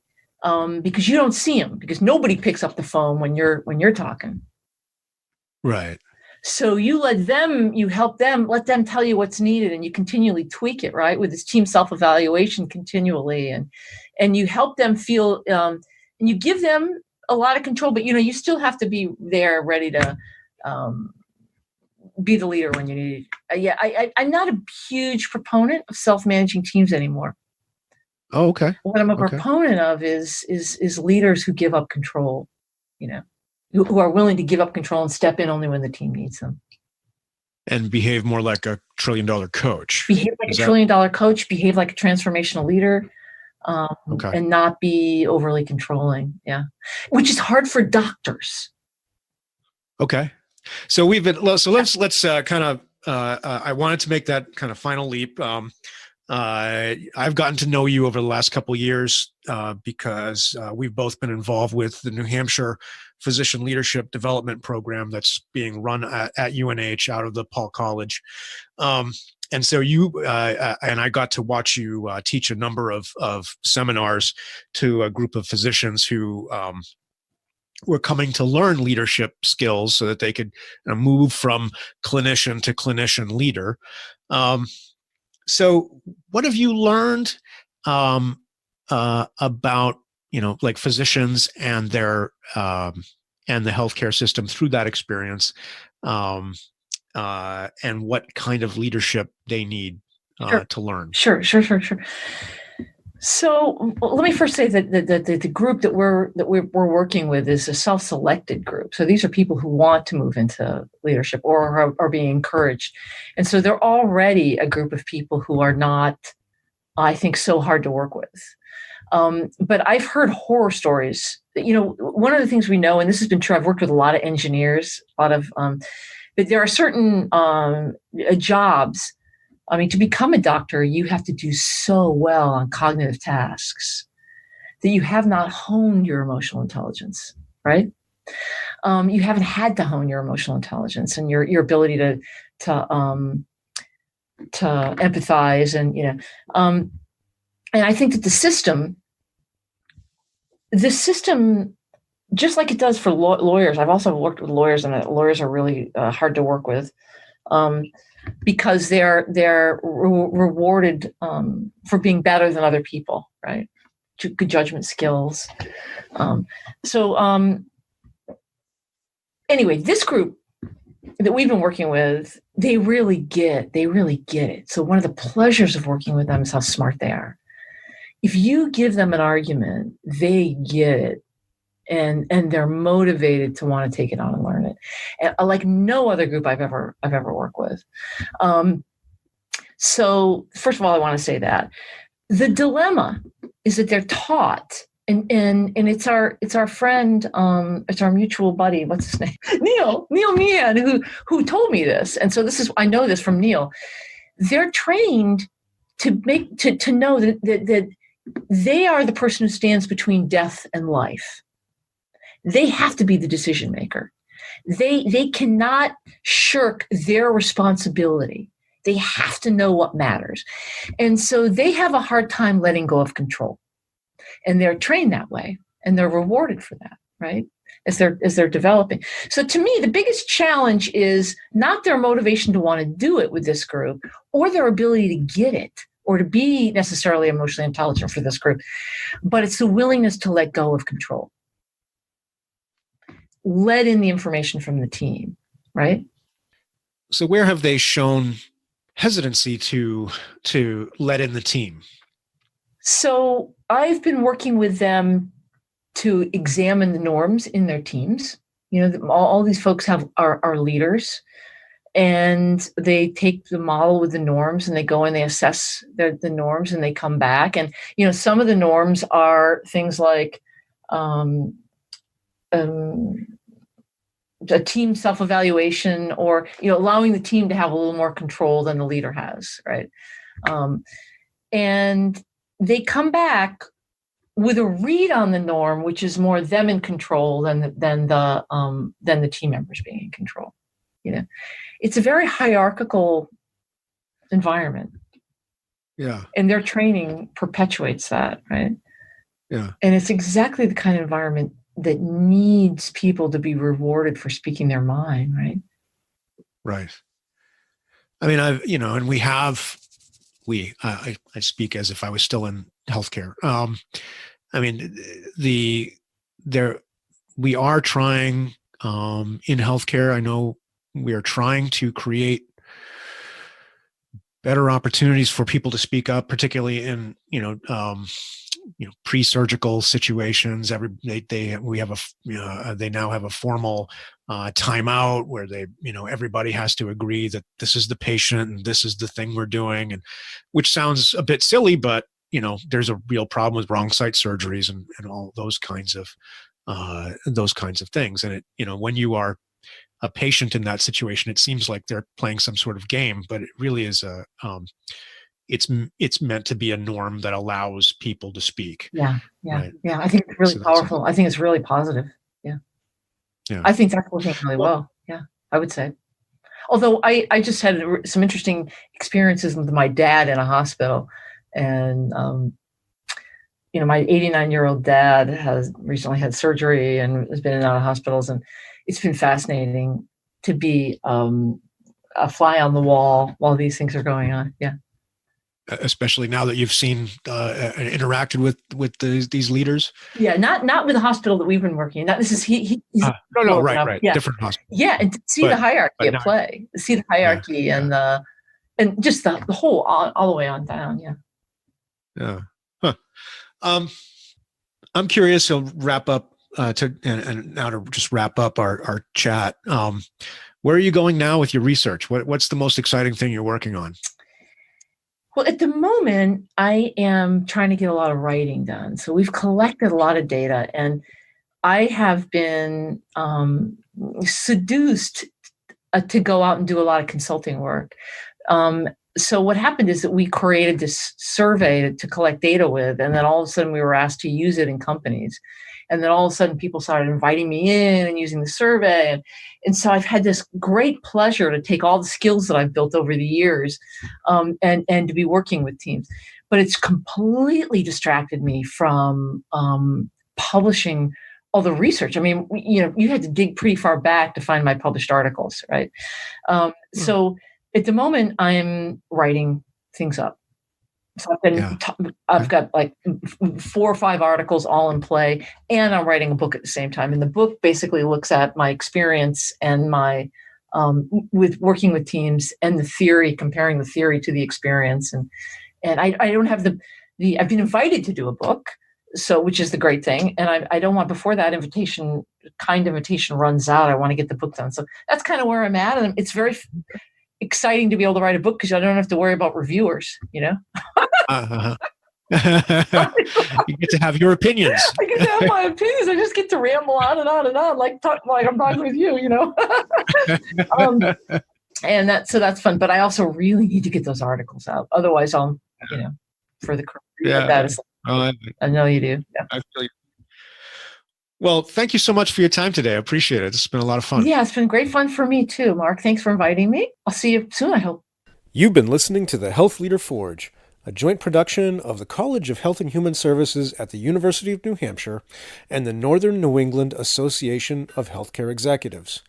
Please go to our website, healthleaderforge.org, for more information or to leave comments about today's podcast. Look for Health Leader Forge podcasts on iTunes, Stitcher, SoundCloud, and other podcast distribution sites. Thanks for being a part of the Health Leader Forge community. And Hello, superstar. Hello. I'm so excited for you to be here. Today we have a very, very special guest. Her name is Alyssa, and she has, honestly, I'm in loss for words because her transformation over the years has been incredible. And what I'm very, very proud about this particular episode is the fact that she's so direct with the way that she approaches coaching. She's had corporate backgrounds. She has a whole bunch of different unique set of skills that has led her to become this dynamic coach that focuses on emotional intelligence.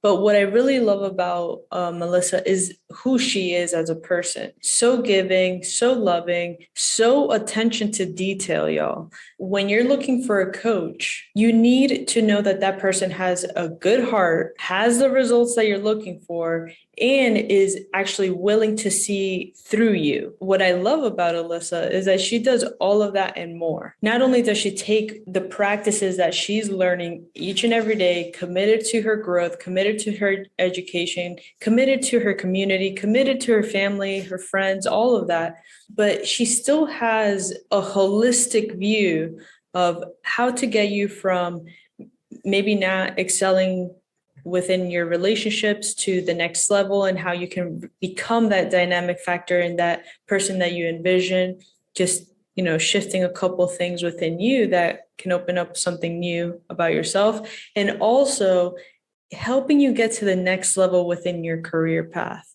So what I'm really, really, really excited about is for you guys to see the directness about Alyssa. She's so good with articulating, moments in life where it could be challenging, it could be difficult, but she helps you see the BS in your overthinking, or she helps you see the BS when there's nothing really there. That's what you want to look for in a coach, someone that can actually push you to the next level while still embracing your strengths and helping you build up that courage along the way. So make sure to check her out. She has amazing courses and she has amazing programs that you can definitely take advantage of. Make sure to check them out. We will definitely put the links in the description below. She's an amazing person, one of my favorite people on this world. So make sure to check her out. I don't say that lightly. So welcome to the call, Alyssa. You are a superstar, and we're so excited to have you here. Thanks for having me. It's an honor. Yes. Yes. So, we have a couple of questions for you because, you do so much work within so many different levels of leadership. So we wanted to, before you got into coaching, tell us a little bit more about Alyssa before the whole coaching phenomenon happened in your life. So I gifted 10 years of my life to corporate America. And in that gift of my time and my soul, I was managing corporate fitness centers. So I'm originally education and health promotion business graduate, college graduate. Originally always wanted to be a wellness coordinator because I really fully believe in the mental, emotional, spiritual, financial, and intellectual element of the body, the person.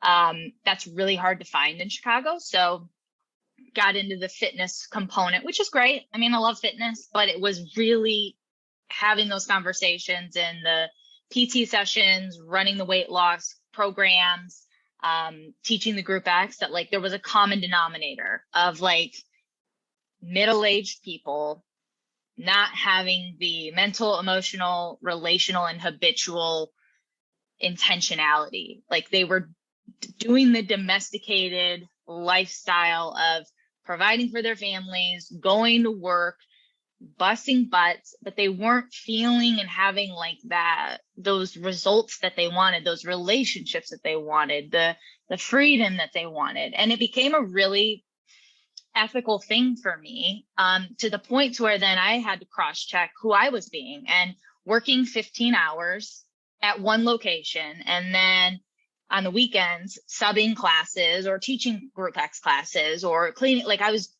I never had one job.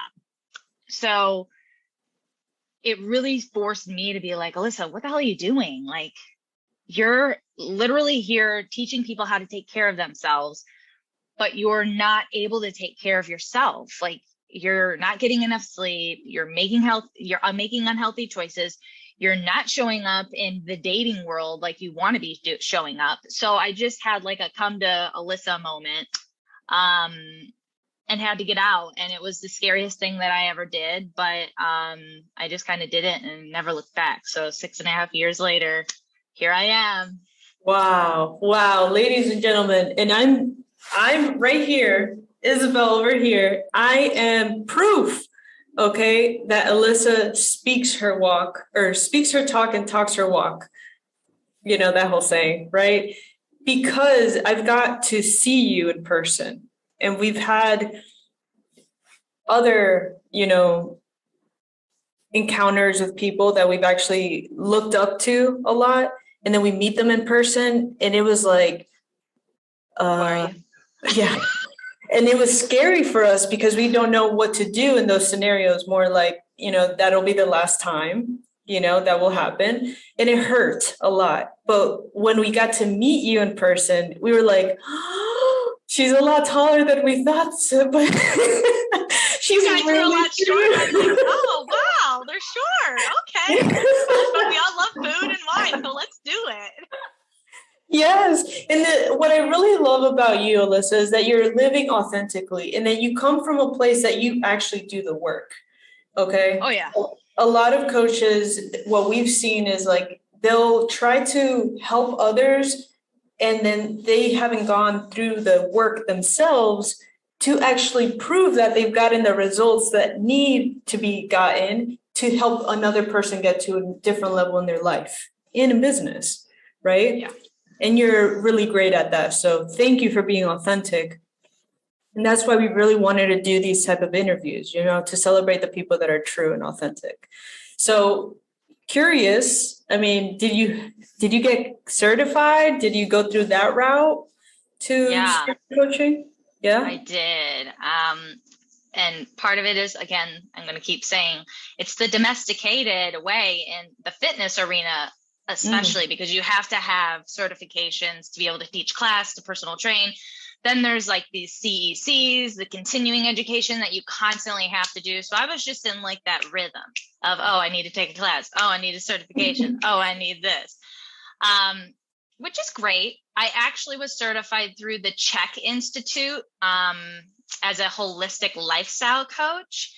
And that was really woo-woo. I got through it and realized I'm not going to be able to use any of this. Like, this is a problem. My corporate professionals that I want to coach are going to have plastic in their homes. They have little kids. Like it was like really holistic. So then I found Health Coach Institute. I'm like, okay, there's a life coaching. This is more my speed. And there was a business component to it. So I'm like, all right, here we go. This is just going to be my real kicker. So I did it. 6-month program. It was great. Went on, did their 1-year mastery, which was more ecology, therapy based, which was great. And that's it. Like, that's the only certifications I've gotten since, because I'm fine. I'm good. I don't need any more certifications. In fact, I coach for Health Coach Institute as an empowerment coach 10 hours a week. And that's one of the things that I tell students or coaches that are becoming coaches. There's 2 questions they always ask me. It's like, one, like, how do you have success? And I'm like, step 1, get a coach, like, get support. In the last 6.5 years of me being an entrepreneur, 4 to 6 months has been the longest I've ever went without a coach. You have to have support. You have to have support. You have to have a system. You have to have a community. Like, get on board with it. Find the finances for it.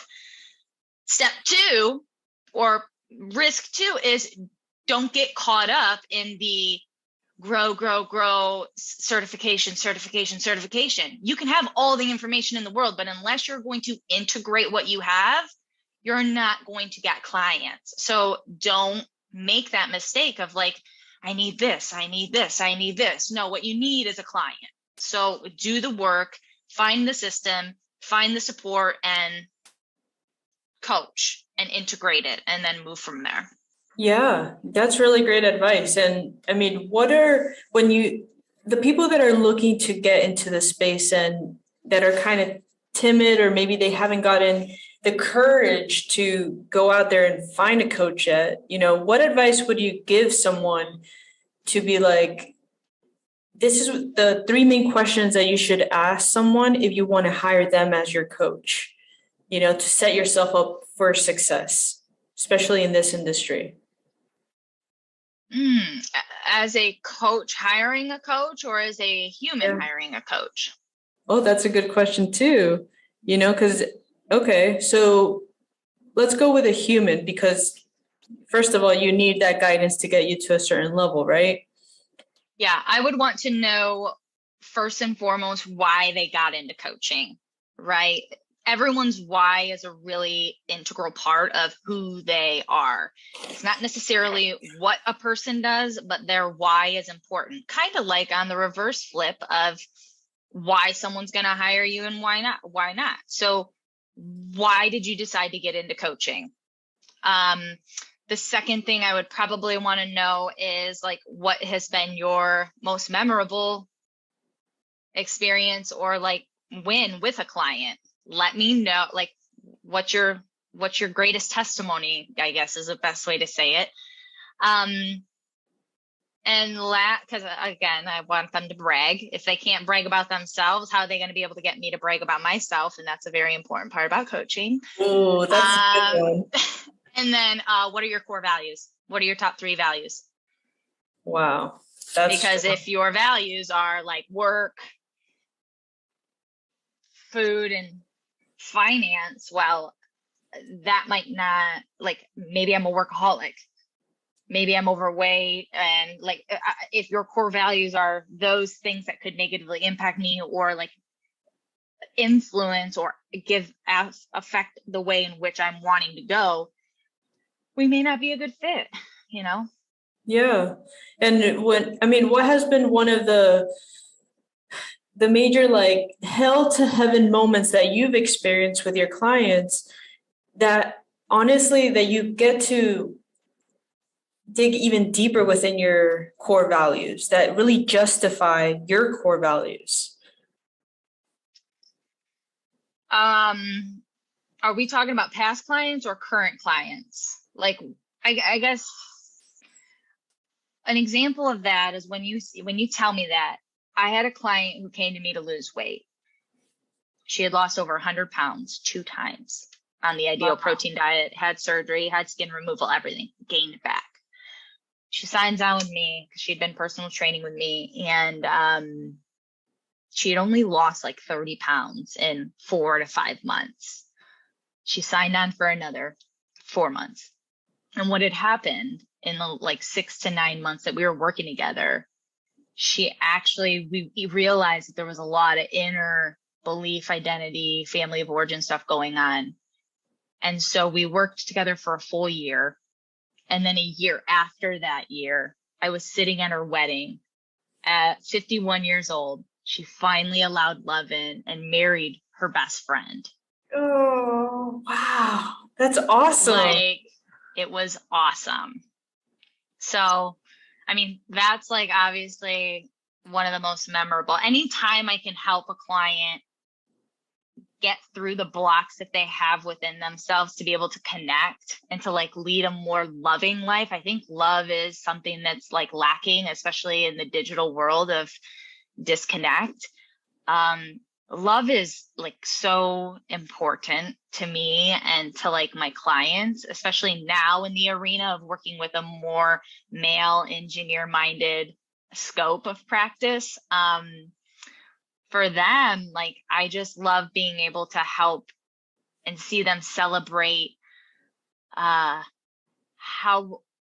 much connection or respect they feel for themselves and their teams, because they are coming from that authentic, grounded space of like knowing themselves. And with that then also comes the emotional and psychological anxiety, depression, unhealthy work-life balance. So like, it's just, coaching is amazing. I don't know how people don't have coaches. Right. And especially when you're going into a new transition into your life, you might be going from corporate and now you're looking to get into this dynamic field of coaching. You know, you must get someone that has been there or can actually tap into all factors of coaching, right? Because you deal with not only the emotional intelligence within everything that within you, but you also deal with business, right? Yeah. You're very strategic and tactical and like very technical. So like, what are some ways that, you know, you see coaching as like an evolution to people, you know, because what we've seen, and correct me if I'm wrong, a lot of people start with the unknown, like the naive self of being able to be like, I'm going to help the world and everyone in it, and everyone's going to be drinking the Kool-Aid and everything's going to be great. And then they need to make a landing page. And then they need to drive people to their first webinar, or they need to fill up something. And then they get stuck. You know, what has been one of the ways that you've been able to stay focused and energetically focused and positive in your business? The first is understanding that, and one of my business coaches probably 4 years ago said, Alyssa, There's a difference between being a fluffy, passionate coach and a purpose-driven entrepreneur. He's like, you cannot be a higher percentage of this fluffy, passionate coach. You've got to step in to this purpose-driven entrepreneurial space, because if you do not step into this space, there ain't going to be no fluffy, passionate coaching going on. You have to get the fundamentals. So for me, it was really about re-identifying myself as I am a purpose-driven entrepreneur. I am a woman in business.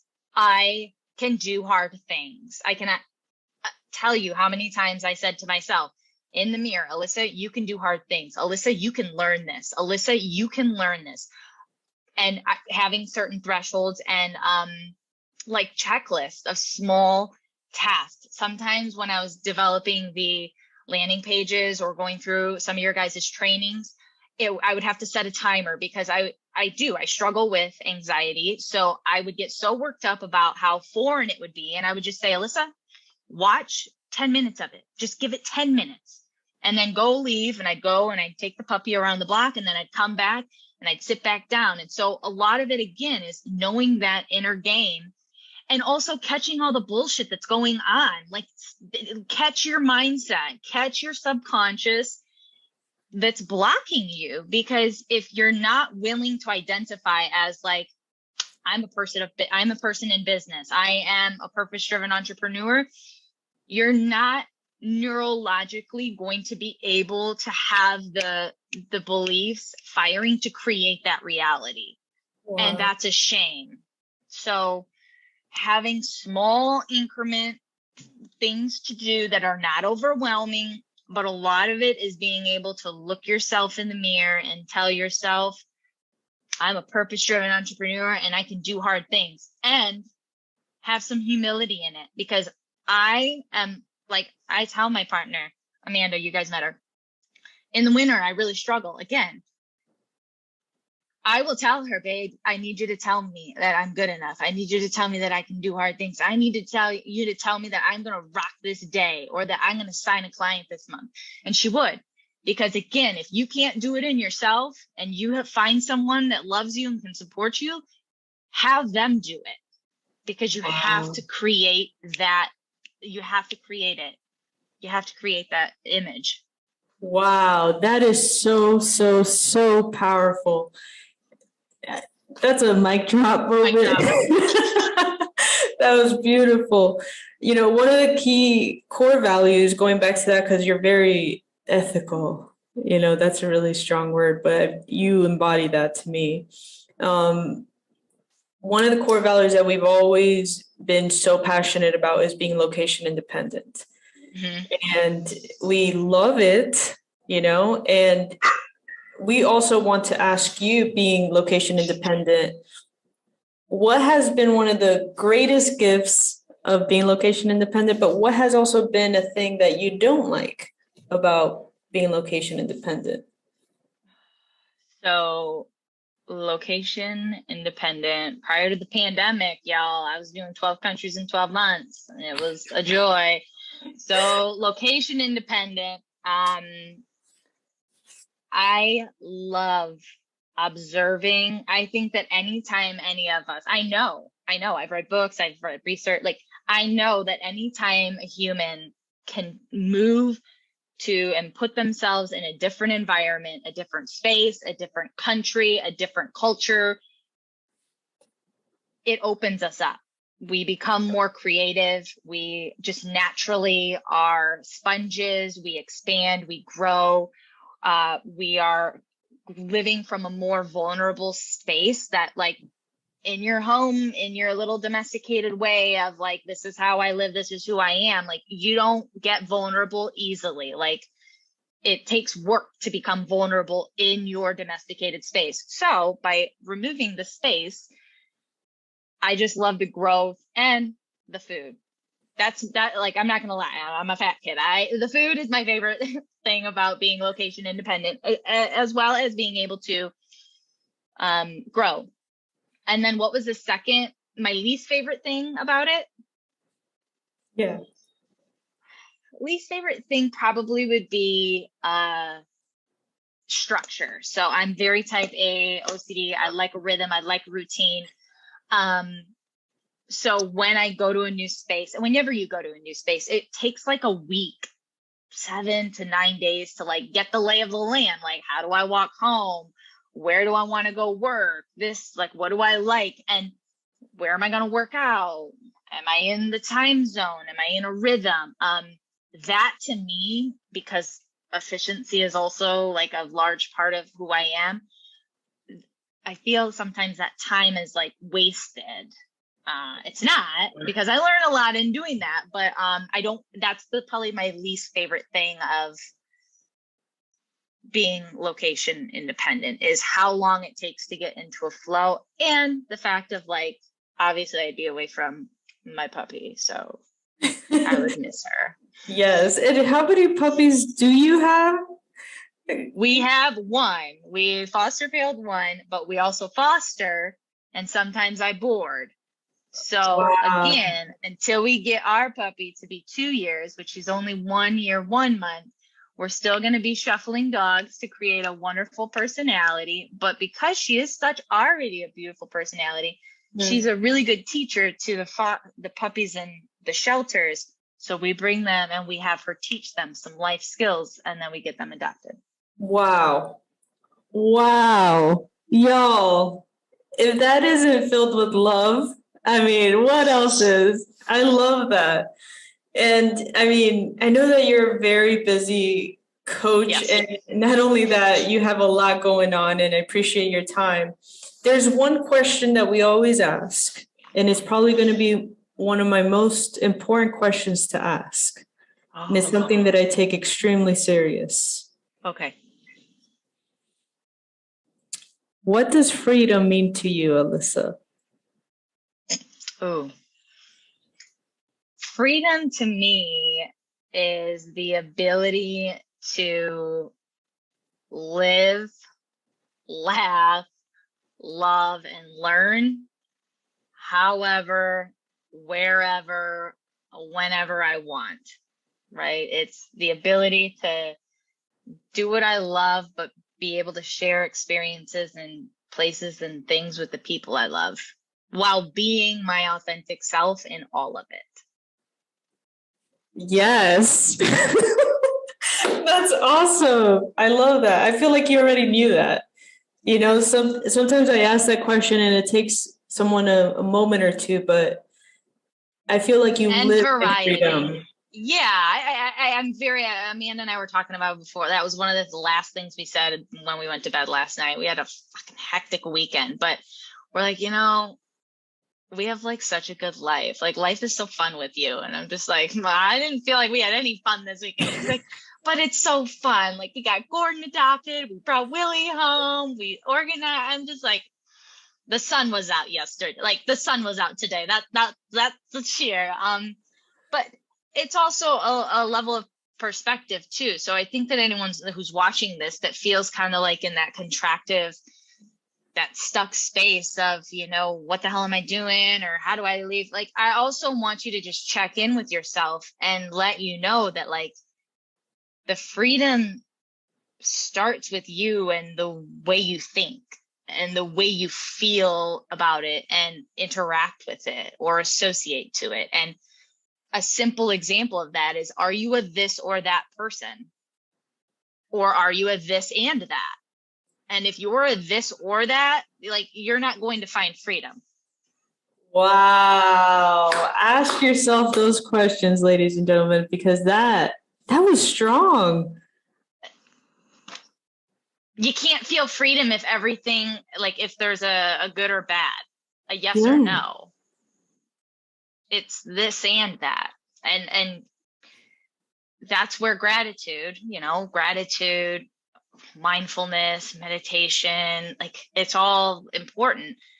But that's also where, like, catching your thoughts on what's true and what's not true, and taking ownership and accountability and how it's keeping you in this little, like, stuck circle. You are the owner of that. You're the master in creating that. So change it. And it's okay if you don't know what freedom looks like. I talk to tons of people that they're like, yeah, I don't know what it is. And that's a great thing to become aware of, because then you don't have really anything to complain about. You get to create something. That was so good. That was so good, y'all. If you have not checked out Alyssa, make sure to check her out on Instagram. You're on Facebook. You have a website. Make sure to check her out. She is amazing. Where can people find you easiest, Alyssa? I mean, everything's under my name. Like, my website is alyssapajoli.com. And then from there, if you want to go to my YouTube channel, if you want to go to LinkedIn, Facebook, like, they're all on that page. But otherwise, any platform, just searching Alyssa Pajoli, you'll find me. Can people DM you? I'm even on Twitter. No, I don't accept DMs. Yes, of course. Voice messages are preferred, but if you want if you want to hide behind text, I'll also accept. Awesome. Well, ladies and gentlemen, you definitely heard it from the woman herself. Alyssa, thank you so much for your time. Thank you so much for being you.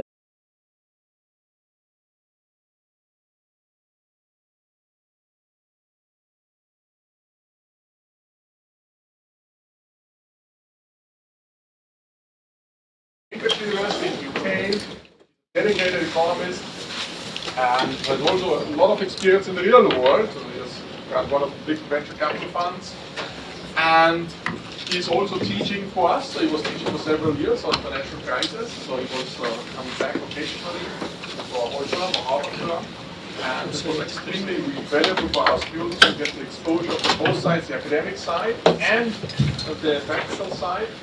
And of course, he's also a great historian in the sense that he likes to combine historical knowledge with actual knowledge, new innovation, and historical economic thinking. And we will have a feast here from his presentation today. And let's give a round of applause for Bill. And we're looking forward to Thanks, Marcus. I gather from keeping in touch with things Princetonian somewhat from afar, I do spend much of the academic year in Cambridge, England, Old Cambridge, that it just may have been the case that this autumn, the extraordinary, unprecedented, and never again to be replicated history of the football team of the great class of 1965, undefeated, untied, and nationally ranked with the big boys, that the total points scored by Princeton this year may have exceeded the total in the autumn of 1964. I think that might be the case. But in any case, of course, the schedule was much harder then. But I'm really delighted to be back. As Marcus said, I've had a kind of haphazard career. I did my doctorate in Cambridge, having come from the Woodrow Wilson School in Princeton. I then went on a 35-year sabbatical, as it turned out to be as a working venture capitalist at the Frontier, and then returned to Cambridge just in time for the global financial crisis of 2008, from my perspective, to make economics a really interesting subject again.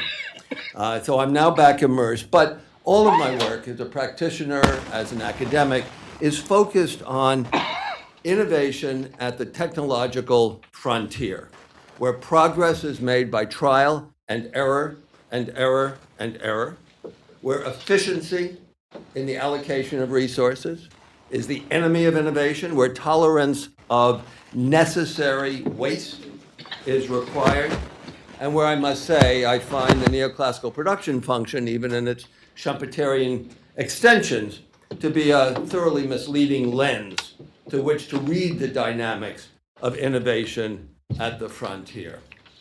So this process that I've been both lived as a practitioner and have been studying as an academic involves three sequential, nonlinear, interactive processes: upstream, scientific discovery, technological invention, for the technologies that really matter, from the railroads to the internet, the deployment of transformational infrastructure, which, when in place at scale, creates new economic space, transforms the market economy, and creates opportunities for exploration of what to do with this new stuff.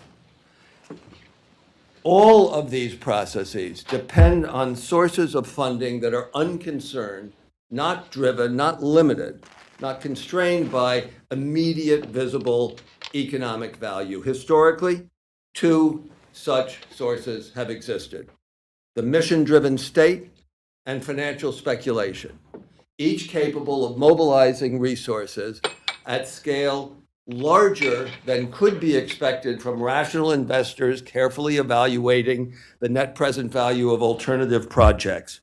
And together they have indeed transformed the market economy, creating what I call a three-player game. A three-player game between the state, financial capitalism, and the market economy, the ordinary world in which we work and spend and save and practice life in the using the technologies that have been deployed. So 3 sets of continuous, reciprocal, interdependent games with different configurations. None of them is a stable equilibrium. The metaphorical relationship to the three-body problem in physics is not an accident. So in one version, we have state investment in fundamental research induces financial speculation to fund construction of transformational infrastructure whose exploitation in turn raises living standards for everyone dependent on the productivity of the market. But in another version, we experienced this only 10 years ago, a world in which bubbles and crashes in the financial system spill over and liquidate both the employed and their employers, generating appeals to the political process for redress and relief. And in a third version, malefactors of great wealth, a great phrase that Teddy Roosevelt deployed at the heart of the progressive movement, malefactors of great wealth are able to exploit the political process in order to preserve and protect their exploitation of the market economy. I sometimes think that's a little too close to home right now. But let's start with the role of the state. There is a long history here.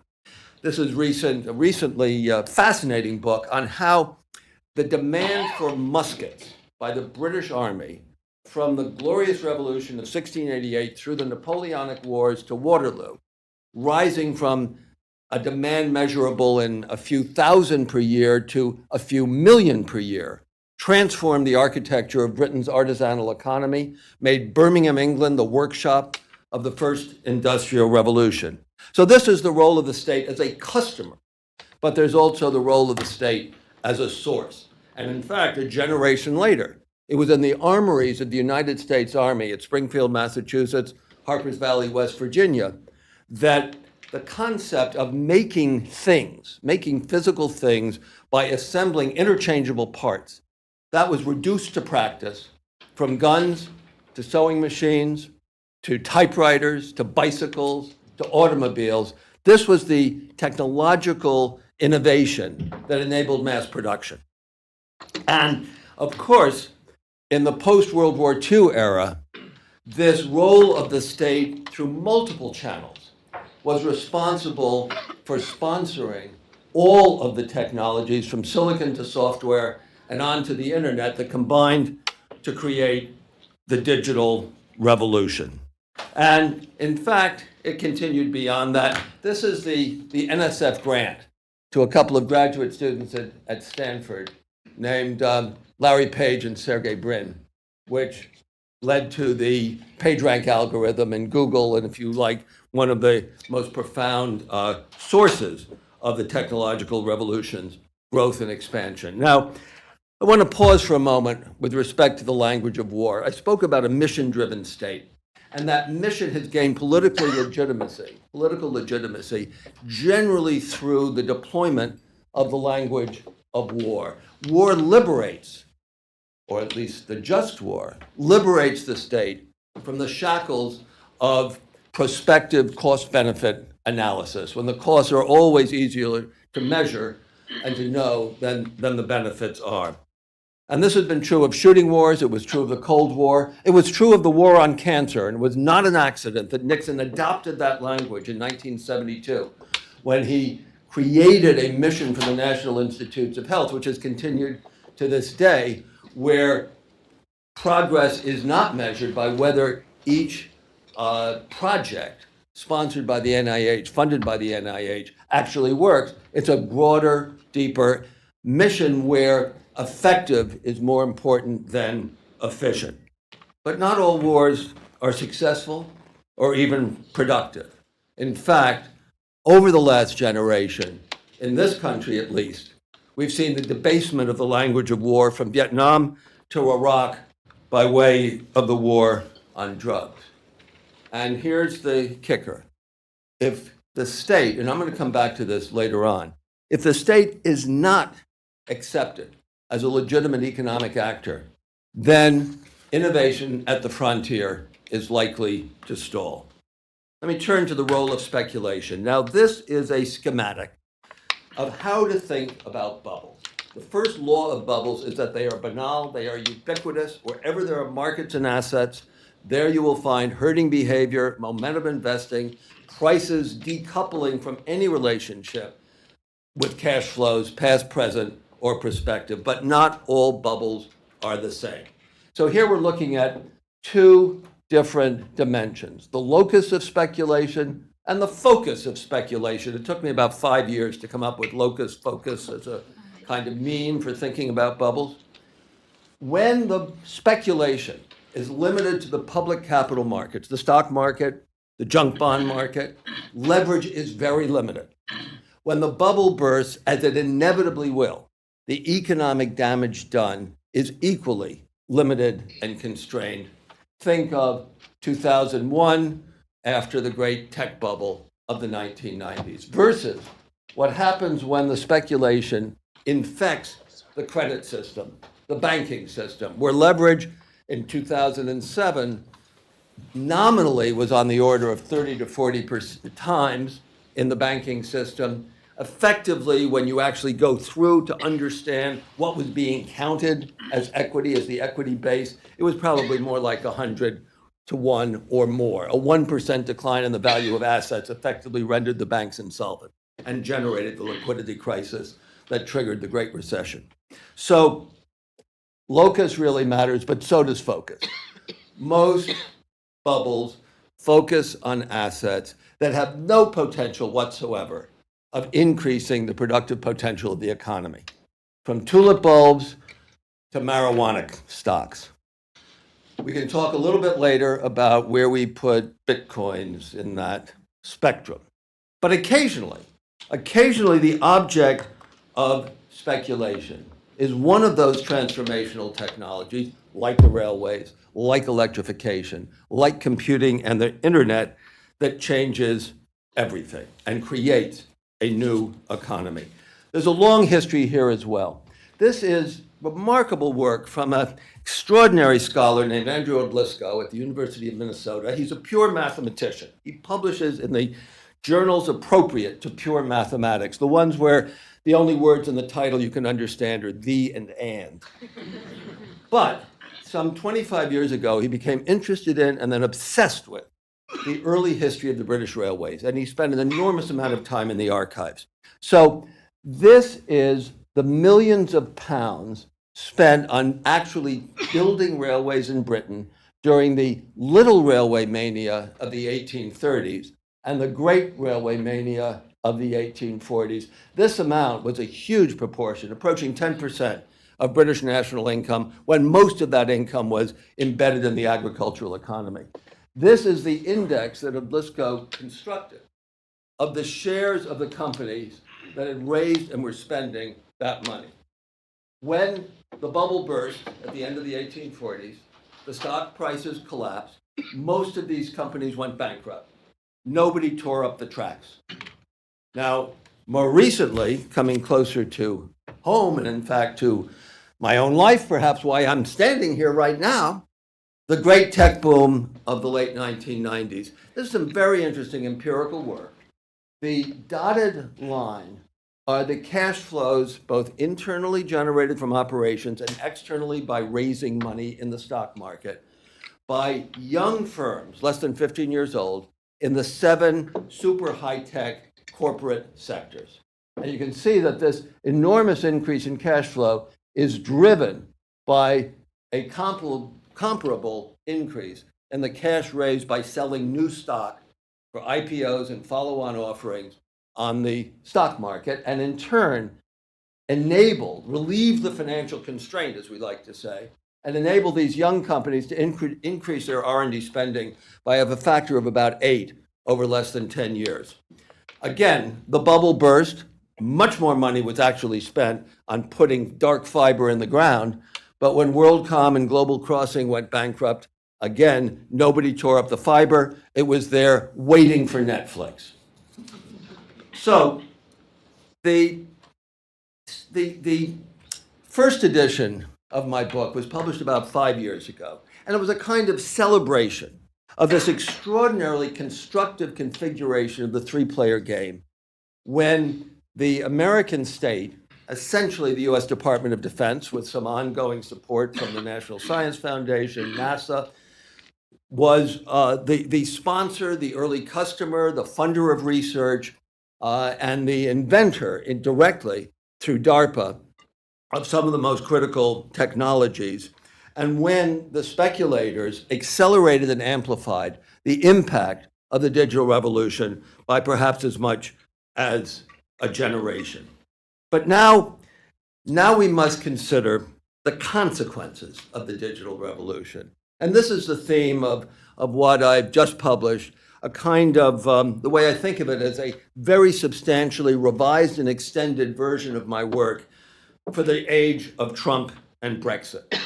But the first motivation for this was actually very close to home.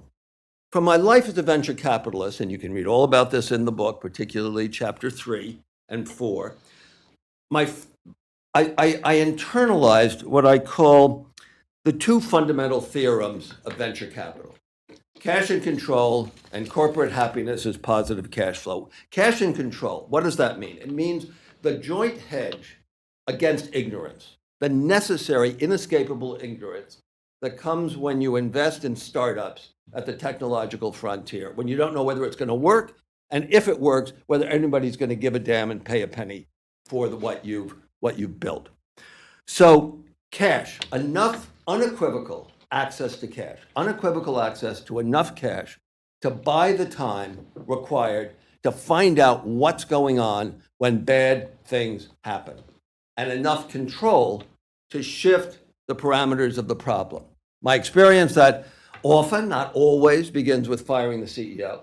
It can involve shifting the purpose of the project, of the underlying technology. It can involve selling the venture for whatever you can get without, rather than pouring money into a black hole. But enough control to do something about it.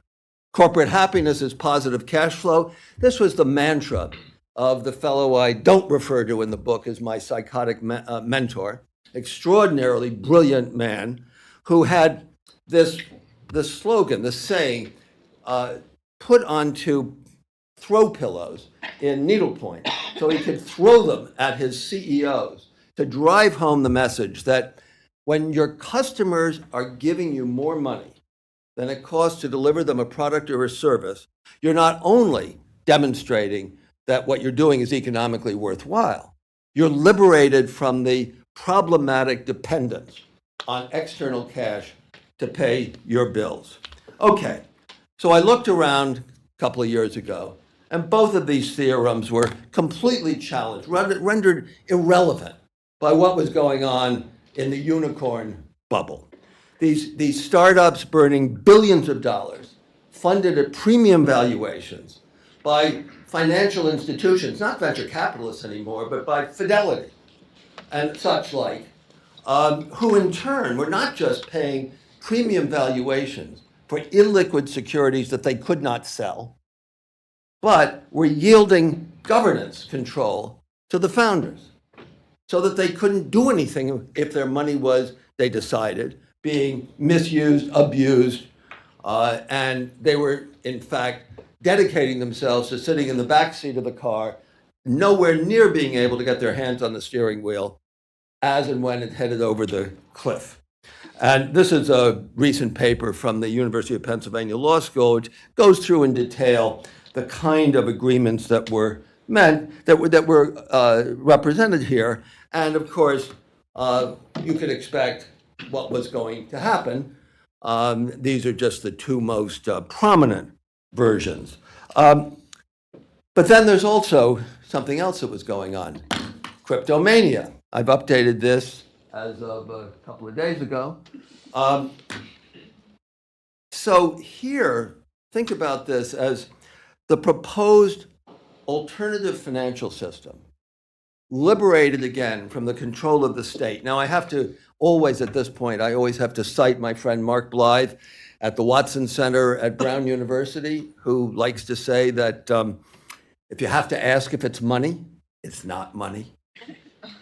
But this assault on the state's monopoly over the provision of money led to this kind of joint key recognition. The unicorns, the cryptocurrencies, each in their own way represented direct challenges to the authority of the state that had spawned the digital revolution and made them possible. The unicorns at the local level and markets for transportation, accommodation, the cryptos at the kind of symbolically core level. But beyond that, of course, what we've been witnessing over the last 20 years or more, the gradual accumulation to the tipping point of enormous transformations of the market economy through three different, overlapping, related channels. The second great globalization. So the first great globalization, documented and analyzed by Harold James, peaked in 1914. At that point, this was in a world where the movement of capital and the movement of people was essentially free. The movement of goods was constrained because the two most important nations that were following Great Britain, Germany and the United States, both practiced protectionism to allow their infant industries, no longer so infant by 1900, to reach levels of productivity that were competitive with Britain and even more competitive than Britain could provide. At this point, global trade as a percentage of total world income was on the order of 30%. The second globalization, which may or may not have peaked around 2007, in this case, what was free to move were not people, but work was, as well as goods and services and capital. Work moved through outsourcing, through the construction of complex transnational supply chains. And in this case, global trade peaked at 60% of world national economy, generating what Danny Roderick at the Kennedy School calls the political trilemma. You can have deep economic and financial integration, responsive political institutions, and the autonomy of a nation state, 2 out of 3. North Dakota has indeed deep integration with the rest of the United States, economically and financially. It has responsive local government, even if, we could put the entire population inside a couple of election districts in Manhattan. It is not an autonomous nation state. Greece thought it was an autonomous nation state until about 2011 and discovered the realities of deep integration. So the next is actually almost certainly, as much literature, particularly call attention to the work of David Autor's group at MIT, automation.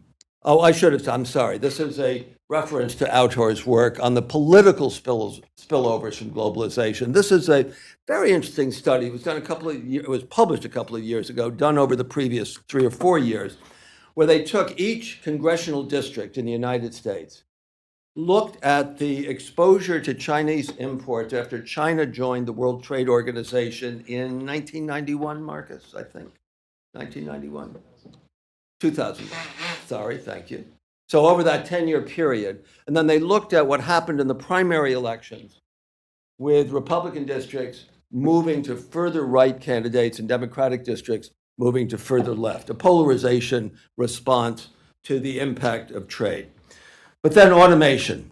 Now, almost certainly the impact, the economic impact, even if it doesn't carry the same emotional weight as the imports have carried in political discourse, the impact of automation has been huge. I would love to see more varied approaches to reading the political consequences. If anybody's aware of them, please let me know. This is a recent study, actually out of Oxford, that looked at a limited index of automation, the population of robots in roughly equivalent economic areas. And the change in the Republican share of votes for president between 2012 and 2016. The curve is up and to the right. This is what I think we would call suggestive evidence. It's not conclusive or causal, but there clearly has been a major, again, as it going all the way back to the Luddites and the textile industrial revolution of almost 200 years ago, a political spillover from the impact of technological change on the labor market. And then financialization. This is really quite remarkable. We all were aware, anybody working through the post-war era, the post-war era was aware of increased financial weight. But this is a very simple ratio between the value of financial assets and US GDP. From early 50s through 1980, that ratio rises only from 1.3 to 1.8 times. At an annual basis, you really couldn't see it. It disappears over the course of more than 25 years. But from 1980 to 2007, it goes from 1.8 to 4.8 times. This is in the context where, for example, up here, the credit default swap is invented right around here. At this point, there are $60 trillion of credit default swaps outstanding, created in less than 10 years. Now, most of the financial instruments of the trading finance has actually been trading in existing assets, above all, property. And also, of course, trading in financial assets constructed as banks create assets and trade them with each other, not funding new productive assets, except substantially during that tech bubble of 1996, 2000.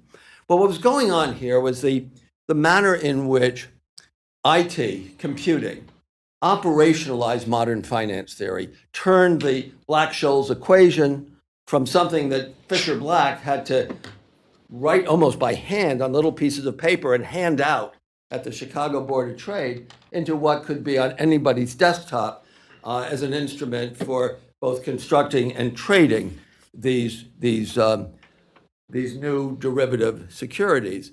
Donald Mackenzie's great book, An Engine, Not a Camera, Finance Theory as an Engine for Transforming the Markets, the Financial Markets, not a camera for capturing how they were then working, is probably the salient text, much cited in the literature and certainly much cited by me.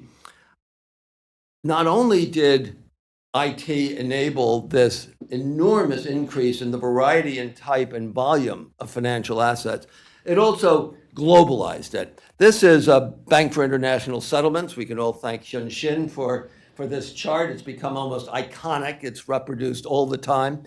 Between 2002 and 2007, the volume of US bank claims on Europe in 5 years went from $500 billion to more than $1.5 trillion. European claims on the US went from $1 trillion to $2.6 trillion. This is the vehicle, the channels through which our embarrassment in the mortgage market here in the United States became a global financial crisis. Thus, the digital revolution played a central role in the generation of the great credit bubble of the Audis and the global financial crisis that followed. I'm one of many who now think that this work by Adam Tooze of Columbia is likely to prove to be the most compelling historical analysis of the sources and consequences of the global financial crisis, which has generated political consequences that continue. This is work that goes back through history, well before the recent embarrassment, to look at the political consequences of major financial crises. This is the period, the early period. This is the full sample, the pre-World War II sample, the post-World War II sample. What they show is that in each case, there's a significant political shift to the right, towards, if you like, right-wing populism, visible in the nations that suffer through these crises. But in this case, and in this country, not only in this country, but perhaps more here than anyone else, the state had been rendered illegitimate as an economic actor and proved to be incapable of adequately buffering its constituents from the economic consequences of the digital revolution that it itself had spawned. Adam Tooze does a brilliant job of how, at the peak moment of crisis, from the autumn of 2008 through the winter of 2009, the United States did play the central role, with not only the Federal Reserve serving as the liquidity provider to the world through its limitless, unlimited swap lines, but also the transient moment of stimulus in the first days of the Obama administration that helped put a floor under the worst of the consequences that were unfolding. But this broader political failure is the ultimate macro motivation for my work, this new version of my work. And what it reflects is ideas really matter. As long ago as 1943, Hayek published The Road to Serfdom, an understandable, highly emotional response to the totalitarianisms of the left and right, which suggested and was popularized to suggest, to argue definitively, that any economic role for the state would inevitably lead to similar tyranny as had been the case in Stalin's Russia or Hitler's Germany. It took a generation, and this is important, it took a long generation for the ideas here to mature into Milton Friedman's. This was an extraordinarily popular television program based on a book that Friedman had written in 1980, and which was the kind of the lead-in, the leader for Reagan's first inaugural, when he stated, government is not the solution to our problem, government is the problem. This coming on top of the previous 30 years, when it was the United States government that drove, led, pulled, pushed, enabled the greatest technological revolution that we've yet seen in the world, without which things would have been very, very different. Now, fortunately, institutional latency really matters. Despite Reagan, despite indeed the Democrats' move to third way, middle of the road politics, Clinton saying the era of big government is over in the mid-1990s, nonetheless, the public sector of the developed economies of the world remained large enough to play a major role in limiting the economic consequences of the global financial crisis. Let me show you this eye chart. This is really why I needed a pointer. So back to 1880, this is the share of the national economy represented by public sector expenditures, including transfer payments, as it should, because they support aggregate demand for the United Kingdom, Germany, the US, and Japan. The two world wars stand out. Those are the peaks. Between the wars, Britain is the outlier. Britain is the debtor nation that did not directly or indirectly repudiate its debts. This is very largely debt service payments. The US is down here. In 1929, total public sector expenditures in the US were 7% of the national economy. 2% at the federal government, 5% state and local, where the state constitutions required that budgets be balanced, and that consequently, as tax revenues fell, as the Depression took hold, spending had to fall as well. The federal share actually doubled under Herbert Hoover between 1929 and 33 when Roosevelt took office. That's because nominal GDP in the United States, measured in current prices, declined by 50% in 4 years. So look at the difference. Here, in the years preceding the global financial crisis, even the US in red is up around 35 to 40%. In other words, the public sector, the continuity in spending, whether it be Medicare payments or Defense Department contracts or NIH grants, bolstered the private sector's demand when private sector investment, beginning with housing, but including industrial investment, collapsed in 2009. It was not only an aggressive central bank that prevented or that reduced the potential for another Great Depression to only a Great Recession. It was also the sheer scale of the public sector. And by the way, this factor, even by twos, I find extraordinarily under-recognized in the literature on the Great Recession and the economic consequences of the global financial crisis. So the US economy today represents a remarkable paradox. On the one hand, it's the home of the leading representatives, the driving forces of the digital revolution, the FANG companies, the superstar companies, more work by Autor, which looks at the role that they have played, that they are playing, that can be read in the macroeconomic literature, and they're driven. Their economic and financial significance is driven by what I truly believe is a new source of organic market power, different from and additional to economies of scale and economies of scope and network effects. Network effects serve to attract people to one telephone network because of connectivity and the return to connectivity. But, except perhaps from time to time, the FBI, nobody was actually listening to the content of those messages. Now the fact that every interaction, digital interaction, is captured and can be monetized and also learned from, such that the more data you have, the better the algorithms with which you analyze the data. The better the algorithms, the higher the quality of service. The higher the quality of service, the larger the market share. The larger the market share, the more data. A positive feedback loop. This, however, goes side by side in the same economy with multiple measurable declines in dynamism.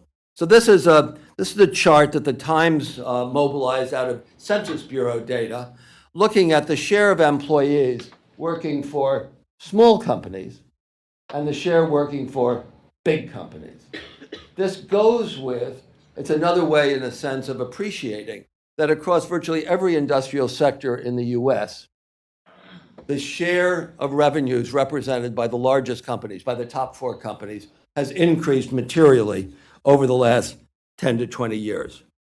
The number of public companies in the US has declined by 50% since the year 2000, partly a function of private equity, partly a function of M&A without, ineffectively with minimal antitrust concern.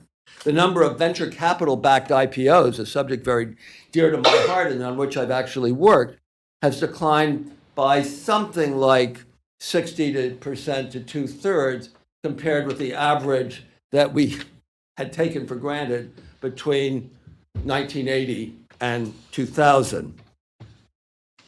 This is another business Census Bureau chart. The Census Bureau has begun compiling data on business applications, and they characterize as high propensity business applications, those that are most likely to generate jobs. Crashed by 25% immediately after the global financial crisis. It's barely recovered since.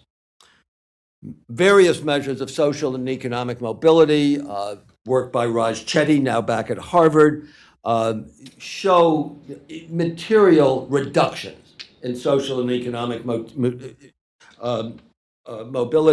at the same time as, again, various measures of the content of corporate R&D spending suggests a material shift from longer-term research to shorter-term development. And the largest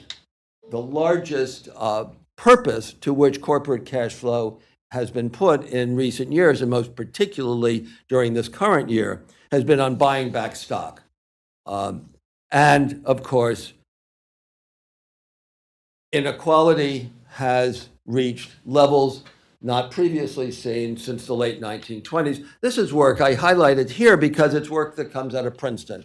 Extraordinarily, very creative approach to being able to track back to the mid-1930s, when unionization in the US finally was given legal political sanction under the New Deal, briefly, looking at union density, that is the density of members of unions relative to measures of inequality. The conclusion was that A, there's a very nice, very robust inverse correlation. The greater the union density, greater the number of proportion of people in unions, the less inequality, and that particularly affects those who are the poorest, and the least advantaged in the labor market.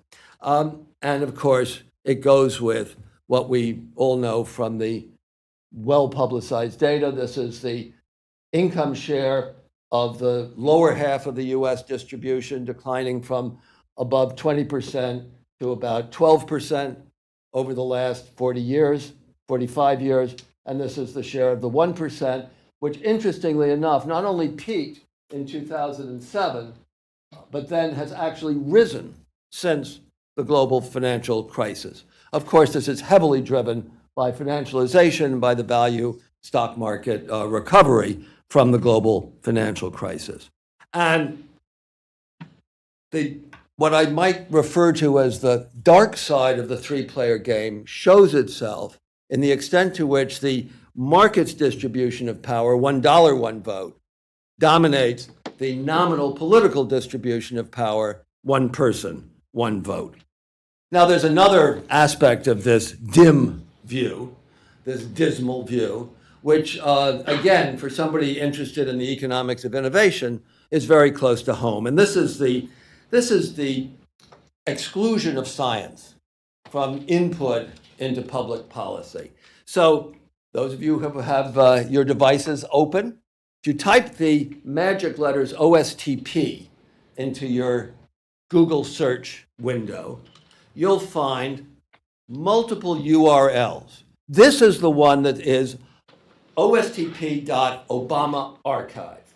It's a snapshot of what the Office of Science and Technology Policy website in the White House looked like on January 19th, 2017, the last day of the Obama administration. Behind every one of those tabs, there's an array of projects, conferences, reports, people, work, programs. This is what the current OSTP website looks like. I check this once a week. First of all, behind this, there's nothing. You can't click through to anything. Under this, there are, over the last 18 months, they've generated 8 press releases. 8 press releases. That's the activity. So, having failed to respond adequately to the digital disruption, the US state has now officially abdicated from the next needed technological revolution. Now, if there had been no Cold War, no Korea, the digital evolution would nonetheless have proceeded. It would have taken longer. It would have been less disruptive. But AT&T and IBM in 1945 were already working on going from analog electronics. This is where the transistor came from at Bell Labs. It would have happened. And it wouldn't have made that much difference, except for a few of us who managed to get the great tech bubble right. But the problem now is that climate change won't wait. It's not waiting. And it raises perhaps the single most important strategic question that the world is addressing now, which is, will China lead? Will China succeed in doing what only one other nation has actually done over the last 200 years? Not just perform as an effective follower, following the lead of the leader through the processes of industrialization and technological innovation, but will it actually become an effective leader at the frontier? There are enormous challenges in moving from being an effective follower to an innovative leader. Now, all followers appropriate intellectual property wherever they can find it. That's nothing new. The British took textile technology from India and Italy. We took it from the Brits. The Japanese and Koreans took everything they could get from us, from steel to semiconductors. The Chinese have clearly done a, let us say, more coherently organized process with greater reach. But even when a nation reaches, is in the process of taking advantage of what others have invented, they remain subject to the corruption tax. Many, many more governments have set out to get to the frontier than have ever come anywhere close, because they've been compromised and ultimately have succumbed to the corruption that can be expected to follow when the state does become an economic actor. Some, the US in the progressive era, Britain in the 1850s and 60s, perhaps China today, interesting new work on the benefits in terms of the productivity of research in areas where the attack on local corruption in China has led to the removal of local officials, where much of R&D is subsidized at the local level, the regional level in China. China may survive that, but the argument that to actually become an effective leader, the kind of hope and dream, particularly represented by the Acemoglu Robinson book, Why Nations Fail, which has had quite a substantial impact, that you need to have inclusive political institutions in order to be able to tolerate and sponsor the kind of creative destruction at the frontier. You know, historically, that is a very, very weak proposition. Britain in 1820, leading the first industrial revolution, was led by a corrupt cabal in London, in close affiliation with a national religious establishment, exercising authority down to the village level. You may or may not have seen the new movie Peterloo by Michael Lee. That was in 1819, when the troops of the British Army returned from Waterloo, slaughtered peaceful demonstrators in Manchester who were demonstrating for greater openness of the political process. The authority of that government was legitimized by the fact that you could look over your shoulder and see, just a generation before in Paris, what happened when order failed, the terror of the French Revolution. But they're trying to hold the lid on the greatest explosion of economic wealth and economic energy and financial wealth in the history of humanity. One might make a certain analogy there. It took a long, really 2 generations for Britain to evolve into a reasonably open, reasonably uncorrupt society. Which drove which? Was it the economic development that had the interplay with the political processes? Or in fact, is it simply an indeterminate question? We certainly don't have enough examples from history to draw any sort of rule, let alone law, of economic and political co-evolution. Think of them as co-evolving, as they did in Britain, as they are now in China. So let me conclude. From the perspective of an American, this is a pretty dark picture. The fellow, however, the fellow who hired me at Warburg Pincus, where I've spent the last 30 years, used to say that you can't survive as a venture capitalist if you're a pessimist. You know, the first startup you lose, you'll slit your throat, you'll be out of the game. So I'm temperamentally doomed to be an optimist, and I do believe, and it's not just because I'm here in Princeton, I do believe that beyond the green political shoots that we can read in the midterm election results, perhaps even more at the state and local level than at the congressional level, but beyond that, there is a source of long-term optimism, which I lean on hard, and that is that ideas still matter. And the global financial crisis and the Great Recession, for the disciplines of economics and finance, have been the gifts that keep on giving. They forced the reunion of economics and finance at the macro level, perhaps most significantly in the work that Marcus has led in the new financial macro, echoed by people like Elaine Ray at LSE and Caballero at MIT. This is a radically new approach that puts financial intermediaries at the core of the system instead of excluding them from the economic dynamics at the macro level. It's forced recognition of the behavioral micro foundations and, let us say, reduce the plausibility of relying on the fantasy of the robotic, intertemporally optimizing, omniscient agent. And it's also demonstrably led to a shift towards evidence first, theory later. More work, more empirical work on how the world actually works than on how it should work if it would make our models close in an efficient way. I cite this. I speak as an old Keynesian from old Cambridge. I'm delighted to always salute the work from the twin citadels of New Cambridge, Andy Lowe at MIT, Schleifer with his colleague Genioli at Harvard. Each of these books, in their very different ways, and they're all always subject to comment and criticism, but each of them represent direct head-on assaults on rational expectations and a determination to try to bring into the stories we tell a clearer appreciation of how real people behave in real markets.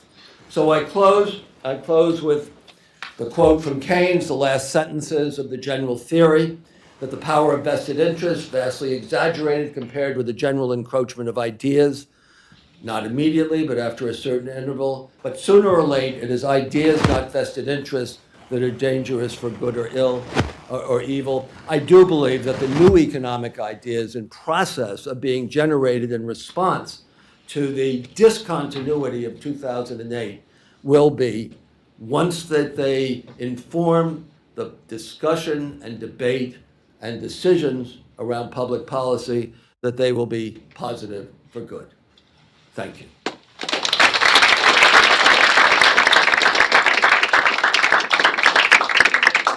We certainly have time for some questions, and I'll be happy to try to address whatever you may have. Come on, this is Princeton, no shyness. You all go to precepts. There's a question back there.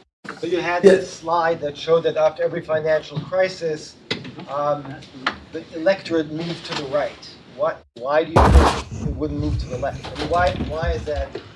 That chart is, I expect it's probably dominated. The paper is concerned with a long sweep. We have a few instances, of course. Let me back up and say, Danny Roderick has an interesting paper suggesting a differentiation, and this is specifically with respect to this most recent financial crisis, between the populism of the creditor nations, which means Northern Europe, and the U.S., and the U.S. is both, and the populism of the debtor nations, which is Southern Europe and Latin America. The debtor nations' populism going left, the creditor nations going right. Certainly on a case-by-case basis, it often will turn on the effectiveness of the political entrepreneurs who are competing to take advantage of the discontinuity, the disruption of lives, as Harold James has written about the impact of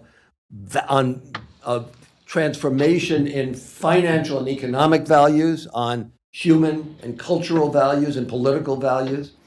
But I think that the pre-World War II is largely dominated by what was going on in Central Europe, as well as Southern Europe, post-World War I and then post-1931. The post-war, very much dominated by Latin America, as well as parts of Asia, where mostly the movement was to the right. The U.S. in the 1930s is really an anomaly. And it was a very close-run thing. You know, when Roosevelt won the election, Roosevelt was in this long interregnum that we then had from an election in the first week of November to the inauguration in the first week of March. The then leading political guru, Walter Lippmann of the New York Herald Tribune, Lippmann said to him, "You must govern like Mussolini. You must suspend Congress. The crisis is too great. Mussolini has shown the way for effective government in response."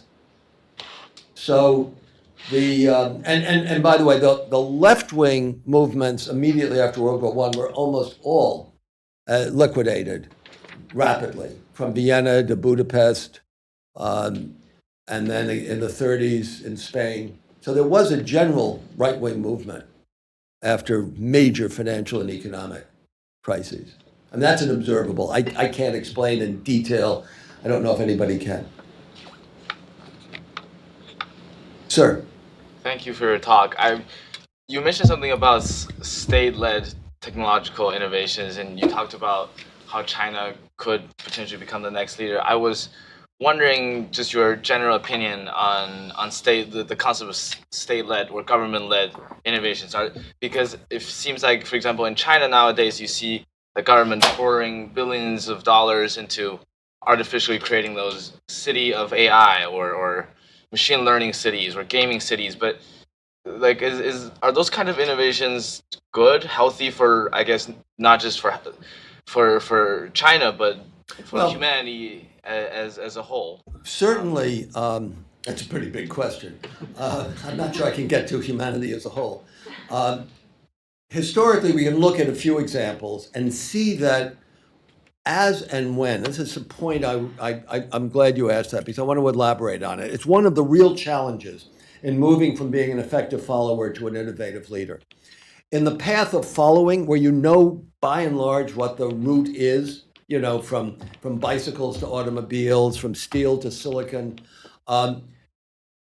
identifying and bestowing resources on a small number of national champions can make a lot of sense. The Chaebols in Korea, the Zaibatsus in Japan. JC knows more about this than I do. But when you get to the frontier, when progress switches from being an effective follower to depending on that trial and error and error and error, you have to have players who can fail without discrediting the whole enterprise. In the US, as a great example, there's probably no more important enterprise in the United States through the central years of America's rise to leadership, from World War I through to the 1960s, 70s, than AT&T. AT&T fought the notion of packet-switched communications, let alone the implementation of that in what was originally called DARPANET, ARPANET. Fought it in everything from the technical workshops to the White House. AT&T became the enemy of innovation. There's some very interesting work. Wes Cohen at Duke University is one of the authors on how the small number of dominant Japanese IT firms completely missed the transfer of value in computing from hardware to software in the 1980s into the early 1990s. 3 companies dominated the Japanese computer industry. They were all motivated to build faster versions of their IBM-compatible mainframes rather than understanding what was happening as hardware was commoditized by the technologies whose cost and reliability dropped like a stone in the aftermath of the PC revolution of the early 1980s. So whether China, there's an observable in China, which is the very substantial shift in economic weight from the state-owned enterprises to the private sector. Private sector may be a somewhat gray area, but in the US, so it is as well. Boeing, public sector, private sector, every jet plane ever made in America descends from the KC-135 that was the tanker that the Air Force paid for in order to teach Boeing how to build commercial jet aircraft. So this public-private collaboration can be extremely effective if the extent of reciprocal capture is constrained. Will that be the case in China? There's a very interesting paper. Storslaten, Norwegian economist, is one of the co-authors. It's called Growing Like China, and it focuses on the deliberate effort to shift resources from the financially rich state-owned enterprises to the financially constrained and much more productive private sector enterprises. I think it's an open question. The way I would put it, I have this metaphor of the three-player game. The three-player game with Chinese characteristics is indeterminate, as all three-player games are. The only thing you know is that they will shift over time, because the longer you're in one configuration, it's a kind of Minsky process, the longer you're in one configuration, the more pressure builds up to shift it as vested interests accumulate, as corruption has the opportunity to establish itself, and as political capital gets consumed. But I will say this, it does appear that in area after area, China is at the frontier, machine learning being one of these areas, and where perhaps the incentives for continuing aggressively to appropriate intellectual property may become less as China becomes a source of genuine innovation. The U.S. effectively refused to enforce copyright laws through the 19th century, to the utter dismay of Charles Dickens, who was pirated enormously in the U.S. until a writer named Mark Twain became more popular than Charles Dickens had been, and all of a sudden there was a domestic interest in enforcing copyright laws. So we may be seeing this happening in China. One last question. Thanks. Yeah. I was just interested, so at the beginning of your presentation, you had the slide about speculation being productive versus non-productive. And it seems to me, okay, you want to encourage more productive speculation, if speculation at all.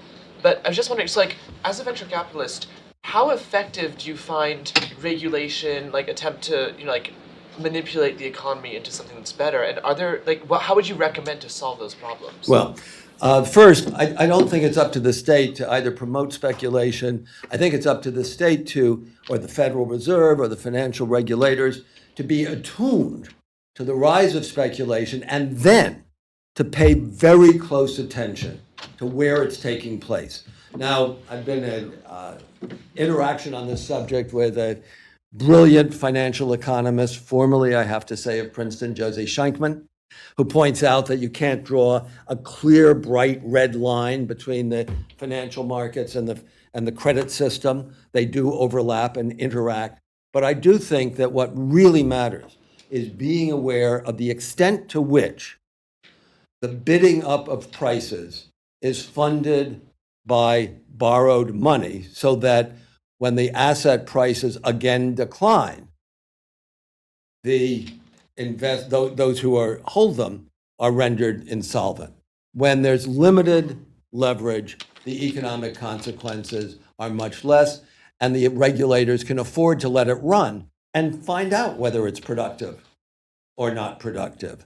There's no reason, and apart from the absolutely endemic, prevalent scamming corruption around the crypto mania, there's no reason from a macro financial or prudence motivation for the regulators to try to block what was going on when Bitcoin went to 20,000, because there was virtually no leverage involved in it, and it was still on a relatively very modest scale. We could have a separate conversation about blockchain and Bitcoin and their longer term potential for productive use. I think it's very constrained for the original purpose, and to the extent that distributed databases are valuable, they're going to be valuable amongst trusted partners, trusted counterparties who don't have to worry about proving with the enormous tax on performance. I mean, the point about blockchain, the key point about the Bitcoin blockchain, the Ethereum blockchain, is that their performance is awful. It's appalling. And it would be if you have to validate each transaction because you don't trust anybody. As soon as you trust people, you can be very efficient. Trust is a really positive contribution to efficiency in economic and financial transactions. So we have books out for sale and bill signing, and if you have additional questions, maybe during Sure. the book signing. But please join me in welcoming. Good morning, good afternoon, or good evening to everyone, depending on where you're joining us from today. Welcome to Engineering for Change, or E4C for short. Today we're pleased to bring you our monthly E4C seminar series, which is spearheaded by ASME's Engineering for Global Development Research Committee, with a purpose to intellectually develop the field of engineering for global development. Each month, we have been hosting new research institutions to learn more about their work in advancing the United Nations Sustainable Development Goals and global development more broadly. Today's seminar is with Dr. Evan Thomas, and we'll hear a little bit more about him, his group's work, later in the seminar. The seminar you're participating in will be archived on the E4C website, as well as our YouTube channel. Both of the URLs where you can access the recordings are listed on the slide in front of you. Information on upcoming seminars is available on our seminars page, and E4C members will receive invitations to upcoming seminars directly. If you have any questions, comments, and recommendations for future topics and speakers, please feel free to contact our team at research@engineeringforchange.org. And if you're following us on Twitter today, please join our conversation with the dedicated hashtag E4C seminar series. Before we move to our presenters, I would like to share with you a little bit of information about E4C. E4C is a knowledge organization, digital platform, and global community of over 1 million engineers, designers, development practitioners, and social scientists who are leveraging technology to solve quality of life challenges faced by underserved communities around the globe.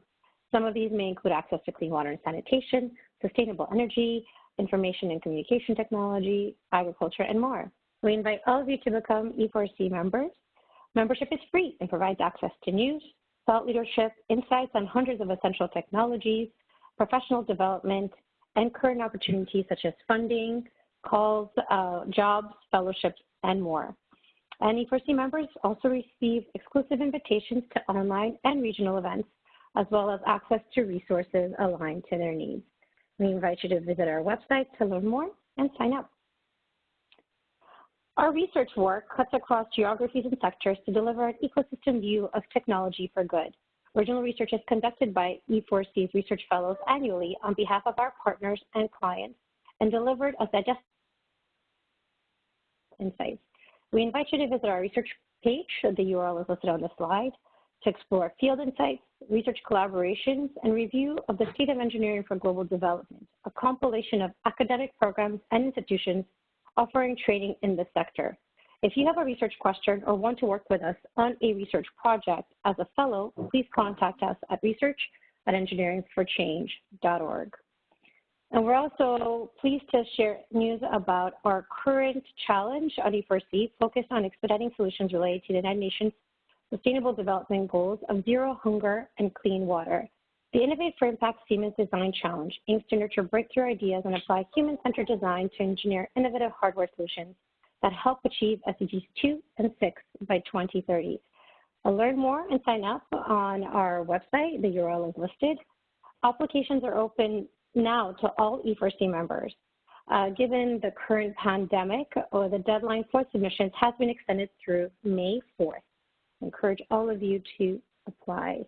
Now, with that, just a couple of housekeeping items before we get started. As always, we like to take a practice round with using our WebEx platform. So we invite you now to type in your location into the chat window. As some of you have already done this, obviously have been part of these seminars before. We have folks from Cameroon, from Sweden. I see folks from New Jersey, a little closer to home, North Carolina, New York City, Barcelona, Portugal, Alaska. Well, that's the first one. Welcome, Alaska.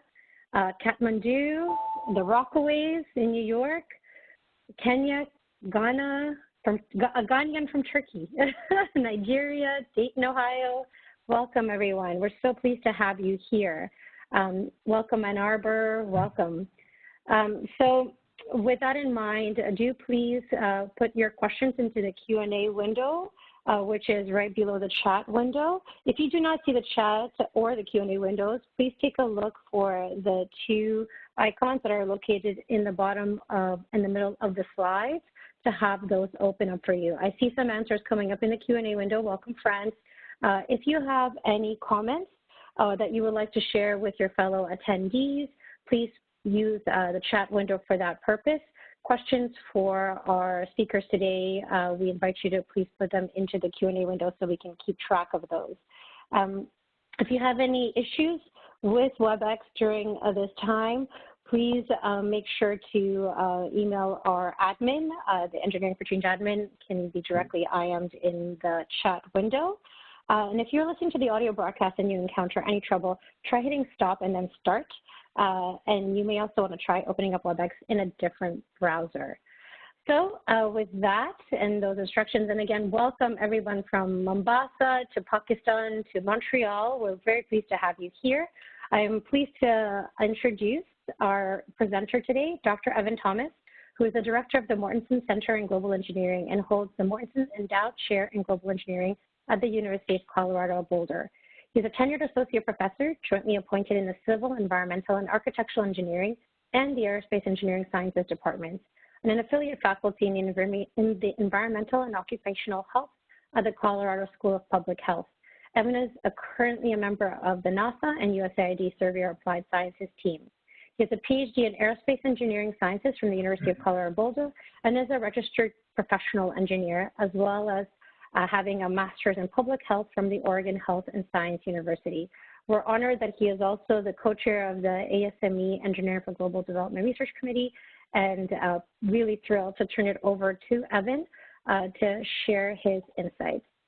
All right, Evan, I'm going to pass over controls to you.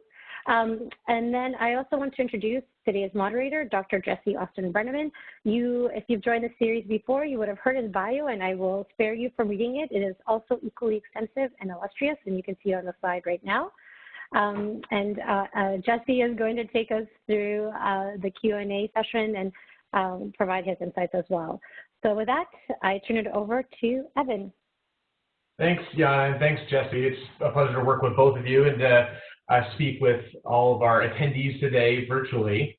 I'm going to share a little bit today about how do we measure impact in global engineering, and even before that, what is global engineering? What does it mean to be an engineer working to address global challenges of poverty reduction, both these persistent challenges of access to safe water, safe sanitation, safe infrastructure, safe energy, but then also how some of these global changes, including climate change and COVID-19, are impacting some of these communities around the world, and what's our role as engineers in trying to assist with solutions. This is our world. I'm sure this looks very familiar to everyone. What's neat about this is it's not a graphic. It kind of looks like a graphic. It's actually a picture. It's a bunch of stitched satellite imagery of everywhere on Earth on a cloud-free day. But we all can see where each of you are around the world on this map. Here's another way of looking at the planet. So you see two different images here. One is electricity, lights. So you see in North America and in Europe, and you can see the Nile lit up in North Africa. You can see India and China outlined. that's where there's electricity use and it's contributing to light that you can see from space. But then the more orange colors or the more red colors, those are biomass fires. So some of those are forest fires, but most of what you see there are people cooking with wood fuel and charcoal. We still today, even in 2020, about half the world's population still uses firewood for their daily energy needs. And many of those people live in the global south, and in particular sub-Saharan Africa. And this contributes to some of the leading persistent causes of illness and death globally. We have one of the leading causes of illness and death is respiratory disease, which is tied to both indoor and outdoor air pollution. We still have over 1 billion people in the world that lack access to safe drinking water, 2 billion people that don't have safe sanitation. And many of these people live in areas of the world where climate change is making these problems worse.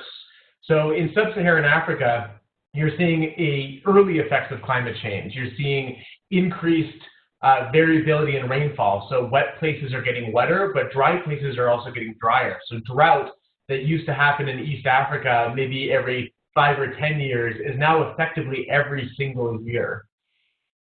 We also have rainfall variability. So rain's coming at different times of the year, which impacts crop yields. So crop failure is increasing and risk of famine and food insecurity is increasing and water insecurity is increasing.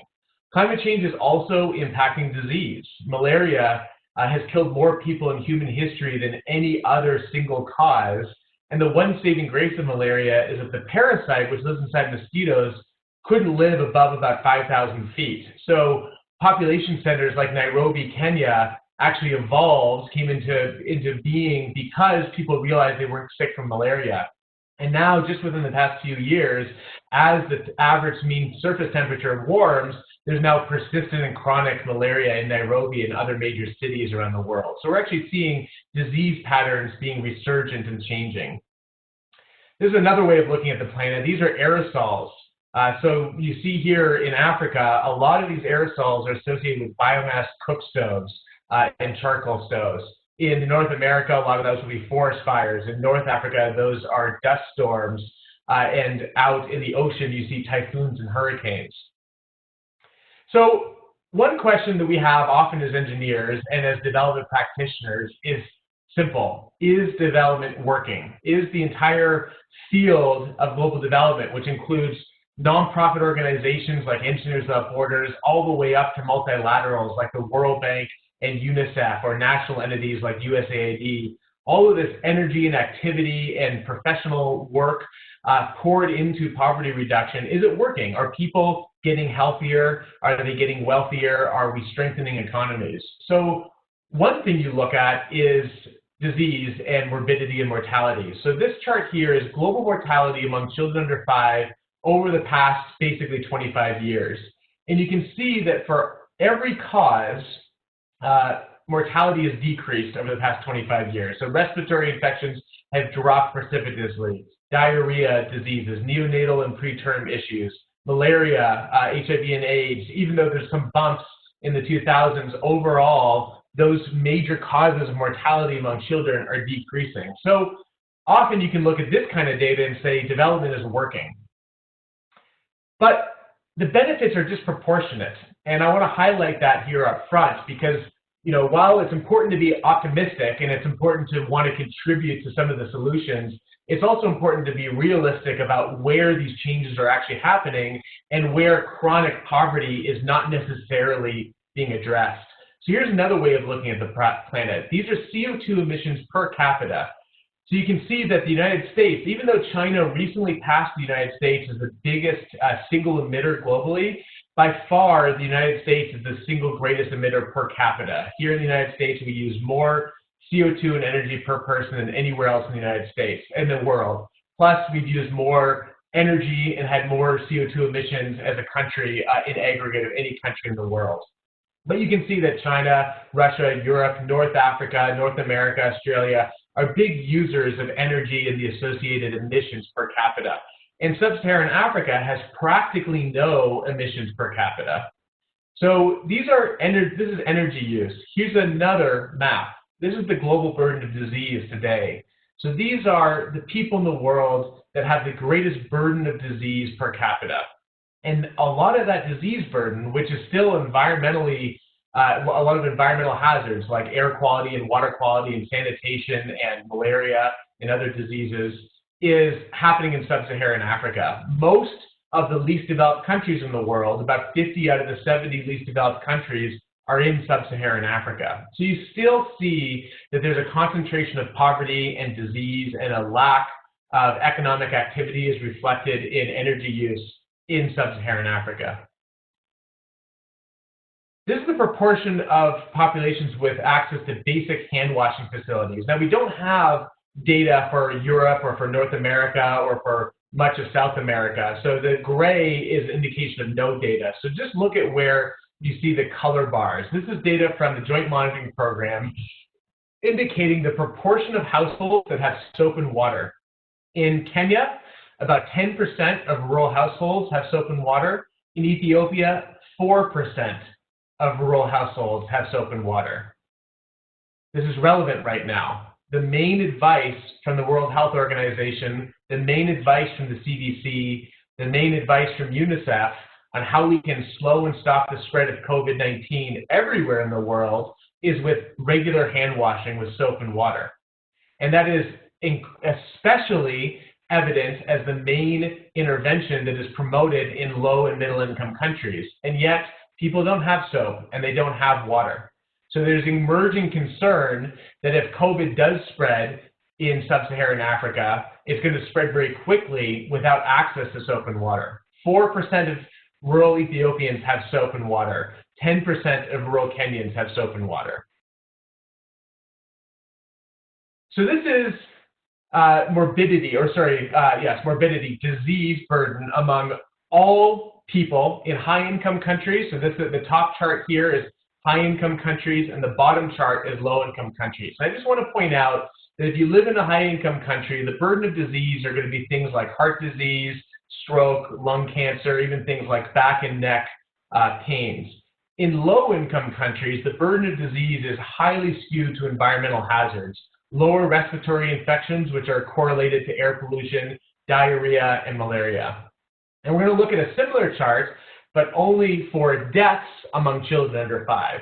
So if a baby is born in a high-income country and he dies, it's likely going to be a neonatal, a preterm issue, or a congenital defect. If a baby is born and dies in a low-income country, she likely is going to die of a respiratory disease or diarrhea or malaria again. And 99% of the deaths among children under 5 are in low-income countries. So is development working? On one hand, we can say that people are getting healthier, but on the other hand, you can say that we're not necessarily making progress among the lowest income countries. This is, again, 25 years of data of all the people in extreme poverty, which is living on less than $1.90 per person per day in equivalent purchasing power parity, which, by the way, is an extremely low number. Other statistics like to use numbers of less than $5 a day, and you suddenly start seeing that billions of people are still living on less than $5 a day. But still, this illustrates something. So the number of people living on less than $1.90 a day has dropped from 2 billion people in 1990 to projected about 500 million people by 2030. But where's that progress happening? It's happening in India and China. India and China each have 1 billion people. For the vast majority of that progress are national economic activity and economic policies which have brought people into the middle class and has been reflected in decreasing disease burden and increasing wealth. Sub-Saharan Africa is increasing in the number of people in extreme poverty, and is projected to continue to increase over the next 10 years. So I think it's very important that as development practitioners, we focus specifically on the question of whether or not our interventions are directly impacting poverty reduction.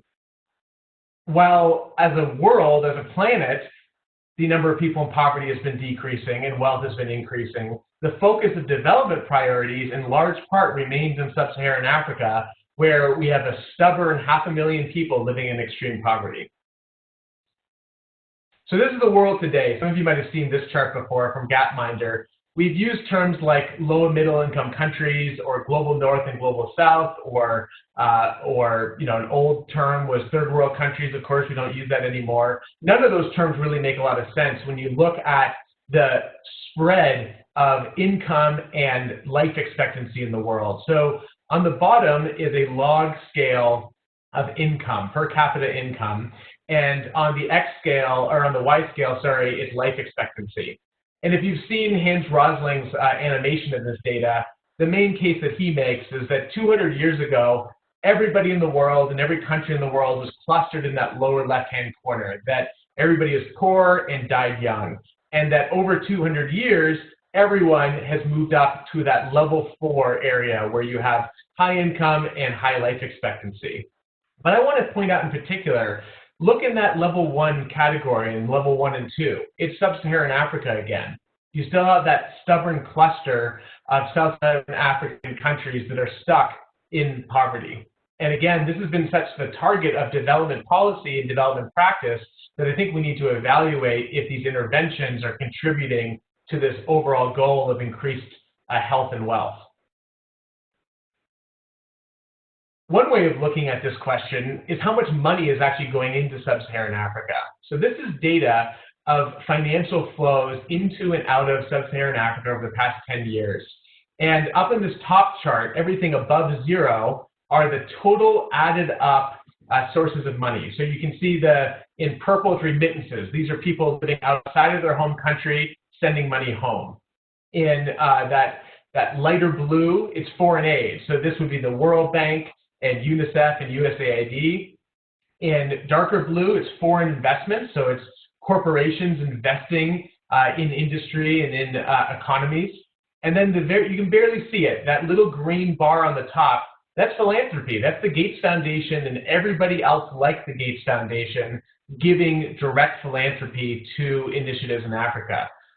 I think there's a couple things that are striking about this chart. Remittances are just as big as foreign aid, and philanthropy is actually pretty small. So even though foundations like the Gates Foundation have enormous influence in the development sector, their contribution is actually a tiny fraction of the financial flows into Africa. But that's flows of money into Sub-Saharan Africa. On the bottom, the below 0 in orange, this is debt interest payments. These are just interest on debt, not capital repayments, but just interest on largely World Bank debt repaid, getting repaid based on debts incurred in the 70s and 80s in Africa. So it almost basically wipes out foreign aid, is having to send money back to the World Bank again.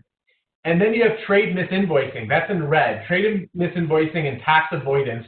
These are those foreign corporations using tricks of the tax code to avoid paying taxes in these countries. And the overall effect of that is that while there might be a lot of economic activity, a lot of that activity is not being translated into income to national governments to provide basic services. So governments not able to provide water, sanitation, energy, infrastructure, transportation, healthcare, education without a tax base. And that tax base is minimized through tax avoidance and trade misinvoicing. So if you take the net of all of these inflows and outflows, you get to about $20 billion a year going into Africa. Now that might sound like a lot of money. It's a lot more money than I have, but $20 billion a year is about $20 per person per year as the net investment of the rest of the world in Africa. It's really not very much money. It's about the budget of NASA or the EPA or USAID. So in aggregate, even though there's a lot of heat, there's not necessarily a lot of fire around economic development and investment in Sub-Saharan Africa.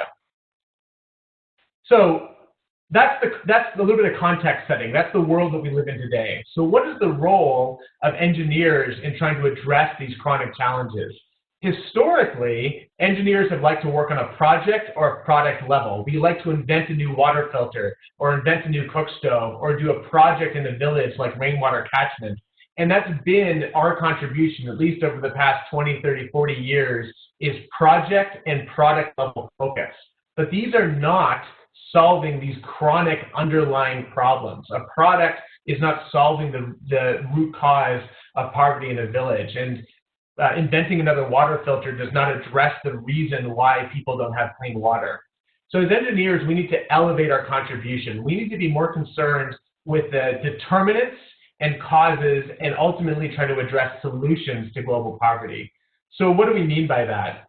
Hey, this is a non-comprehensive list, just a list of examples of where engineers can contribute. One is standards development, something that the professional societies like ASME have a really great history in, is engineers coming together and saying, this is the criteria for water treatment. We're not going to let everybody invent a new way of doing this. We have to have certain standards for water quality, certain standards for air quality, certain standards for structures. System science, looking at systems level interventions, not just is a water filter working or is a water pump working, but what is the entire system behind water service delivery? Impact evaluation. Impact evaluation has been big in the past 15 years in the development sector, led by economists and by public health professionals. Engineers also have a role in designing experimentally rigorous evaluations to see if technologies and interventions are actually addressing problems on a long-term basis. Another example is instrumentation and remote sensing. Our team in particular focuses on this work. How can we use satellite data and sensor data to monitor food security, to monitor water security, and to use that information so that people can act on it to improve water and food security? Pay for performance contracting. This might sound a little arcane, but a big area of emphasis today is how do we actually incentivize services? Let's not give money to a nonprofit to install another water pump. Let's incentivize delivery of water services and use contracting and monitoring mechanisms to ensure long-term support of service delivery. Professional and graduate education, of course, this is what Engineering for Change does in part, and what our program here at the University of Colorado does, and along with a lot of other universities, trying to train engineers to contribute to these global challenges. Of course, environmental health, those hazards of dirty air and dirty water and sanitation are not going away yet. We need to continue to innovate in that space. And structures and settlements. As engineers, how do we build safe housing, safe transportation for both developing areas as well as in emergency response? So how does this all come together in terms of actual interventions? This is a little infographic of how foreign aid flows today. Money often comes in, as indicated on the left, through organizations all the way from Engineers Without Borders to the World Bank to go into projects that often have a technology component, a water project, a cook stove project, an off-grid energy project that's designed to try to address a symptom of poverty: dirty water, dirty air, unsafe sanitation. But the lasting impact is often not there. About half of water and sanitation programs installed every year with foreign aid are broken within the first 18 months, and they often never get fixed. Now, an engineer might say, well, I need to build a better water pump. But the economists and the public health people and the public policy people will say, we need to look at that entire system. We need to look at who's paying for water, where are the subsidies, how do you professionalize this service, what are the supply chains? It goes way beyond training a local technician to fix a water pump. So how do we close this loop? How do we actually make sure that the impact, the long-term service delivery, is tied to the payments and to the performance of the service? This is the positive feedback loop we're trying to create, where you have a water pump or a water service, you monitor that service, you use that monitoring data to enable maintenance activities. So you go out and fix a water pump, and you tie that fix to payments. So you actually incentivize using money, payments for basic services and not for just coverage. So I'm going to give you a few examples of how our team is trying to operationalize this. There's a number of different ways that we can measure things. So if we just look at water and sanitation, the goal is improved health. The mechanisms for improved health is better water, better hygiene, better nutrition, better sanitation. The way we measure that is whether or not people have soap, whether or not people have access to water, what the quality of that water is, what the cost of that water is. But way out here, way outside these rings, are how we actually measure this today. We use surveys and observations and sensors and test kits. And these are really not sufficient. In many ways, we're not directly measuring the impact of a service on health, which is the actual goal. So this is Rwanda. I'm going to give a brief overview of one program that we have in Rwanda. Rwanda is still about 80% of people live outside of urban centers and are subsistence farmers using biomass, wood primarily, for their daily energy needs. And that wood contributes to these emissions that you can see. Now, some people cook outside, as in this picture, but many people will cook indoors and be exposed directly to that indoor air pollution.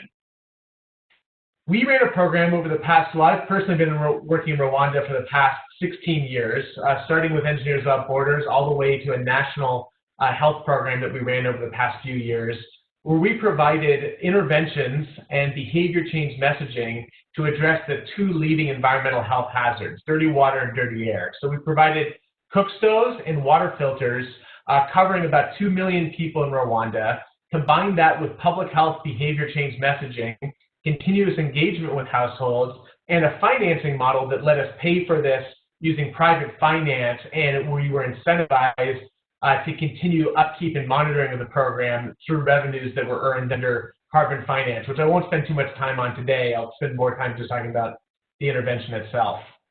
So this is Rwanda. Over on the left side in yellow and blue, you see the western province of Rwanda, and on the green side, a couple of northern districts and the eastern province. In 2014 through 2016, we reached about 2 million people with water filters and cook stoves, covering the entire western province of Rwanda and the eastern province of Rwanda, the poorest households in each of those regions. And we ran a randomized control trial to evaluate if the program impacted water quality, air quality, and health. So over in the western province, the districts in yellow didn't receive the interventions at first, and we compared environmental health in both, compared between the yellow areas and the blue areas. So this is a cook stove. It's the EcoZoom Dura. It's a biomass cook stove that reduces wood fuel use by about 50%, reduces indoor air pollution by about the same amount. By itself, that's not enough. The cook stove by itself actually doesn't reduce emissions enough to have a health benefit, nor is it viable if you don't combine it with behavioral messaging to discontinue use of the previous stove. So even something as simple as a stove actually needs regular engagement with households so that you don't accidentally or unwittingly increase emissions and increase fuel use. Many people will get a new stove like this and use it in addition to their baseline stove, which can have the effect of increasing emissions, increasing fuel use. Plus, if you use the stove indoors, you don't really reduce indoor air pollution enough to have a health benefit. So we had to do a lot of messaging to get people to use the stove exclusively and to get them to use it outdoors. And this is the water filter, the LifeStraw Family 2.0. Great water filter. It eliminates microbial contamination to the highly protective rating of the WHO. But by itself, that's not enough. It needs maintenance. It needs regular cleaning. It also needs to be used exclusively. If people combine use of clean water from the LifeStraw with dirty water that they're getting from other sources, you can actually lower a natural or an acquired immune response and make people sicker. So again, a water filter by itself is not necessarily a break-even proposition. It can cause problems if you're not careful. So this is how we ran the distributions. This is a partnership between us and the Ministry of Health in Rwanda. It was called Tebeo Neza. It means to live well. We had about 900 community health workers working with us across 7,500 villages, distributing these products and engaging in households.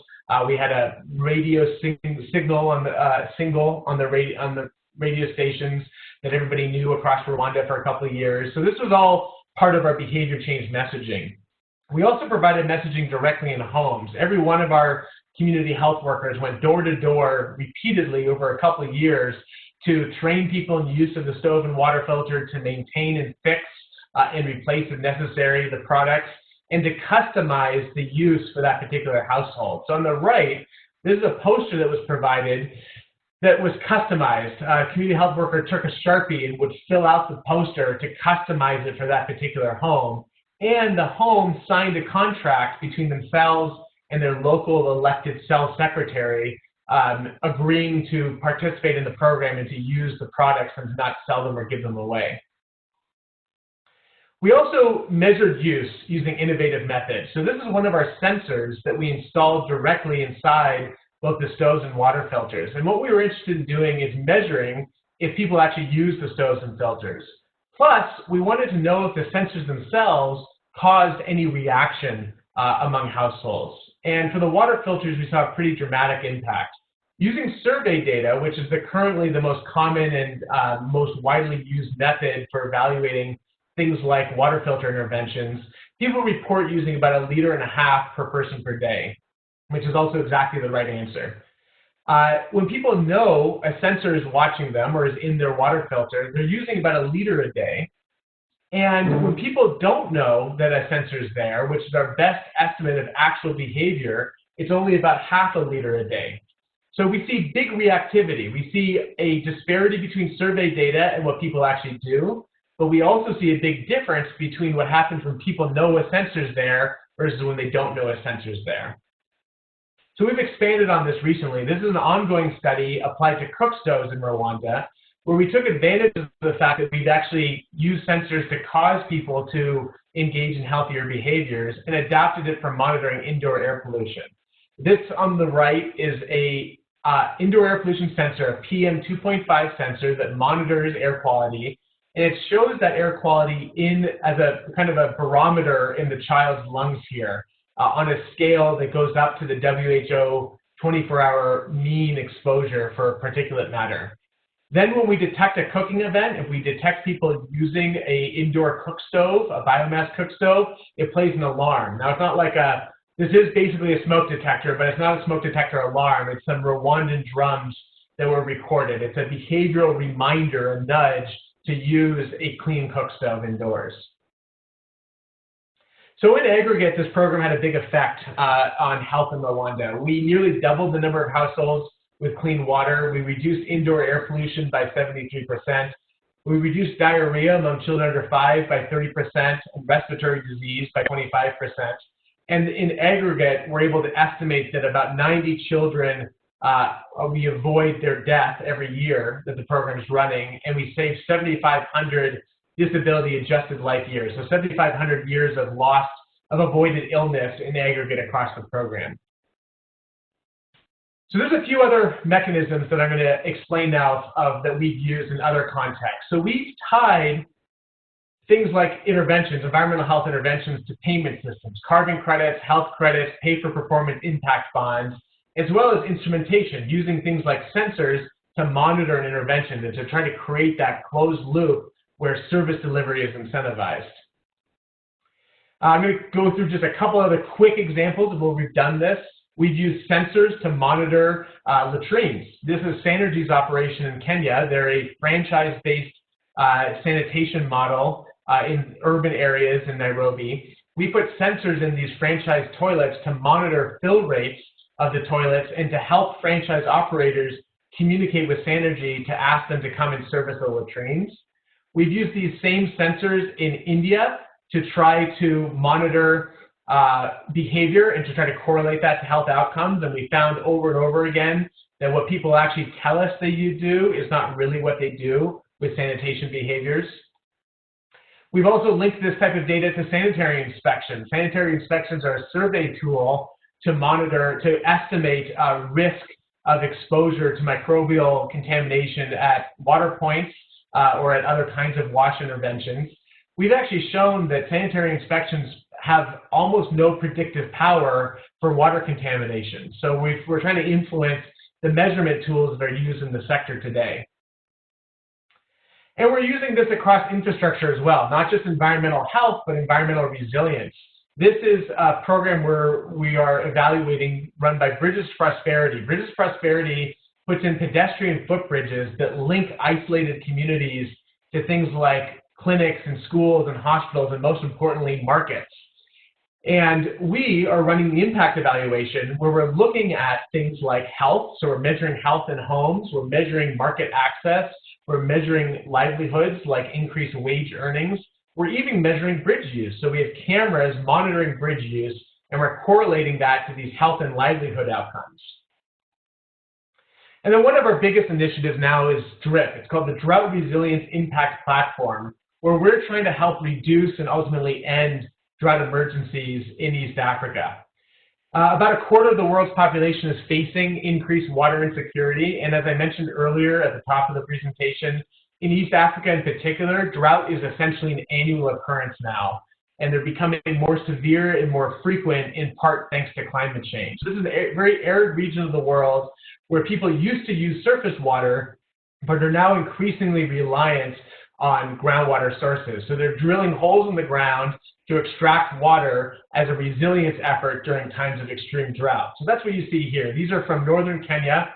We're operating across northern Kenya and across northern and eastern Ethiopia, monitoring groundwater supplies and trying to improve drought resilience through the maintenance of these water systems. So what happens is, during the rainy seasons, people will get water from streams and rivers and holding ponds and other rainwater catchment methods. During the dry season, people will migrate to these groundwater sources and access water from these pumps and these storage tanks.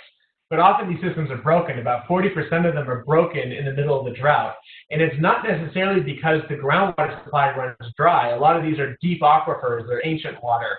So it's actually the infrastructure itself that breaks. And that can lead to a drought emergency where people are displaced, livestock die, and crops fail. So our effort, I'm just going to skip ahead because I just mentioned this piece. Our effort is trying to link groundwater management to drought resilience. Sorry, I'm just going to jump ahead here to our theory of change. We link monitoring of food and water security. So we have sensors monitoring groundwater pumps. We have satellites monitoring food security and rainfall. And we create models that can forecast groundwater demand and forecast drought. Our partners include the Famine Early Warning System, the Regional Center for Mapping of Resources for Development in Nairobi, and we're part of the NASA and USAID SEVERE program, which is about linking satellite data to decision aids in low and middle income settings. So we're taking all of our sensor data and the satellite data, creating models that forecast food security and water security, and then engage in pay-for-performance contracting, where we pinpoint activities where we need to go and fix water pumps before the drought happens. We've done this before. These systems that we're currently monitoring are big borehole systems, but we've done this across examples like hand pumps. These are hand pumps in Kenya and Ethiopia, where we installed sensors to monitor those hand pumps and actually tell us when a hand pump is broken so you can go out and fix it. The idea is the sensor is monitoring the pumps, it identifies that a pump is broken, and you deploy a technician to go and fix it. We've seen a huge impact on water point functionality. Typically, these hand pumps are broken about half the year. They're broken for about 200 days, any given failure, and on average, a group of pumps, or only about 50% of them are working. We were able to get about 90% functionality and get repair intervals from 200 days down to 20 days, proactively using sensor data to go out there and make a repair. So now we're doing this at scale. This is a map of the Horn of Africa. Every one of these dots is a groundwater supply serving on average about 5,000 people each. And we have a satellite connected sensor monitoring every single one of those water points on a continuous basis. And we're linking that data to local operators, local governments, local ministries of water, but also national entities like the National Drought Management Authority and international entities like UNICEF and USAID, who can collectively act to try to improve water security. This is not some simple story of a local community locally maintaining a water pump. Water is subsidized for everybody in the world, including everybody on this phone call. And this area of the world is some of the most resource constrained and feeling the earliest impacts of climate change. So this isn't about making a local community fully maintain their water supply. It's about aligning incentives and responsibility and accountability collectively to make sure that people have access to water during drought. The colors that are underneath the map are the Famine Early Warning System's food security classification for the same region. So we also see the direct relationship between climate change, rainfall, and groundwater demand.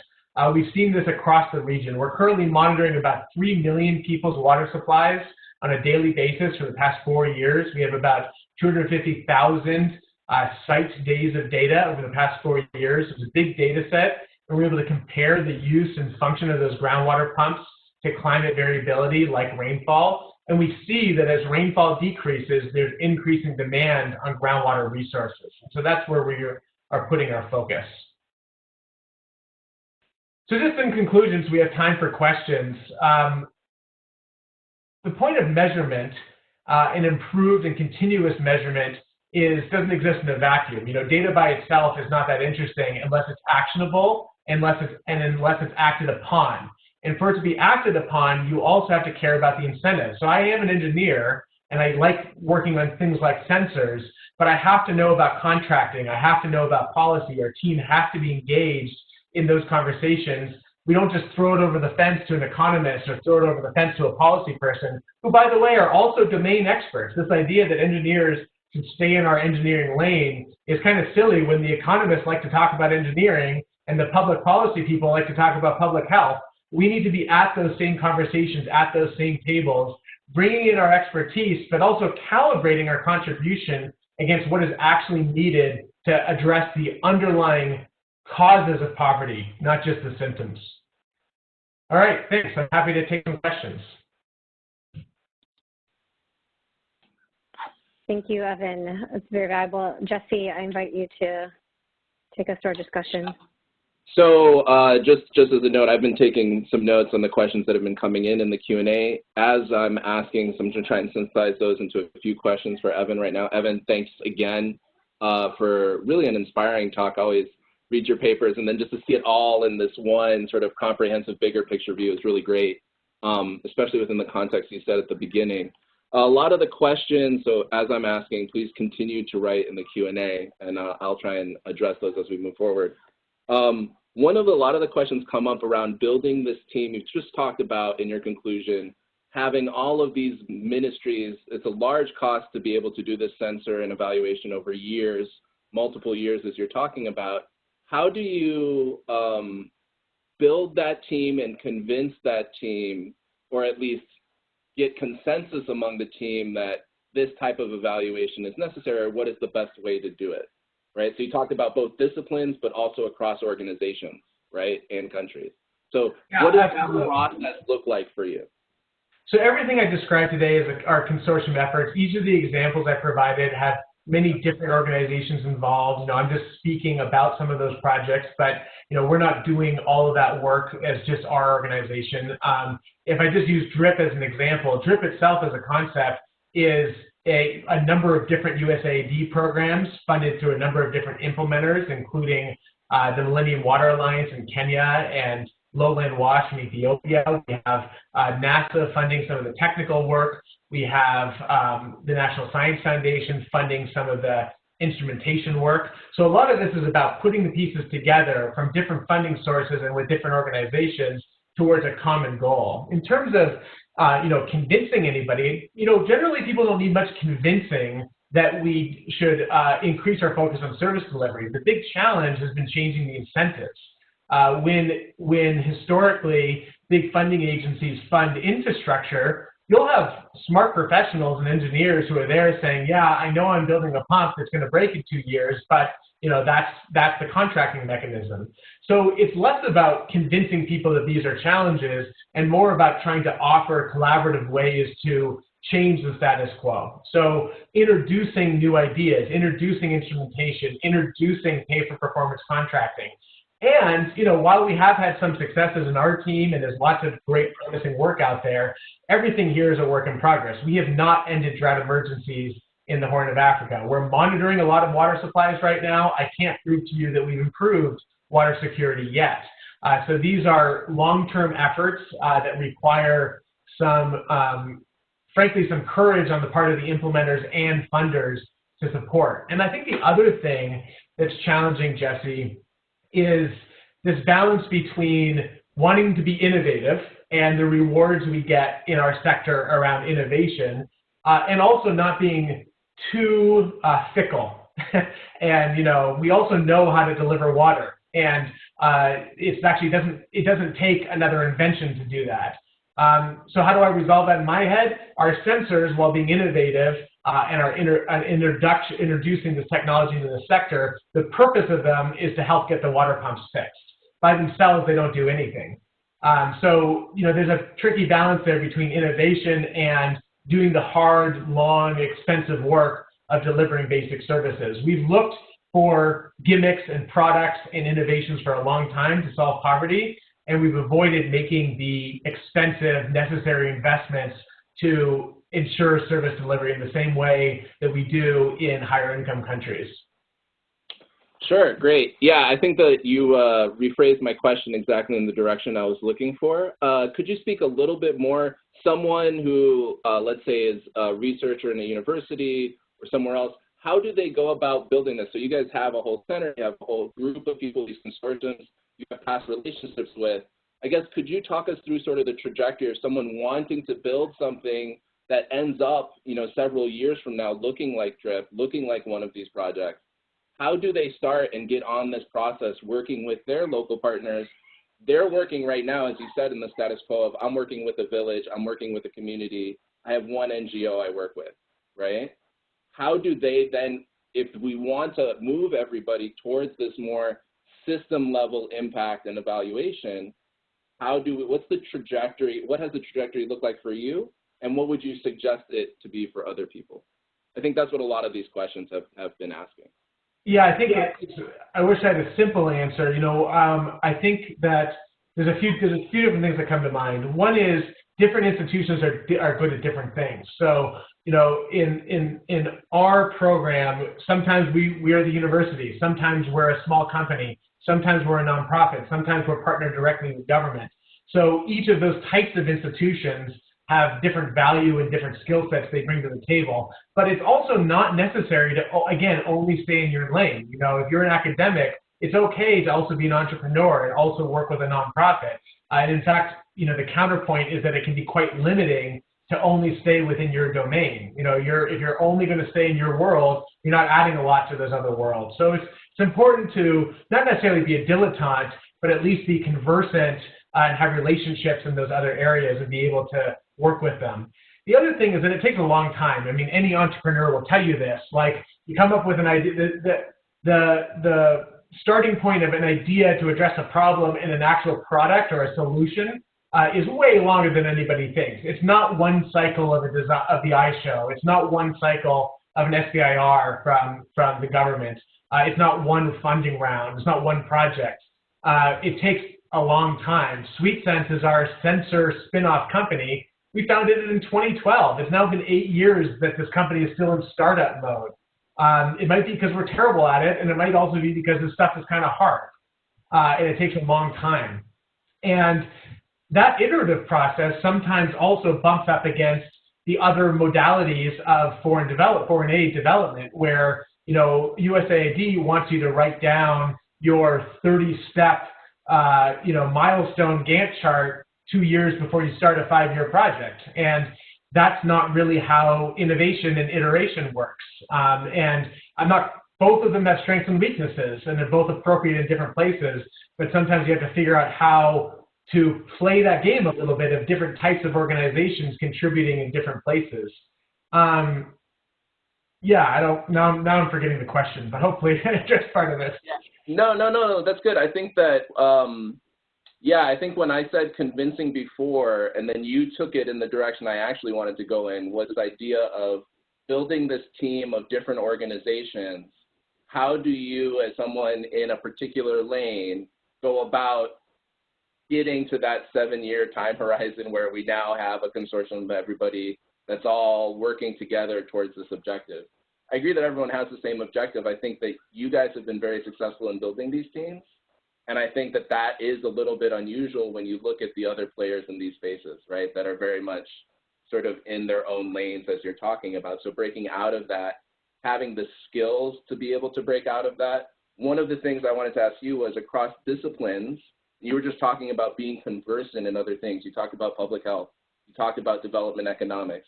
How does someone who's a research engineer, let's say myself, and wants to work with these other groups, they're asking different questions, they use different methods. How do I begin to become conversant in those other ways? What is the way you have found to be able to get these teams to work effectively together? So I think, in our program in the Mortenson Center in Global Engineering, we are trying to be very explicit up front that our body of knowledge includes engineers knowing about development economics, knowing about public policy, public health, history, the history of colonialism all the way through the SDGs, and not only jumping straight to, I'm going to build something. We still think it's good to build things and to invent and innovate and test and iterate, but they should be done in the context of solving underlying problems or generating new knowledge, and not just symptoms. And if your symptoms are easy, it's easy to say this village doesn't have clean water. It's harder to talk about why, and what can we do, what can we really be done about the why. So in my career, I started as an engineer working on the symptom side, and we realized quickly that that wasn't enough, that what really mattered was the health world.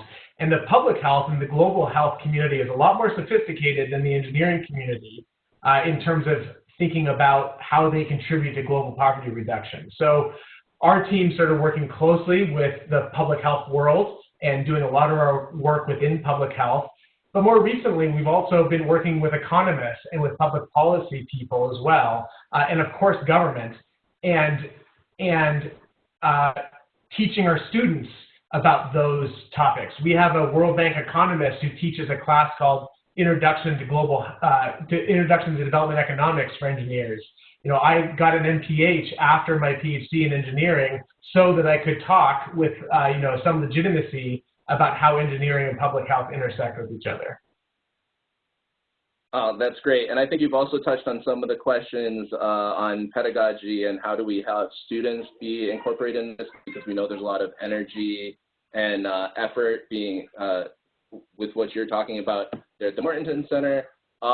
Could you maybe plug some of the things you guys are talking about? There's a lot of questions here about, I'm an engineering teacher or professor and I want to raise my students' awareness. I want to move towards more of a model where we're talking about some of these other topics and concepts. Maybe you could talk about some of those efforts just briefly so that other people can connect with you on that topic. Yeah, and for us, this has been evolving too over the years.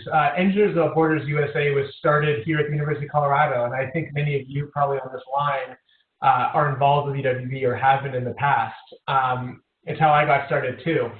EWB is a great entry point for becoming aware of some of these issues, but we also need to not just work on a project level. And we've been moving our pedagogy and our curriculum away from projects to trying to address the longer term issues, as I mentioned before. So how do we actually do that with a student experience? You don't just get to go play doctor in Africa on spring break as an undergrad. And we really shouldn't go play engineer in Africa on spring break either.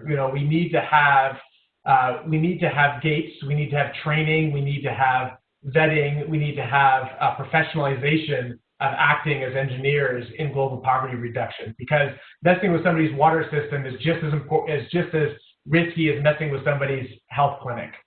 To do that, we embed our graduate students with development agencies. So at the graduate level, a requirement of our program is a field practicum where all of our students, or nearly all of our students, are embedded with an international NGO or social enterprise or multilateral, usually for 3 to 6 months, to actually get work experience. And on the one hand, it kind of looks like an internship. On the other hand, it's a field experience. And it's very different than designing and running your own project. Before you're ready for that, we need to actually understand the state of the art and best practices in the sector. So that's a piece of what we're trying to do. Now, at the same time, we don't want to run off students. We're taking over here at the University of Colorado a freshman level residential program next year. We're going to have about 150 freshmen who are learning about these things for the first time. And the goal is not to say, to scare them into not doing anything. It's to try to put them on a track where they can best use their privilege and their technical skills towards addressing these long-term problems we have as a planet. That's amazing. Thank you so much for that. Yana, I think we're approaching the end here. We are. I'd like to thank myself again for your answers to the question, and I'll switch it over to Yana for the response. I'm actually going to, if you allow me the liberty, there is one question that came in that I think is a tricky one, and you addressed to some extent, Evan, but this particular listener asks, for nonprofits, how do you balance this long-term process of change where they need to show supporters that progress toward impact is being made? I think that is such a difficult balance. And Evan, any reflections for us to close out the seminar on that particular front? Yeah, let me give 3 quick examples. One is Bridges Prosperity. Bridges Prosperity is one of our partners. They install pedestrian footbridges, and they used to do a lot of this through volunteer organizations, student chapters, professionals coming from industry, and they still do some of that. But they've been taking donations to build bridges all over the world. Avery Bang, who's the CEO of Bridges Prosperity, and Christina Barstow, the Chief Operating Officer, they pivoted in the past couple of years to try to focus on pay by results, pay for performance contracting in a narrower geography so that they can go to scale. So today they're trying to go to scale in Rwanda, putting in 300 pedestrian footbridges across Rwanda, with the government paying for 40% of those costs, investors paying for some of those costs, and donors paying only after the bridges are not only completed, but have been proven to have an impact. So actually paying for the impact and the performance of those bridges. And for Avery and Christina and the rest of the Bridges Prosperity team, they had to bring their donors along with that. They had to bring their volunteers along with that story, a harder story, a longer story, a more uncertain story, but one that seems to have a much more significant impact longer term. So that takes leadership, and it takes commitment to doing it the hard way. Another example is Water for People. Eleanor Allen at Water for People, and even in the recent history of that organization, pivoted from the same thing, projects all over the place that were focused on technical solutions, to focusing on district level sustained water services. So they're working in fewer geographies, fewer places, with longer term commitments to make sure that there's district scale water access. And they also had to convince their donors that this was the better way of doing it. Those are excellent examples, and I think it's actually part of kind of the golden rules for social entrepreneurship as well, is to be laser focused and really bound the scope in concrete terms like these. So I want to thank you, Evan. I know we're all at time. Thank you to Jesse. And I want to give a shout out to our upcoming seminar. Next month, we'll be joined by Professor Amy Bilton from the Department of Mechanical and Industrial Engineering at the University of Toronto. She'll be sharing some of the insights from their research group. They are also doing phenomenal work in this space, and I encourage all of you to join us for that presentation. Thank you to everyone who has joined us today from all around the globe. I know there's many questions that we didn't get to address directly. We will share them with our presenters, and certainly feel free to reach out to us or to the presenters. They shared their contact information. And with that, I'd like to wish you a good morning, good evening, or good afternoon. Please stay safe, wash those hands, get access to soap if you're in a region where... Good morning. Let's start our session. In this session, several Zero Project awardees will present insight into African innovative policies and participative political processes within society in Sub-Saharan Africa. Representing Light for the World, Mr. Etienne Bagre. Mr. Etienne is expert on management and administration of company and organization, with a graduation as a specialist in finance and accounting, and passionate of governance, system, structures, and processes in the organizations. Representing Outlook Humanitarian Care Initiative, Emmanuel Eze, founder and president. Emmanuel is a think tank on the international development and humanitarian issue, and his mission is to inspire and inform policy and practice which lead to the reduction of the poverty learnings. He will present online. Representing social enterprise, Edna and Francisca.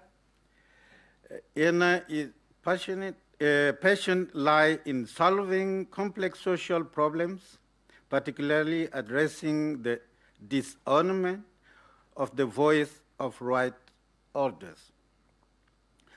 Representing Lesotho National Federation of Persons with Disability, and luckily we are not sure to get him online because he's facing a lot of challenge to be connected, but we expect he can join during the session. And the last speaker will be Site Savers, represented by Lawrence Leclerc. Lawrence is the Global Technical Lead, Education and Social Inclusion in West Africa. Lawrence is specialist on disability inclusion and in education and local governance, with a particular focus in this last field on citizenship, political participation, and local development. Let's say that democracy is a wish for all countries and people. Democracy is a journey, sometimes long, painful, and can become a disaster when it is against aspiration of most people. Democracy is still a land with adjustment needed. Political participation is a thermometer for the democracy. The level of inclusive and participatory election depend on the stability of our society and its economy. Political participation is a right for all. Our topic will mostly focus on political participation in Africa for women and men with disabilities. The study realized by Central Africa OPDs in 2021 identified main barriers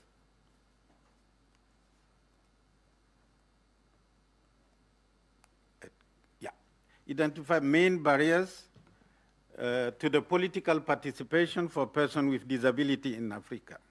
There are stigma and discrimination, stereotypes, low level of education of persons with disability, including the leaders at the community level, no mention of the participation of persons with disability in electoral framework, inaccessibility of electoral frameworks through registration and voting procedures, lack of access to information and documentations, lack of interest among women and men with disability to politics, armed conflict, which generate fear and reluctance to go to the polls.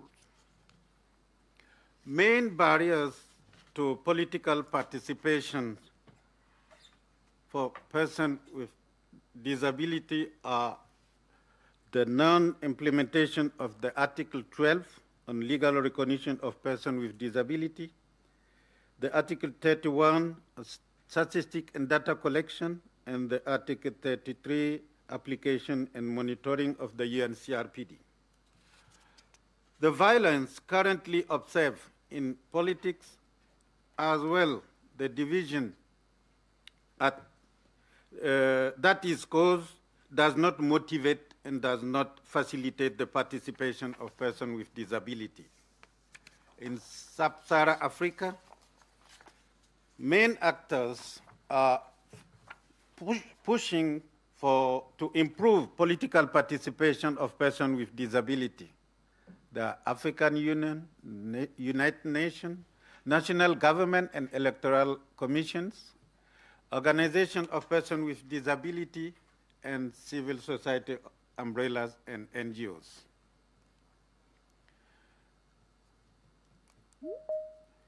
There is some innovative action on the field that we can mention. We noticed that there are candidates with disability elected or appointed in some countries in Africa, like Cameroon, Senegal, Burkina Faso, Uganda, etc.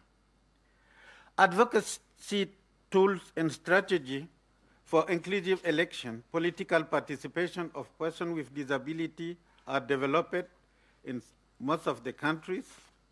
There is a specific article on disability in the Constitution of the Tunisia. The availability of reliable disability data collected through the use of the Washington Group question during the national census that could reinforce the advocacy work for disability inclusion. There are new information technology that will facilitate voting, including electronic voting for persons with disability. Ladies and gentlemen, distinguished guests, I'm pleased to invite for the presentations the first speaker, Mr. Etienne Bagre from Burkina Faso. He would like to share with us an inclusive election guide developed in sub-Saharan Africa country, the example of implementation of the Article 29 of the UNCRPD in Burkina Faso. Mr. Etienne, the floor is yours. Thank you, dear chair and dear co-speaker of this panel. I'm really honored to talk on behalf of an organization that is Light for the World. And I want also to join in this speech our key partners, and one he is in this room. I would cite Mrs. Esther, the Burkina Faso National Election Commission. Please, Mrs. Esther, she is the General Secretary. And it's at the same time a huge responsibility to talk because we as Light for the World, we are supporting partners and we're expecting them to talk and to testify how this project bring change in our system. Anyway, I have to talk, and but without before doing that, I cannot just want to have some thought to my country that at this moment really facing serious insecurity crisis, with numerous people displaced from their home villages, and for sure we are counting persons with disability among these internally displaced persons. But we are saying that hope is a load, and that's why we want also to continue to building, what can I say, a resilient and inclusive electoral system in our country. So let's continue and see what happens in the coming years, mainly because next year we will have elections in the country, and time is not really enough. The inclusive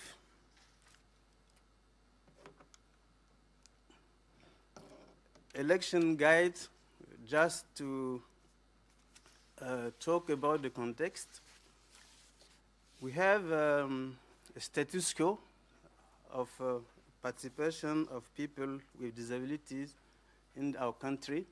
As per the law, participation of persons with disabilities in election is a granted right, and it's supposed they are to exercising this right on the basis of equality with others.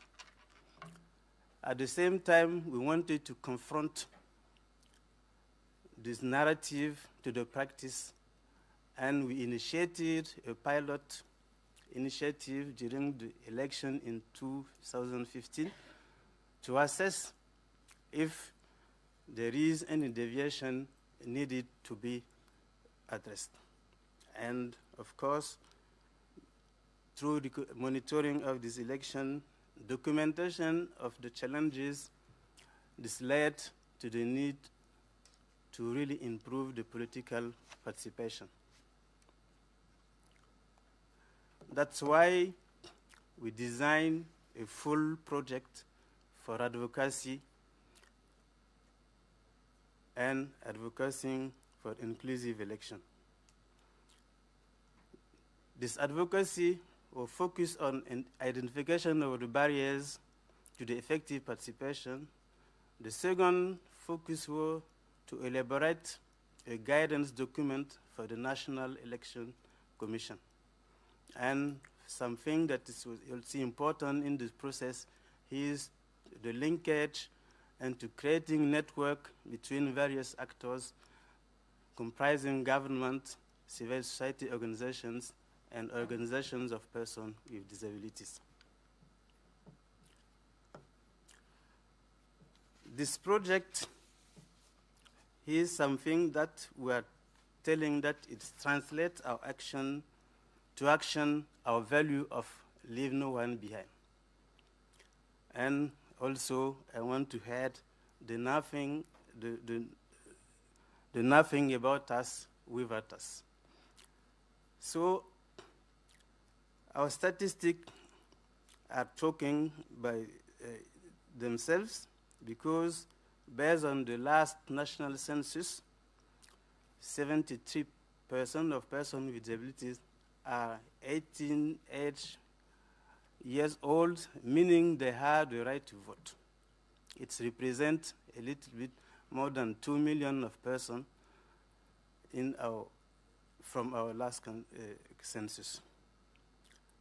And as another consideration of this project, we have the UN CRPD and also the Sustainable Development Goals that comment has to support initiative raising the voices of these 2 million of our citizens.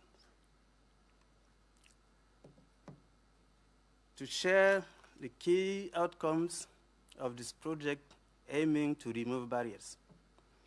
The first one is advocacy, to strengthen references to accessibility and reasonable accommodation. All that can be put in the accessibility, talking about registration processes, accessibility in the polling stations, including also vote documents. And the second outcome is the development of a guidance document. It's why we are calling the inclusive election guide. This document, it's a little bit document, but its content is really prominent for the stakeholders. And we are saying that this document is really the core achievement of this project. We have carried out communication and information through the country, and based on this evaluation, more than 10 million of people have been reached through television and radio. The last actions of this project was the monitoring of the polling, supposed to ensure the effectiveness of measures taken to facilitate the voting. This last result, I would say, is something that's ongoing, and we will have the chance to prove if all measures have been taken in the next election, and in this role, disability movement should play the leadership role. We want to share some successes or some add values of this project. The first one is that the guide really influenced public policy, especially the National Election Commission about the route to inclusive elections. Political parties and media, organizations of persons with disabilities are really benefited to the guide document. An event organization out of Burkina Faso, like the WAFUD, West African Federation of Organization of People with Disability, already use it in workshop as a reference document. And the six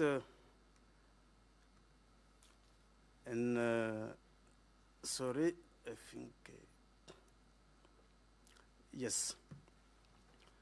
We can also just add that apart these three elements, the guide is also what we can say a long growth capacity and scalability document, because it's something that really doesn't request a lot of money for dissemination, and in the next step we'll have a broader distribution of the guide to all the stakeholders. Talking about the challenges and success factors, first challenges: making material and messages accessible to different type of disabilities. Of course, the first of the challenges that the National Commission has to face. And hopefully, in January this year, a workshop already has been held to discuss how to the condition to realize all these preliminary actions in terms of preparedness, and the reflection is ongoing, and we hope will come up to the ideal solution for this issue. Second challenge is also how to get electoral inclusive and all required reasonable accommodation. We have a lot, but we have just point out these two challenges. As success of factors, the first is, of course, that all stakeholders had to have a common agreement on what are priorities for us in the country, and it's regarding mainly the reasonable accommodation. Could we extend to all type of disabilities by the time being, or should we decide to keep priority and 4 type of disabilities have been suggested, and I hope actors will have common agreement on that. Second and important conditions is the funding. We know there are a lot of challenges, a lot of needs in the country. We have, I would say, a low-income country, and currently insecurity issues is really the first of the priorities, but we also need to keep in mind that we cannot skip these elections, and fund has to be provided to the National Electoral Commission, and yearly. Next step, this one is really an handover to other actors like National Board, because has later word and the other actors who have introduced the topic. Now it's, I would say, the operational phase, and it's the role of the National Electoral Commission to go forward, and specifically to train actors, civil societies, parties, and organizations of persons with disability. we want just to thank everybody for your kind attention, and the floor is yours. Thank you, Etienne. And now let's try to have the second speaker online, Mr. Emmanuel from Nigeria, on the topic interactive audio instruction using a mix of radio and digital content to train young learners in a rural area. Emmanuel. Good day, ladies and gentlemen. My name is Mr. Emmanuel Eze, the founder of Outlook Monitoring Care Initiative, a civil society organization based in Abia State, Nigeria, precisely. I am 57 years old with low cut hair, wearing glasses on my face. I'll give you a brief story of how we came about interactive audio instruction. Next slide. Interactive audio instruction is a digital innovation program designed to support vulnerable women and girls and youths in Nigeria. We believe in storytelling. Storytelling enhanced learning. Many years ago, many young Nigerians, women and child, experienced childhood abuse, stalking, beating, sexual abuse, and so on and so forth. Based on that, many of them are very scared of telling stories about their predicament. And I and my team decided to come together to see how we can help them out. We started what we call radio digital program. We start going from house to house to talk to them about our project. We let them to know the need not to be shy about the program. We begin to transform their life through storytelling to draw their attention on what it takes to know that sexual abuse is against human rights. Many of them are illiterate. They're not sound in their education because of what we experience in Nigeria, poverty learning. So what we did, we called them, we start storytelling to bring their mind together so that they will know what it takes to be away from sexual abuse. We begin by encouraging them to attend our meetings. From there, they started having the ability to speak out. Today, Nigeria is one of the countries in the world that experience sexual abuse in the country. It is well noted. Even as I'm talking to you now today, there is problem in Nigeria all over the place. The system is bad because of we don't have leadership. And it has affected every virtual things we are doing in our country. Thank you very much. Next slide. Our project main objective is to help young learners to be able to learn good skills through entrepreneurship, through education, to empower them to have aim and objectives. Remember, early learning is the foundation of every foundation of life. That's the main objective of our project. Because when you forget to meet the early learning stage, you discover you have missed all. So Outlook Monitoring Care Initiative is a frontliner advocate. We engage in enlightenment campaign and activities through radio digital program called Interaction Audio Initiative, which is the main project we are focusing on now. We believe that when we come together as a team, we will win the war against illiteracy in Africa.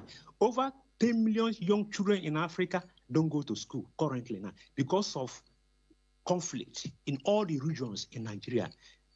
Kidnapping, stealing, all kind of violence is what is experienced in Nigeria. So many young children don't go to school. So the purpose of interactive audio instruction is to, we will broadcast through radio station from far distant places.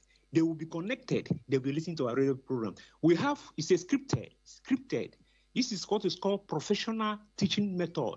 It's not something that you pick people on. It's people that have to do with professionals who are well trained, that have the ability through government curriculum to teach through radio broadcasting. It's very low cost incentives, very wide to reach on distant lane. People can hear us, people can listen to us, people can observe us in a very distant places. Thank you. Next slide.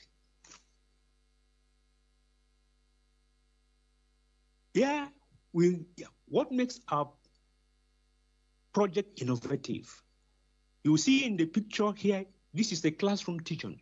We use different dual programs. Use MP. We can record program and insert it in a recorder and use children to learn in the schools, while the teacher will be there observing what is going on in the classroom. Because what you see in this very program is interactive audio instruction helps teachers to learn to be trained, not only students.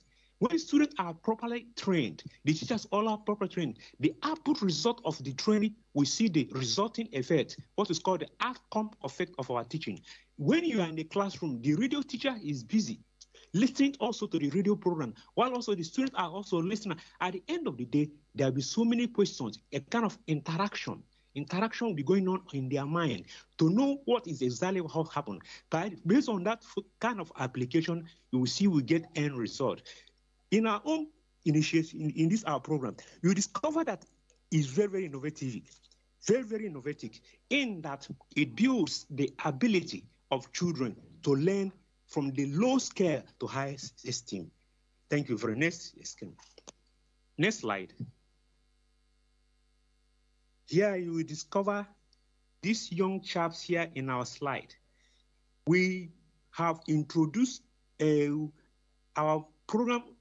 We budgeted a lot of transistor radio to them for a mobile phone and share it among school children in our community. We give it to them so that they can be able to study at their peak and listen.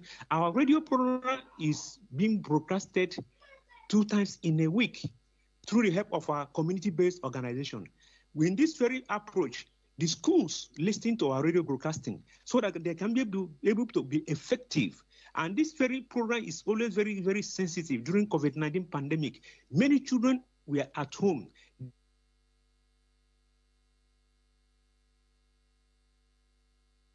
They don't go. Thank you much. Next slide. The factor of the success of the program.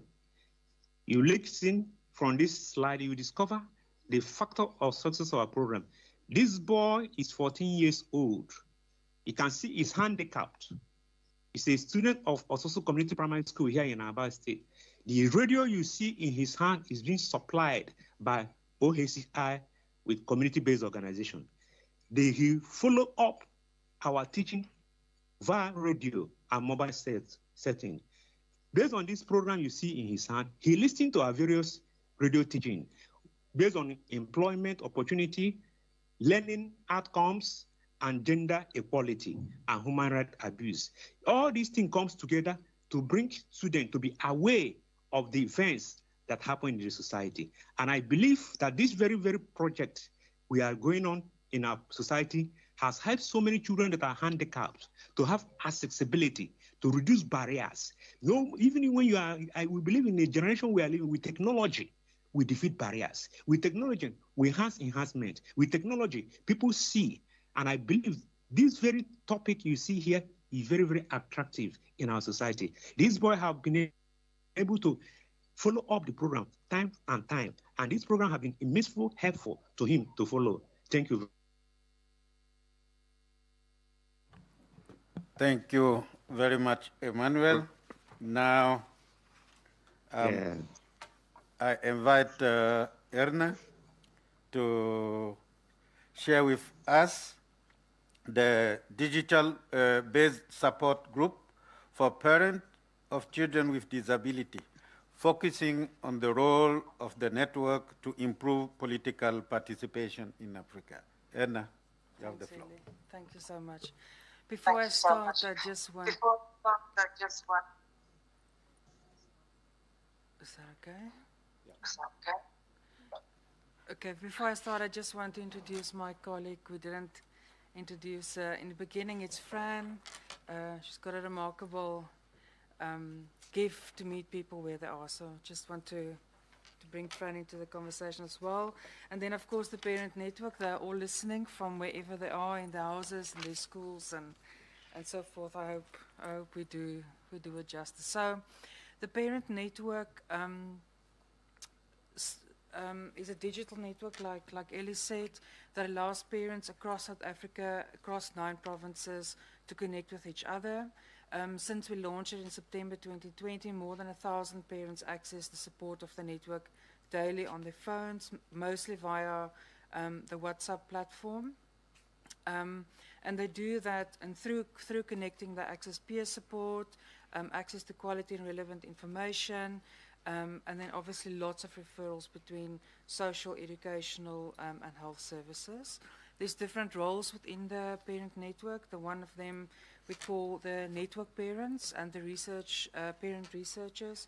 They really have a fundamental important role within the network because they reach out door to door to parents within their areas, specifically making sure that those without smartphones can be part of the conversation around political participation. And they use a tool that we call the Let's Talk Parents tool to monitor the implementation of policy in their areas. We're going to show you a video just for some context. I think it's sometimes difficult to imagine where we work. And it's a story of an 8-year-old girl with a name Nana. She has quite advanced CP, and you will see that she's undergoing a journey in the video with her grandmother as they try to access support at the clinic. And then towards the end of the video, you will see the support of the network and how that really sort of practically happens in a way that they sort of support each other to address these systemic barriers. So please enjoy. You can take it away.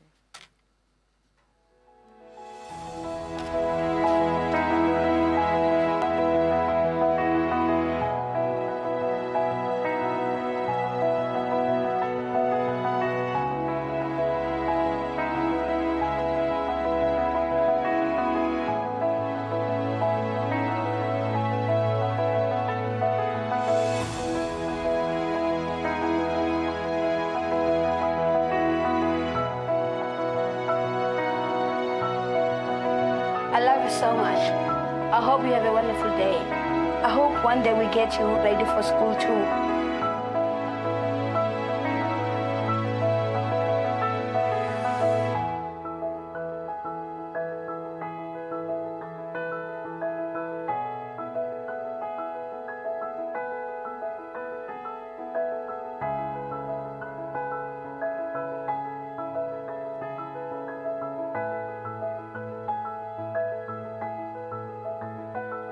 Sorry to make you uncomfortable. I know this device is too small. I have contacted the therapist. You are on a waiting list, but I know it is just really long to wait.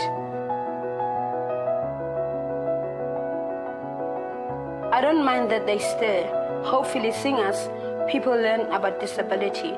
And as Buddha says, Nana can be invited too.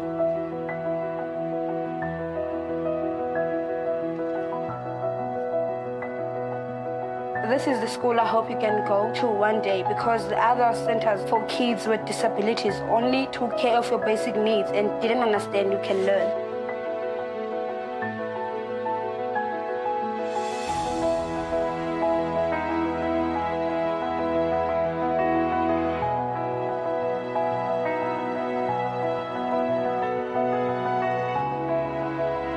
It is frustrating that I cannot access all these services Nana needs at my local clinic. Now we need to travel to the town, to the hospital, to get her what she needs.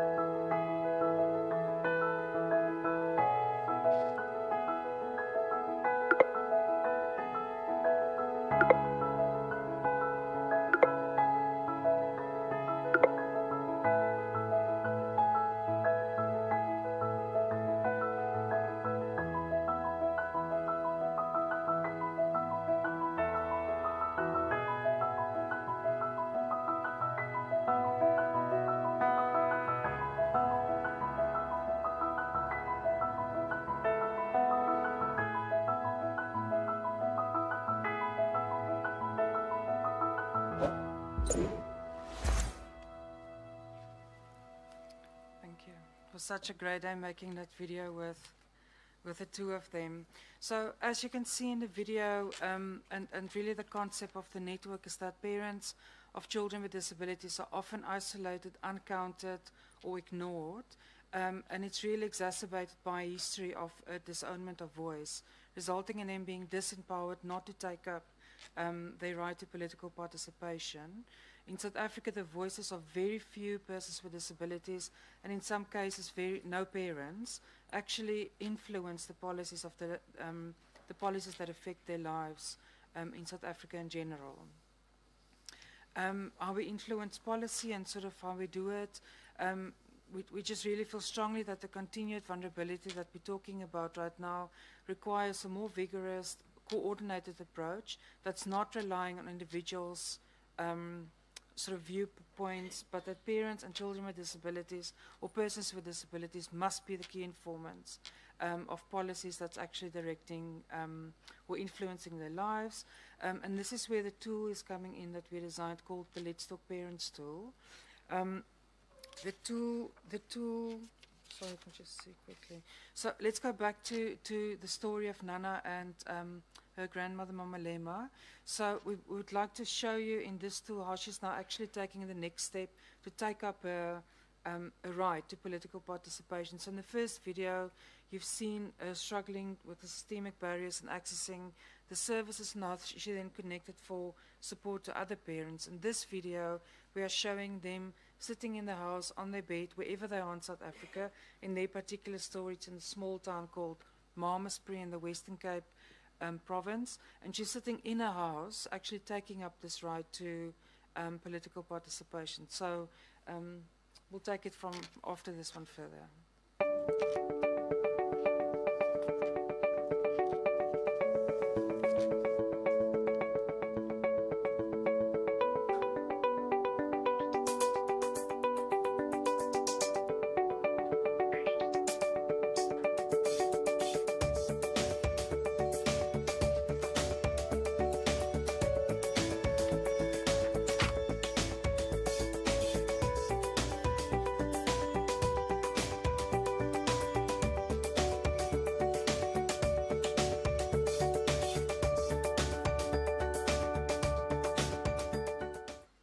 To make him a little bit short for the time limit, but we can share that with you also. So that's just an example, for instance, how she's using the tool that's based on a link between the UN Convention's articles and then the pillars of the White Paper of the Rights of Persons with Disabilities. So in this particular case, she monitored White Paper Pillar 4, which is about the access to education for Nana in South Africa. So then how do we use the results? Because ultimately that's really what it's about. We've been using the results from a parent-led monitoring to do submissions to the shadow report to the UN Convention in South Africa at the moment. We are finalizing that. We've been using it for progress reports on the white paper on the rights of persons with disabilities in South Africa, and just generally in terms of policy input and reporting. So that is our story, how we're using the parent network and the tool, the Let's Talk Parents tool, to make sure that we can advocate for political participation for parents of children with disabilities. Thank you. Thank you very much, Anna, for sharing. Let's try if our colleague from Lesotho is online, is Nkazi. He would like to share a case study from Lesotho, but I'm not sure he's online. He's not online. Thank you very much. Let's go to the last speaker, Laurence Leclerc. She would like to talk about supporting democracy through inclusive local governance in Senegal and Cameroon, a program of citizenship and political participation of women and men with disability. Laurent, the floor is yours.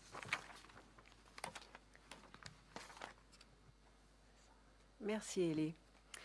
So good afternoon, everyone. I would like to share with you Sight Savers program on citizenship and political participation of women and men with disabilities, and more especially how meaningful participation in local governance processes has been made possible in 9 local councils of 6 different regions in Senegal and Cameroon. So the challenges we faced while starting in 2018 were the inadequate representation and participation of people with disabilities in the political sphere. And there was also a very poor gender balance. Another challenge that we faced was the absence of disability-inclusive local development processes. So basically, persons with disabilities were not associated to any management of the city or municipalities, and local councillors didn't know how to include people with disabilities in the discussions. And at national level, the Ministries of Decentralization or Ministry of Governance were delegated the so-called disability affairs to the Ministries of Social Affairs. So there was no recognition of the role and place of people with disabilities in political processes or policies at local level. Our theory of change identified 3 pathways. So you can see the first one at micro level, population and communities. We supported empowerment of people with disabilities in local governance and leadership, trying to increase self-confidence and addressing stigma and discrimination. The second pathway at mezzo level is systems and services. So we try to ensure accessibility to official documents and information and political spaces to people with disabilities. And the third pathway is governance and policies, supporting ownership of the relevant ministries and policy change.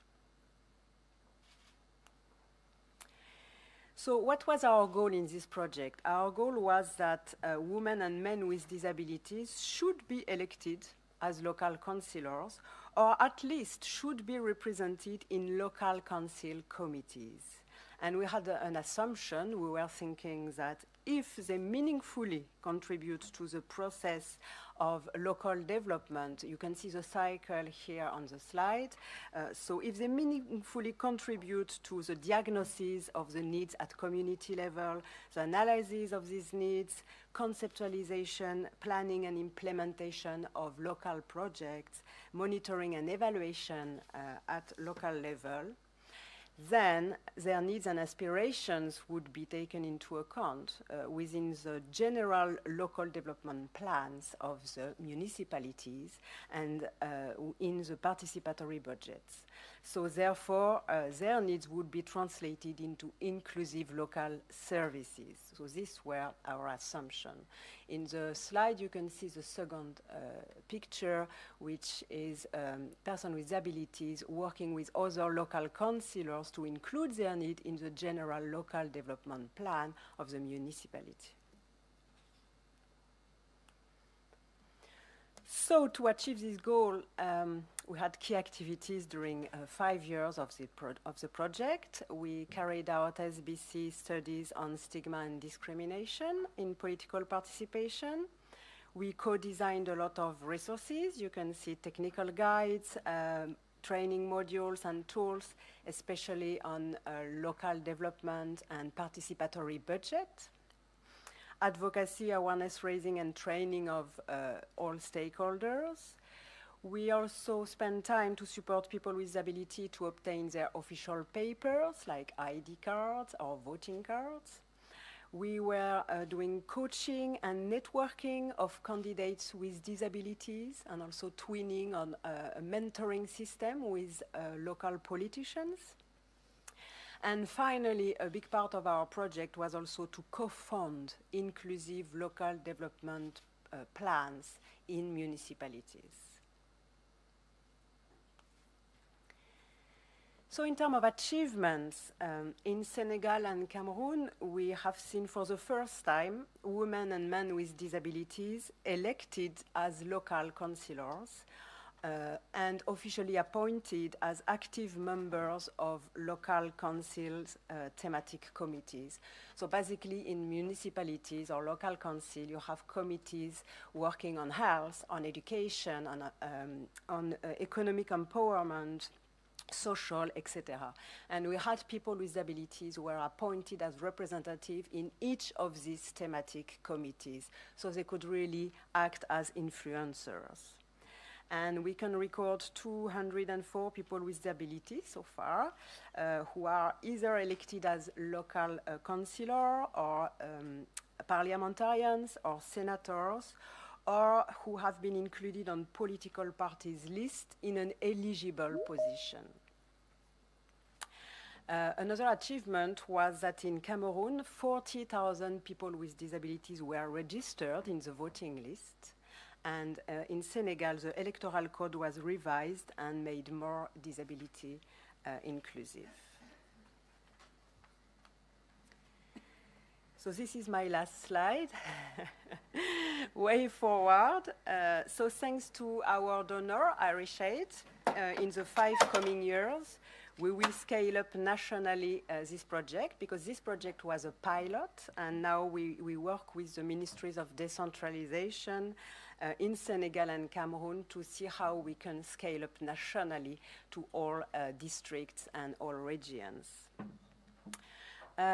We can say that our gender approach was quite strong in the program, but we have identified other gaps, and for the next program we have identified better targeted interventions for people with disabilities that were left behind, especially people with intellectual disabilities.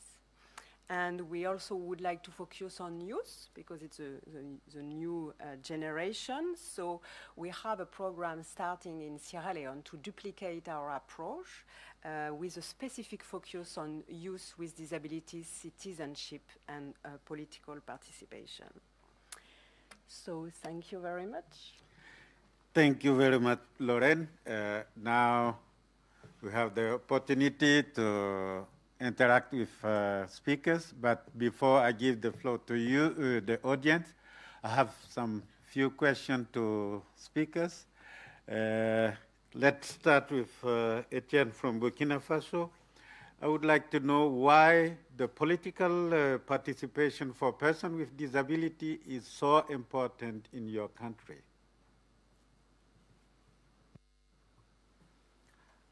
Thank you.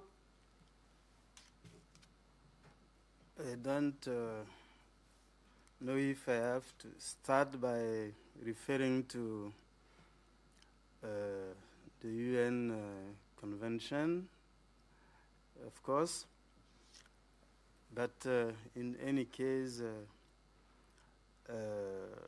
let's say, as a right matter, each person counts. We cannot undermine the voices of millions of persons,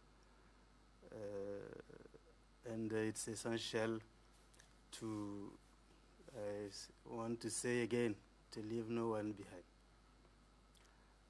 The second thing I can highlight is the need to unlock the potential of these people, and by giving or creating appropriate space and opportunity to express, of course, their need, but also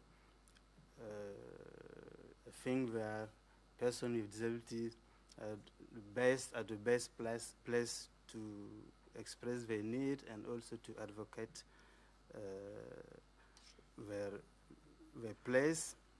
And we are sure and convinced that they can also contribute in their communities and also in the government bodies. But the starting point, of course, for some of these results, starting by participating in elections, be as voter or as candidate.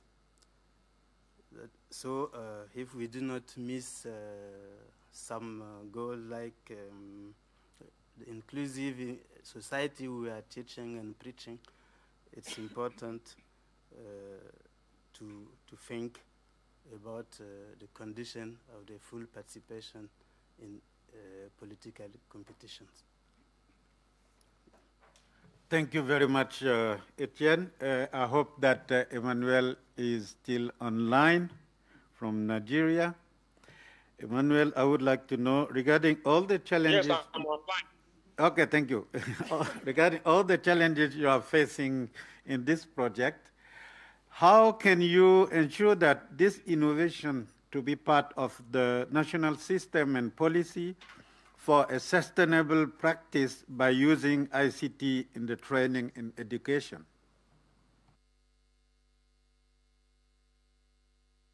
Thank you very much. We know ICT technologies is a new innovation in modern time. As a humanitarian organization, we are looking forward to cooperate with other organizations like School Educational Board and Ministry of Education, a kind of partnership to aid us to work toward that application. Because if you do it on our own, you may not go far in our project. So there is need for collaboration, a kind of partnership to achieve the objective of the project. Hello? Yeah, thank you, Emmanuel. Anna, maybe Francesca, yeah. How can you make sure that parent voices are will be heard all time by policy makers and decision makers for a full and meaningful participation in politics? Thank you so much, Eli. Just to introduce myself, I'm Francisca. I'm Anna's colleague.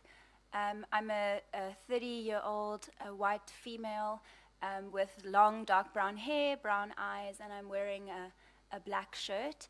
And to respond to your question, Eli, I think firstly it's important to mention the role that parents have played in and will continue to play in the sustainability of the parent network. So the network was designed with a participatory approach, and parents were engaged from the beginning in designing the model of the network. But right now also include roles such as network parents that Adna mentioned in the presentation, and that these roles remain at the core of the network and ensure that the network remains goal-directed and really focuses on the issues that are relevant to parents as those adapt and change over time. Network parents are also a dedicated role that is performed by parents, and they are especially important that in ensuring that parent voices are highlighted. Secondly, also, we hope to continue scaling the network in South Africa. When we started the parent network, we had a goal of having one network parent in each district, which is a smaller geographical location of South Africa. And it has very quickly become noticeable that that's not a big enough of a goal. And we now aim to have one network parent in each town of South Africa. And this is really to ensure that all parents, including parents who do not have access to a WhatsApp-enabled smartphones, have access to the network and are able to feed their data through to the network and receive support from network parents. And then lastly, really, it's around the sustainability of the network in terms of continued relationships with governmental departments, funders, and the private sector. And really, as we scale and grow, it's around finding funders and investors that are able to match the adaptive needs of the network, so that we can continue to acknowledge the important role that parents play in the network.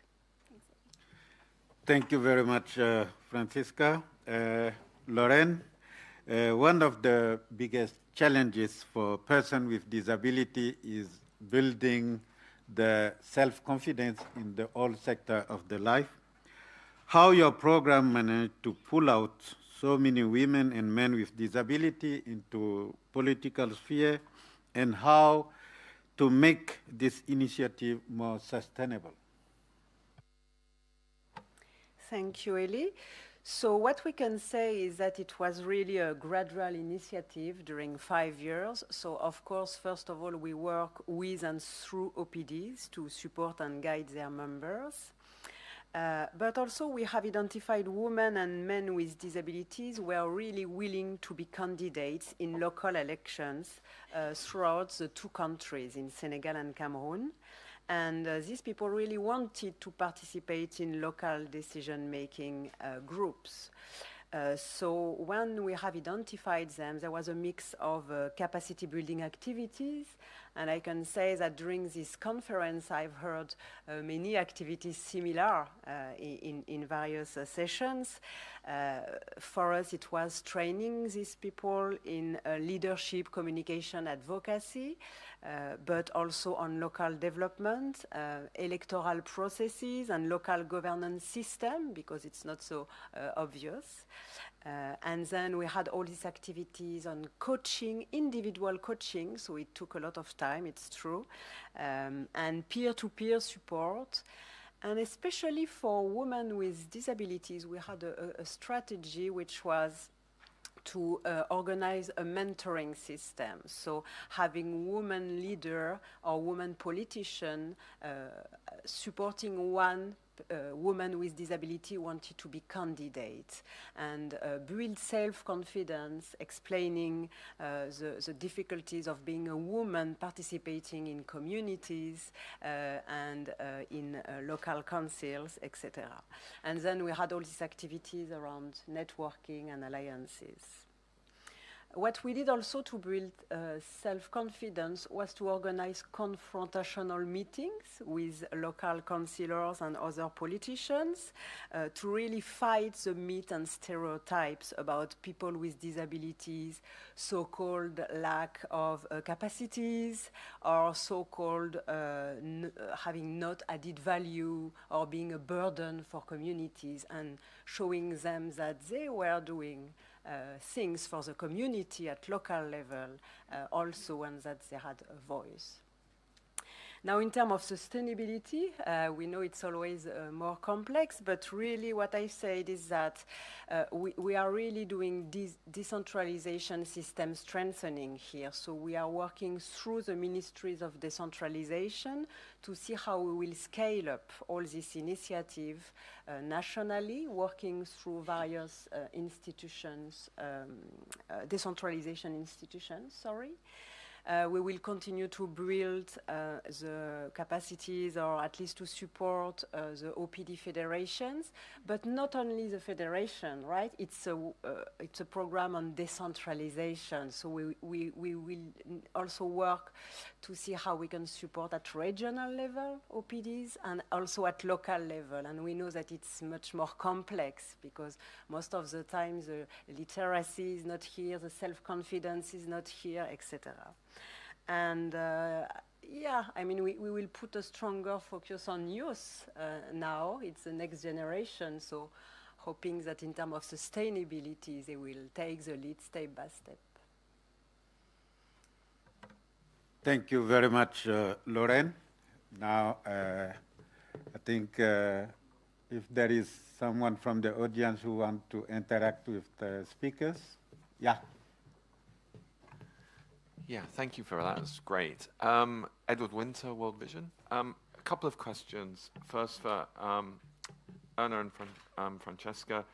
Just those network parents, how do you recruit them? Are they volunteers or they have a specific function? And second, to Lorraine, you know, you said that you're working through local government, but often that's very ineffectual. It's not working properly. To what extent were you able to shift budget allocations to the issues prioritized by persons with disabilities within the program? You know, did you see any concrete changes there? Thanks. Thank you, Anna, and then Lorette. Francisca. Thank you. So the Network Parents was a role that we started up from last year. And we advertised it into the network of parents with some criteria around activities and tasks that the network parents would be completing.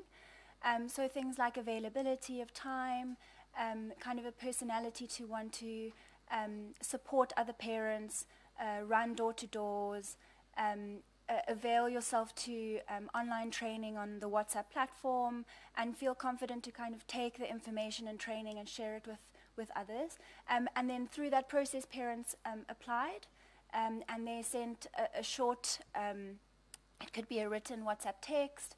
Some parents even wrote it on a piece of paper, took a picture, sent it to us, a motivation of why they wanted to be a network parent.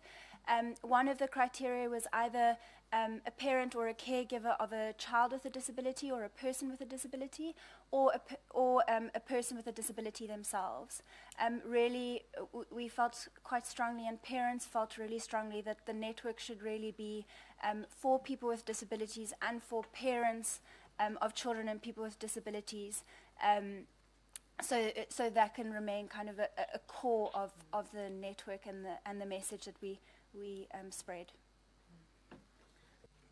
Just on the payment, so in the beginning it was all quite voluntarily, so people came, parents came together and so on. But as we grew, we also felt that it's important to make a statement that caregiving is a job. So we actually raised funds for a stipend, so we pay parents to do that, and we continue to do that as much as we can. But that's another important statement we wanted to make from the beginning, that this type of work is work. It's not just something you just give your time for.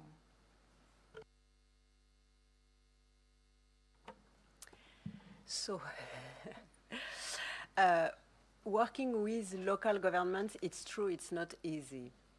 But we work through various decentralization institutions to get to the local governments. For example, in these countries, you have the associations of mayors. You have the Ministry of Decentralization regional delegations and district delegations. You also have, for example, the national schools of local councillors or national schools of administrators. You also have the high councils of local councils. So you have a lot of various actors that could help you in your advocacy if really you explain the approach. And this is what we did really. We even put some inclusive local development strategies and approach within their curricula. We trained the key leaders of this association so that at some point they could also cascade this training at local level. So this is how we worked with local governments.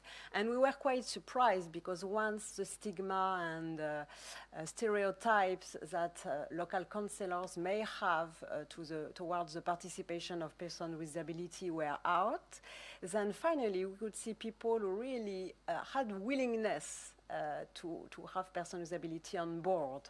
So of course, there were some pilots, but at least we know now what kind of approach we can take with which strategic actors, etc. Now, as for the budget allocation, what we did in these pilot local councils was really to work with them on their local development plans that they have. And also, most of them had some approach on to work had some local development plan. And most of them had some participatory budget cycle. Let's say that they try to involve the community to decide the key funding components of their plans. So we made sure that persons with disabilities and their representatives were in these sessions. And knowing that it would not be enough, of course, because at some point when you have arbitration about what needs to be funded and what resources you effectively have, to be sure that the disability inclusion would not be out. We worked also through the donors and the national development pot, if you want, who are funding this local council's budget. And we work with them to add disability criteria within their checklist to ensure that this would be a condition for a local council to receive funds from the national government funds and from donors to ensure that you would have disability inclusive criteria in these budgets. Thank you. Yeah. Hello. Good morning. I know that you speak about the political participation of people with disabilities, and I want to know if you have any project that allow people with disabilities who are not able to write, if you have any kind of project to allow them to vote using new technologies. Thank you. Thank you very much. Who want to interact to answer to the question?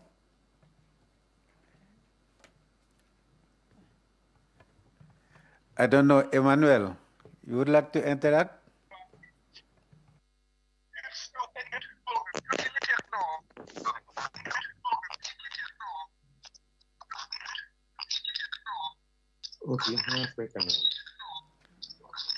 Okay, if there anyone who want to answer to the question, try.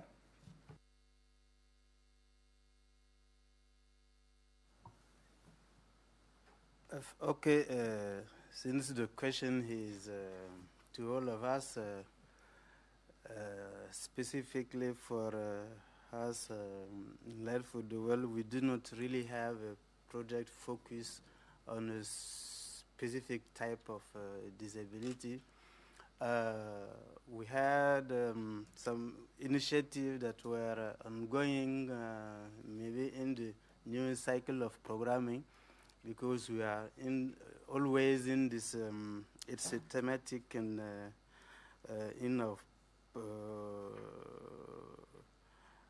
strategic, country strategic plan talking about the disability inclusion. And this is covering cross-cutting issues and including these political rights and related matters. So as far as any opportunities can be translated into project, it's something we can take into account, but currently we do not have a specific project for that. Thank you, Etienne.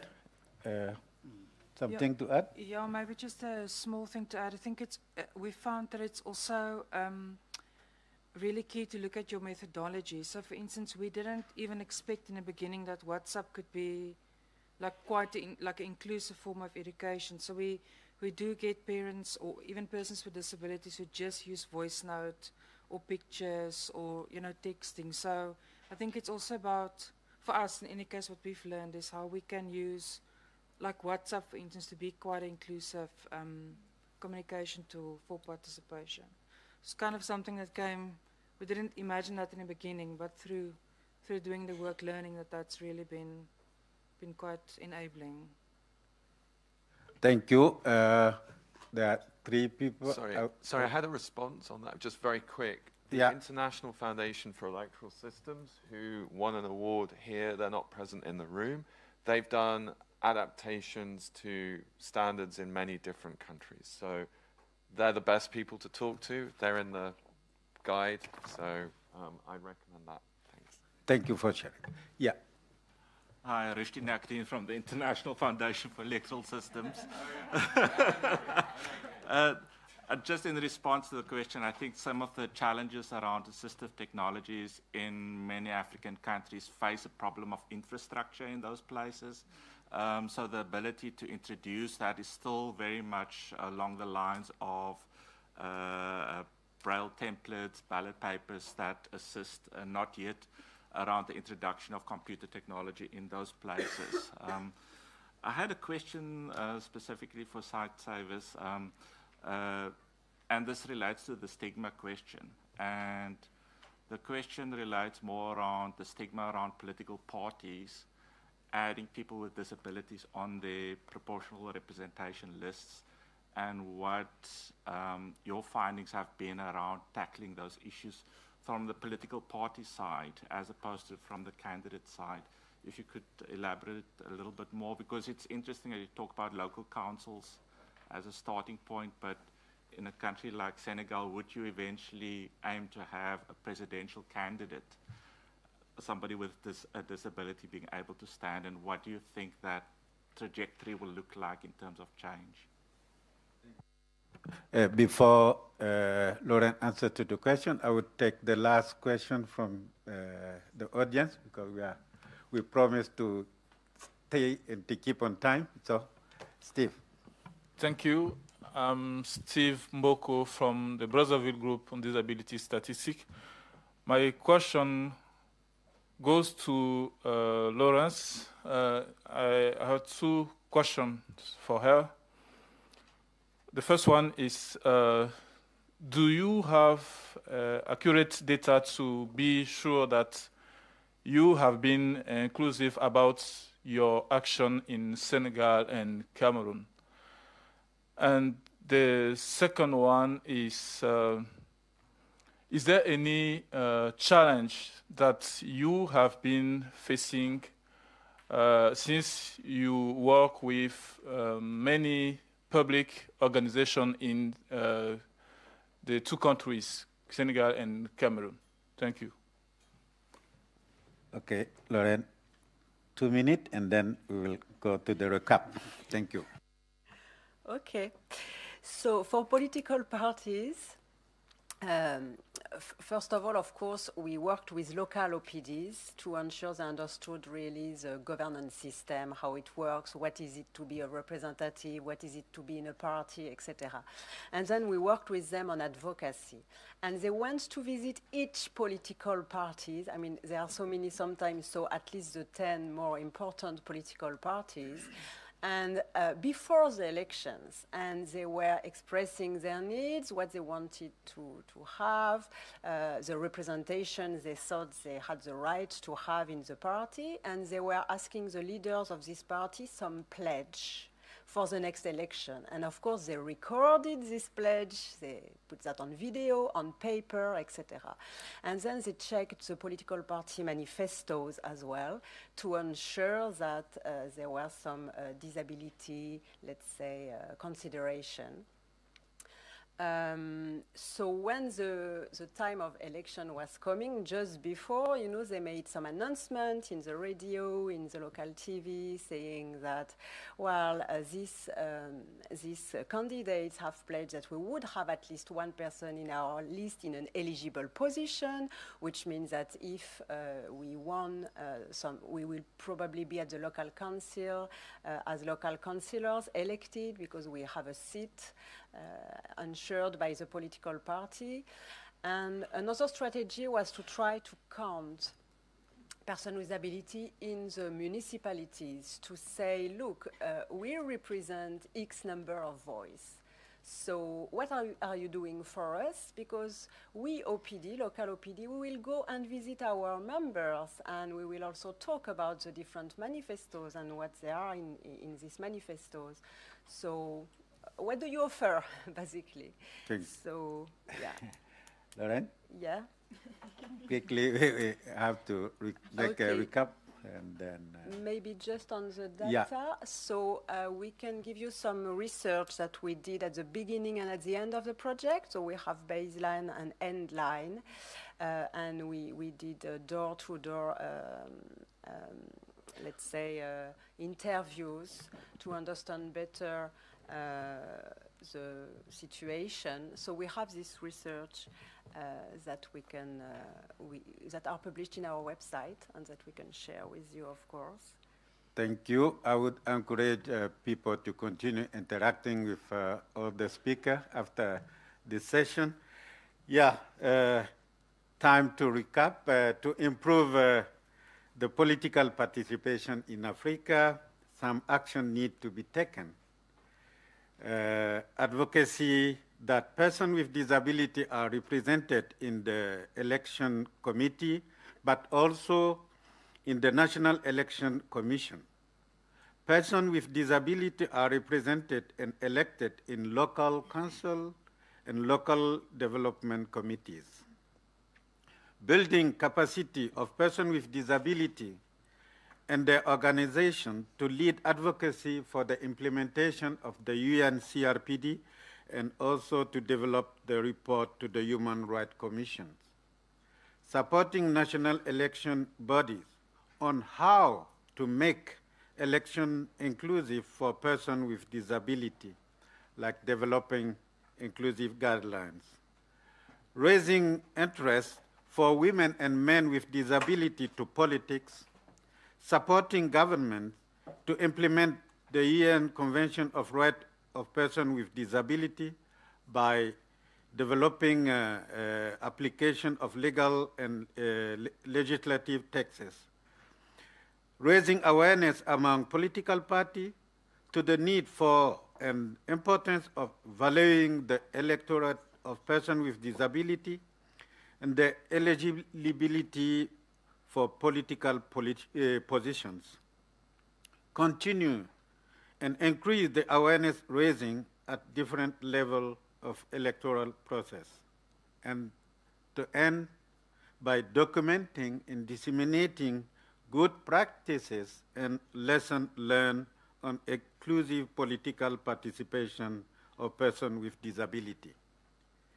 Kadiba from Senegal said, politics is a royal road for persons with disability, especially women, to access positions of responsibility or decision-making body and defend their rights. Thank you very much for your attention. Thank to all people who are online. We are at the end of our session. Thank you very much for your participation, your high interest to this topic. Let's continue advocating for the full and meaningful participation of persons with disability to inclusive rights. Thank you very much. Thank you to all the presenters.